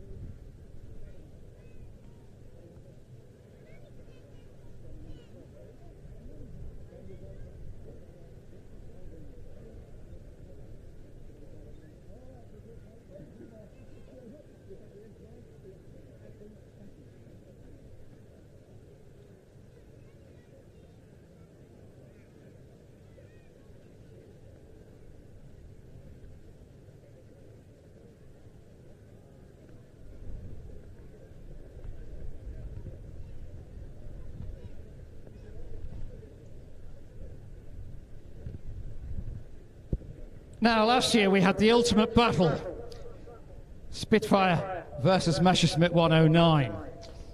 We're going to roll the dice slightly this year, and here they come.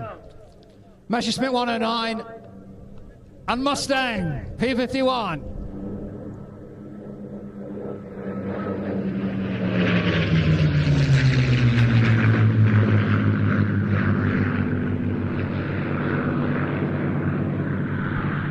Now, we should explain for the purists that our Messerschmitt is a Spanish-built post-war example. powered by no less than a Rolls-Royce Merlin 500. But be that as it may,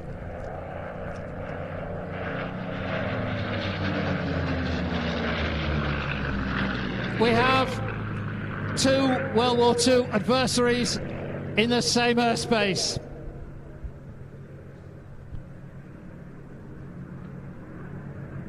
Steve Jones is flying the 109. You'll know him from Red Bull Racing and all sorts of other things. And Nick Smith, son of Brian, is in the TF-51. It's a TF-51 because it's a two-seater. You'll see the enlarged canopy.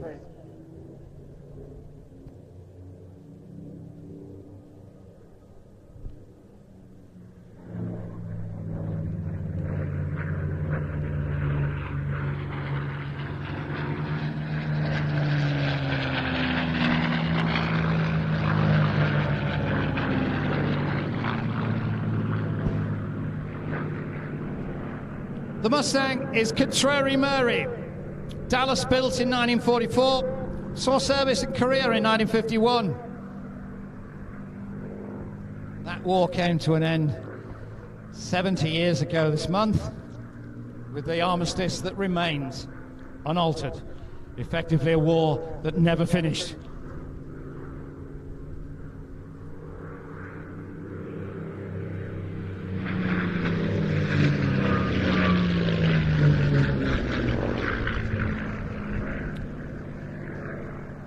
The Mustang was the colours of the 78th Fighter Group based at Duxford, 1944-45. Ported into the UK in 2007. It's operated by Fighter Aviation Engineering at Sywell and Duxford.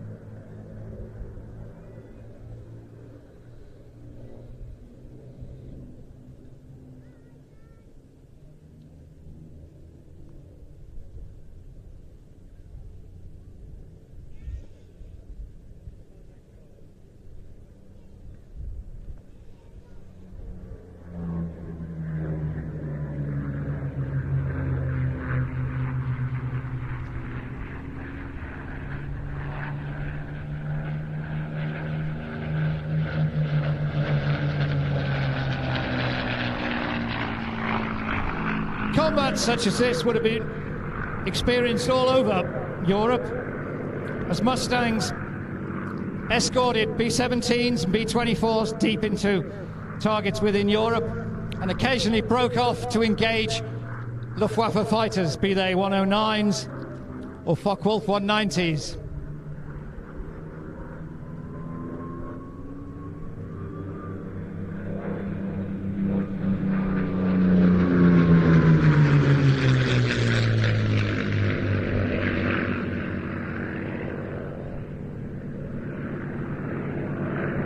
The Mustang being a more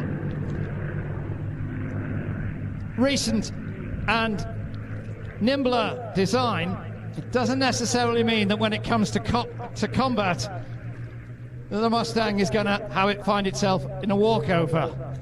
It's all down to the pilot.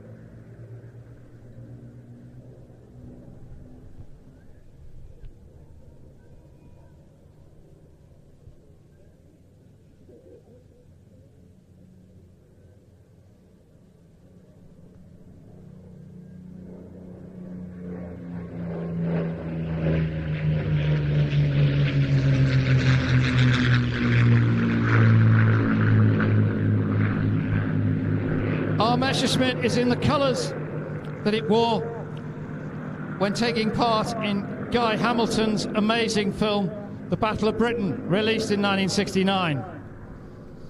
And it's worth pointing out that when it was taking part in that film, it was only 20 years old, whereas the Spitfires and Hurricanes around it were of a much greater ilk.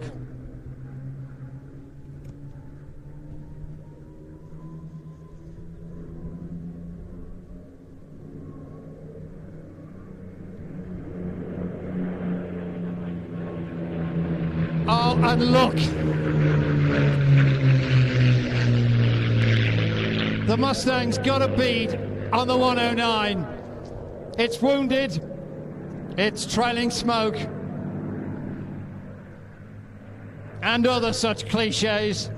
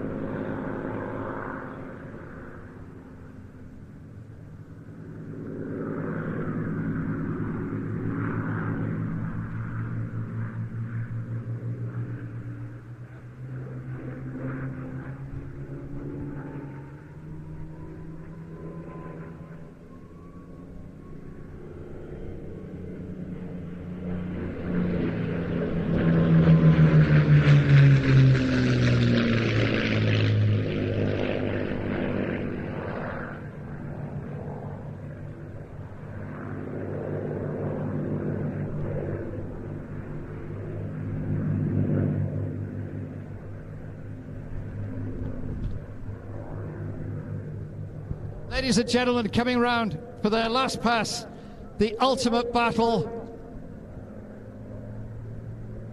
Steve Jones and Nick Smith showing the qualities of both aeroplanes superbly.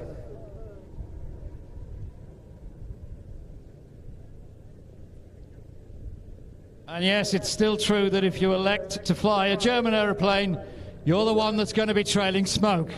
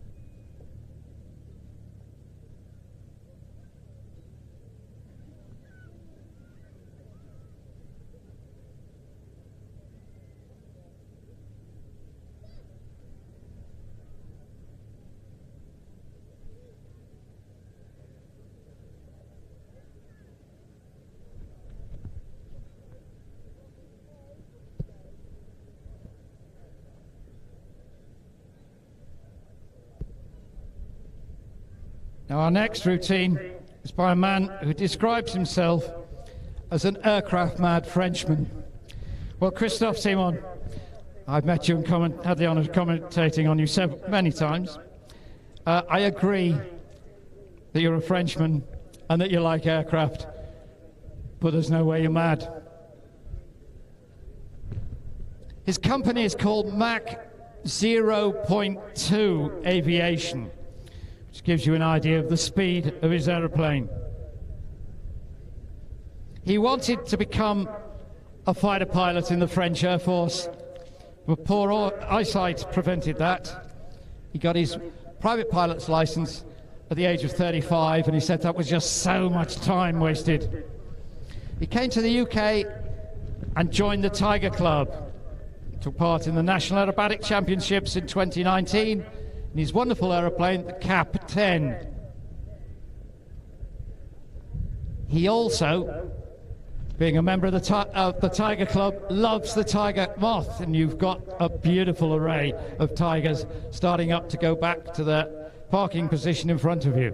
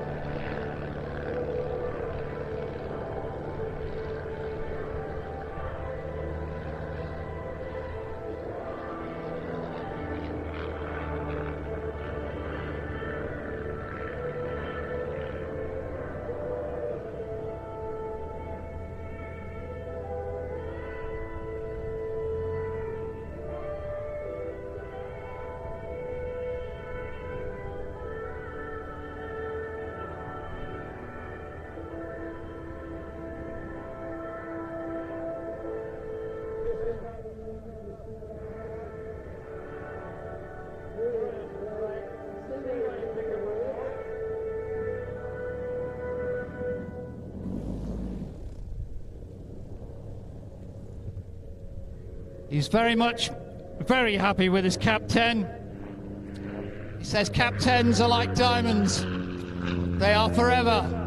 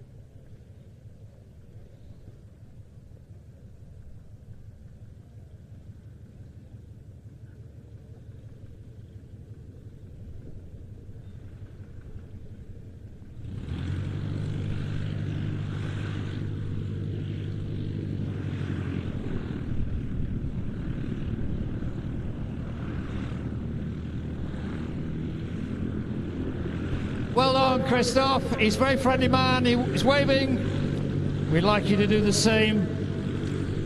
Excellent display.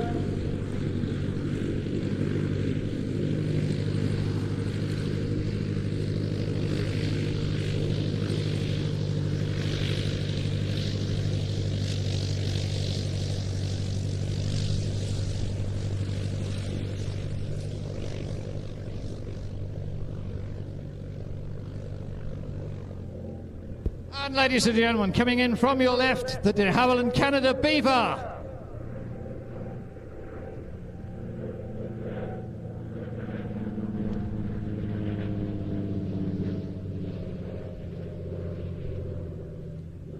Based at Duxford, this is Arco's Runabout.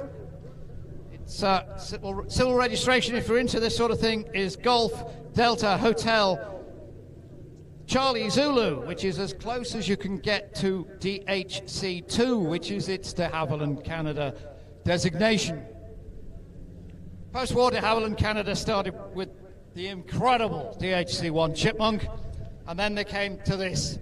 Some people refer to it as the Ford Transit of the air. I don't like that analogy. I've never seen a Ford Transit do this sort of thing. Well, maybe on the M25 once or twice.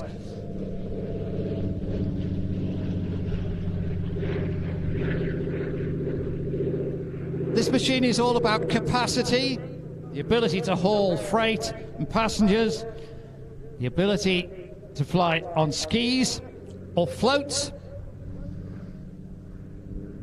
and above all else, it is STOL, short takeoff and landing.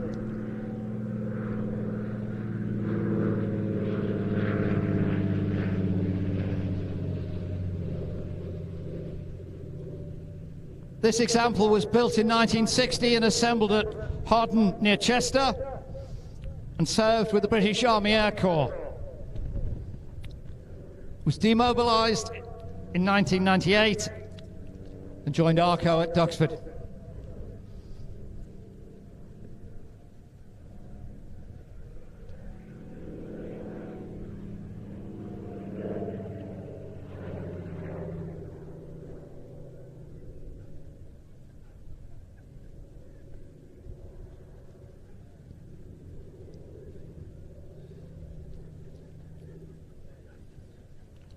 It served as the L-20 or the U-6 with the United States Army, and demobbed versions became very popular in places like Canada and Alaska and other remote areas.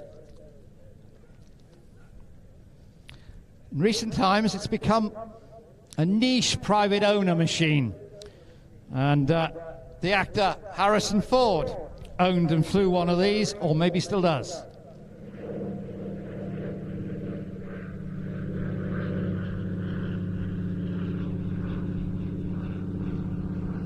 And there you can see, into wind, almost stationary.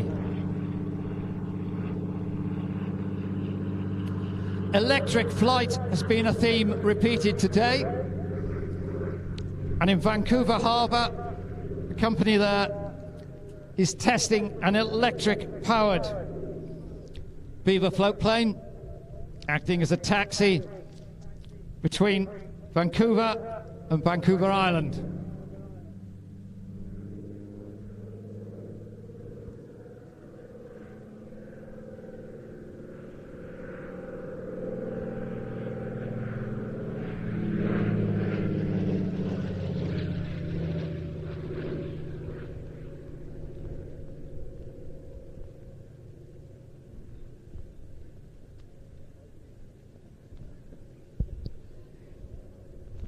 Putting the Beaver on steroids produced the 10-seat Otter, another production success.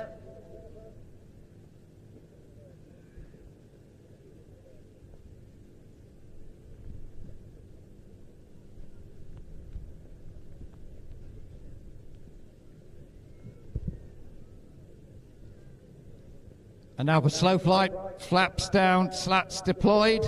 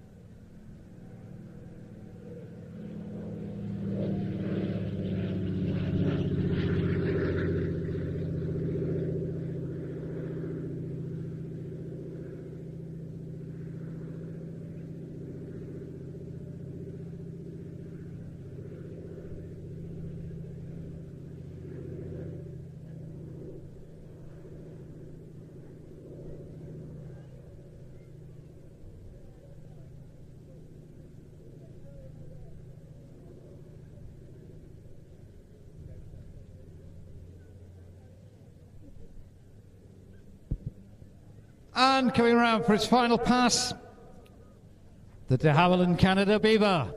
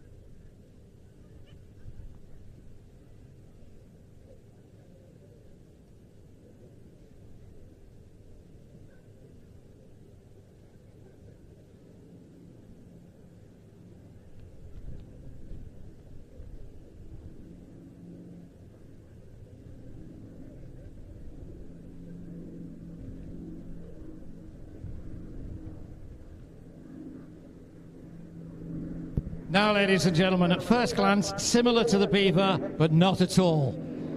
A particular favourite of mine, the Westland Lysander.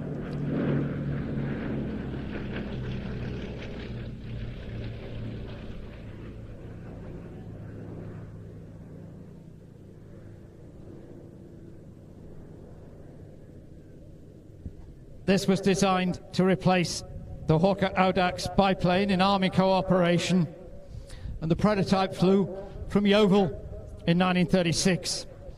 Its designer was to become very famous, not just for the Lysander. He was William Edward Willoughby Petter.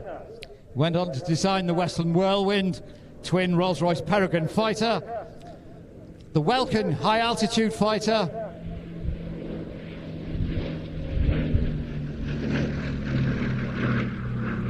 and then the world-beating English Electric Canberra twin-jet bomber, and finished his repertoire with the Folan Gnat, the original mount of the Red Arrows. Powered by Bristol Mercury,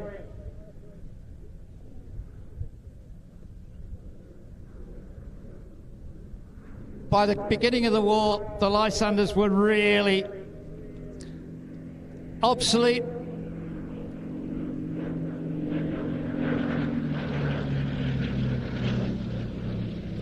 They were designed in a way for the same role as the Osters and the Piper Cubs, but also had an offensive capability. If you take a look at those big, bulky spats that cover the main wheels, you will see tiny little winglets extending outwards from the undercarriage. They were bomb racks for light bombs, and there was a man manning a machine gun in the rear.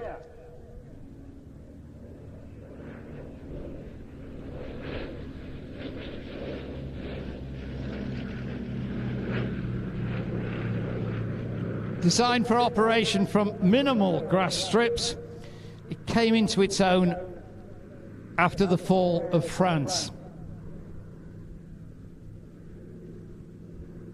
And if you haven't read it, I urge you to go out and find a copy of We Landed by Moonlight by Lysander pilot Hugh Verity.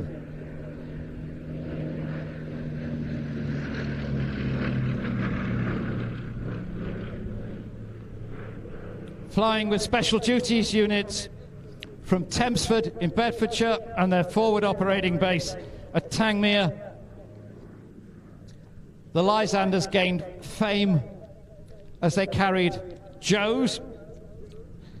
There could be men or women, agents that they were going to fly into occupied France, drop them off,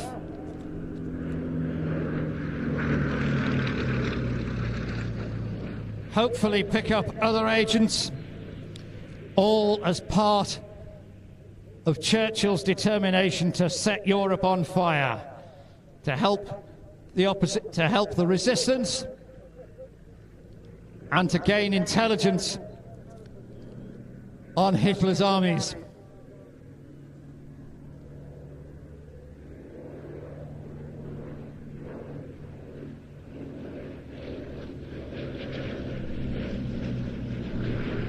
Navigating by sheer dead reckoning, they would cross the channel and find a small remote field in rural France. There, resistance workers would be awaiting, and they would use jerry cans to set up in an L shape little fires along the runway. The foot of the L showing the width of the runway, as it were. These pilots would take an act of faith to land. It could well be that the Gestapo was waiting to pick them up, whether they would get back at all. Tiny length of time on the ground, exchange passengers, and then back to Tangmere or Tempsford. Look at that slow flight. Slatted wings, slats on the forward edge of the wings give it absolutely incredible slow flying ability. With an underslung fuel tank for extra range, these machines were used in this perilous way throughout the war until just after D-Day, and they also flew that way in the Far East, in Rangoon and the Burma Theatre.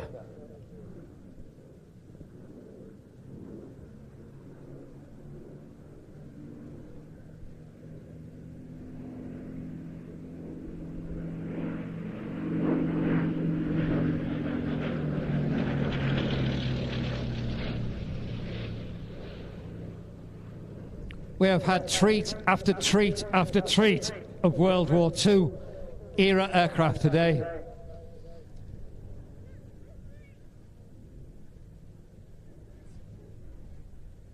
This machine was built in 1939, and after a painstaking restoration, flew at Duxford in 2018.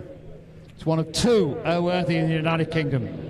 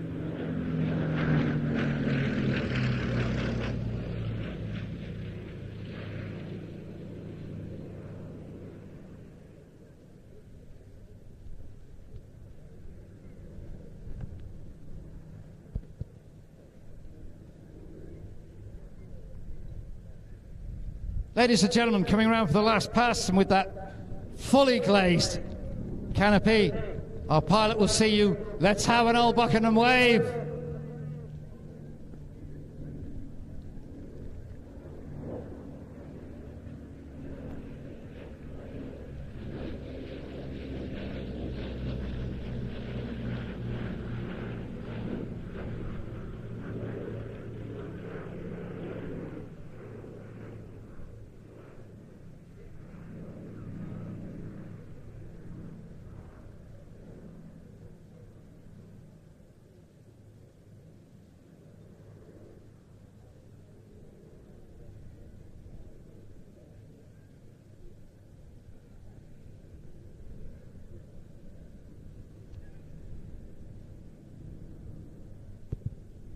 Now, ladies and gentlemen, our final act. We said we weren't done with the Spitfire. We have another one. It's called the Suffolk Spitfire for a reason. Just before it arrives, we'd like to make an Anglo-American tribute to a very special Anglo-American lady. Spitfire is in honor of Maggie Perkins, a lady who has had an extraordinary significance and influence on the show and who has sadly passed away. Blue skies, Maggie, blue skies.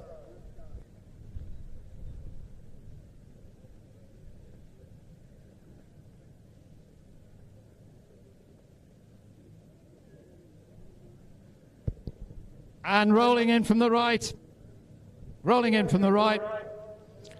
George Hay and the Suffolk Spitfire.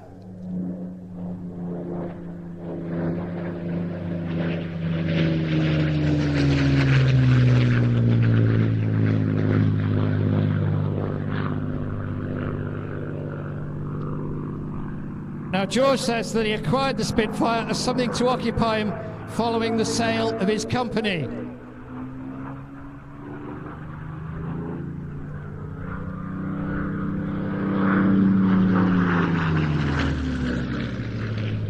I have the feeling his family completely misinterpreted him when he phoned up and said he bought a Spitfire. I'm sure they thought it was a Triumph. Now he's got a Mark 16 with a Packard-built Rolls-Royce Merlin, and it's painted in the colours of the 309th Fighter Squadron.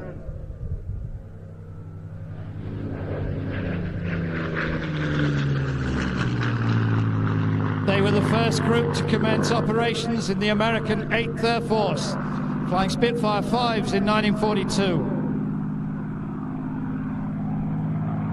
So, today, we've seen a Mark 1, a Mark 9, a Mark 11, and a Mark 16.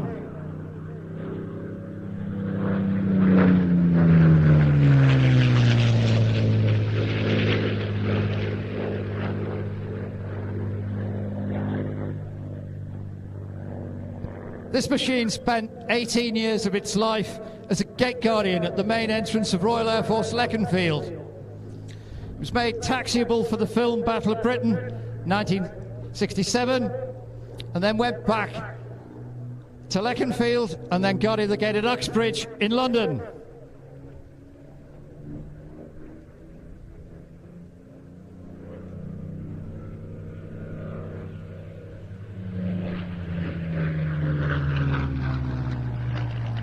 Restored to flying condition in 1991, went to the United States in 1995, and it's back in flying trim again in 2013. And George enjoys every moment of flying what he calls an absolute classic.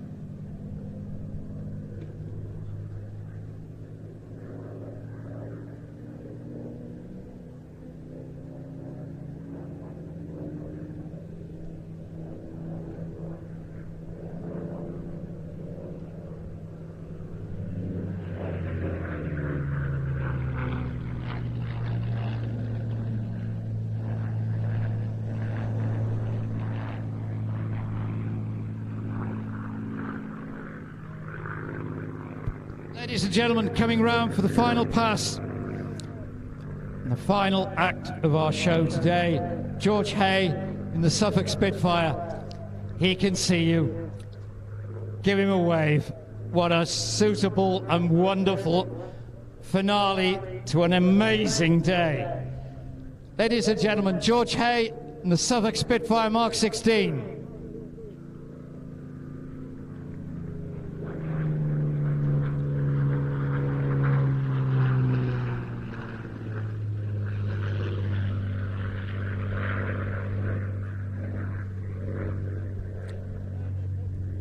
Ladies and gentlemen, I have one task I would like to ask of you. Staging a show like this is a vast undertaking, and a large number of people, mostly behind the scenes, make it possible. I'd like you now to show your appreciation, everybody that puts on this historic show. Please put your hands together and hoot. I know you can hoot.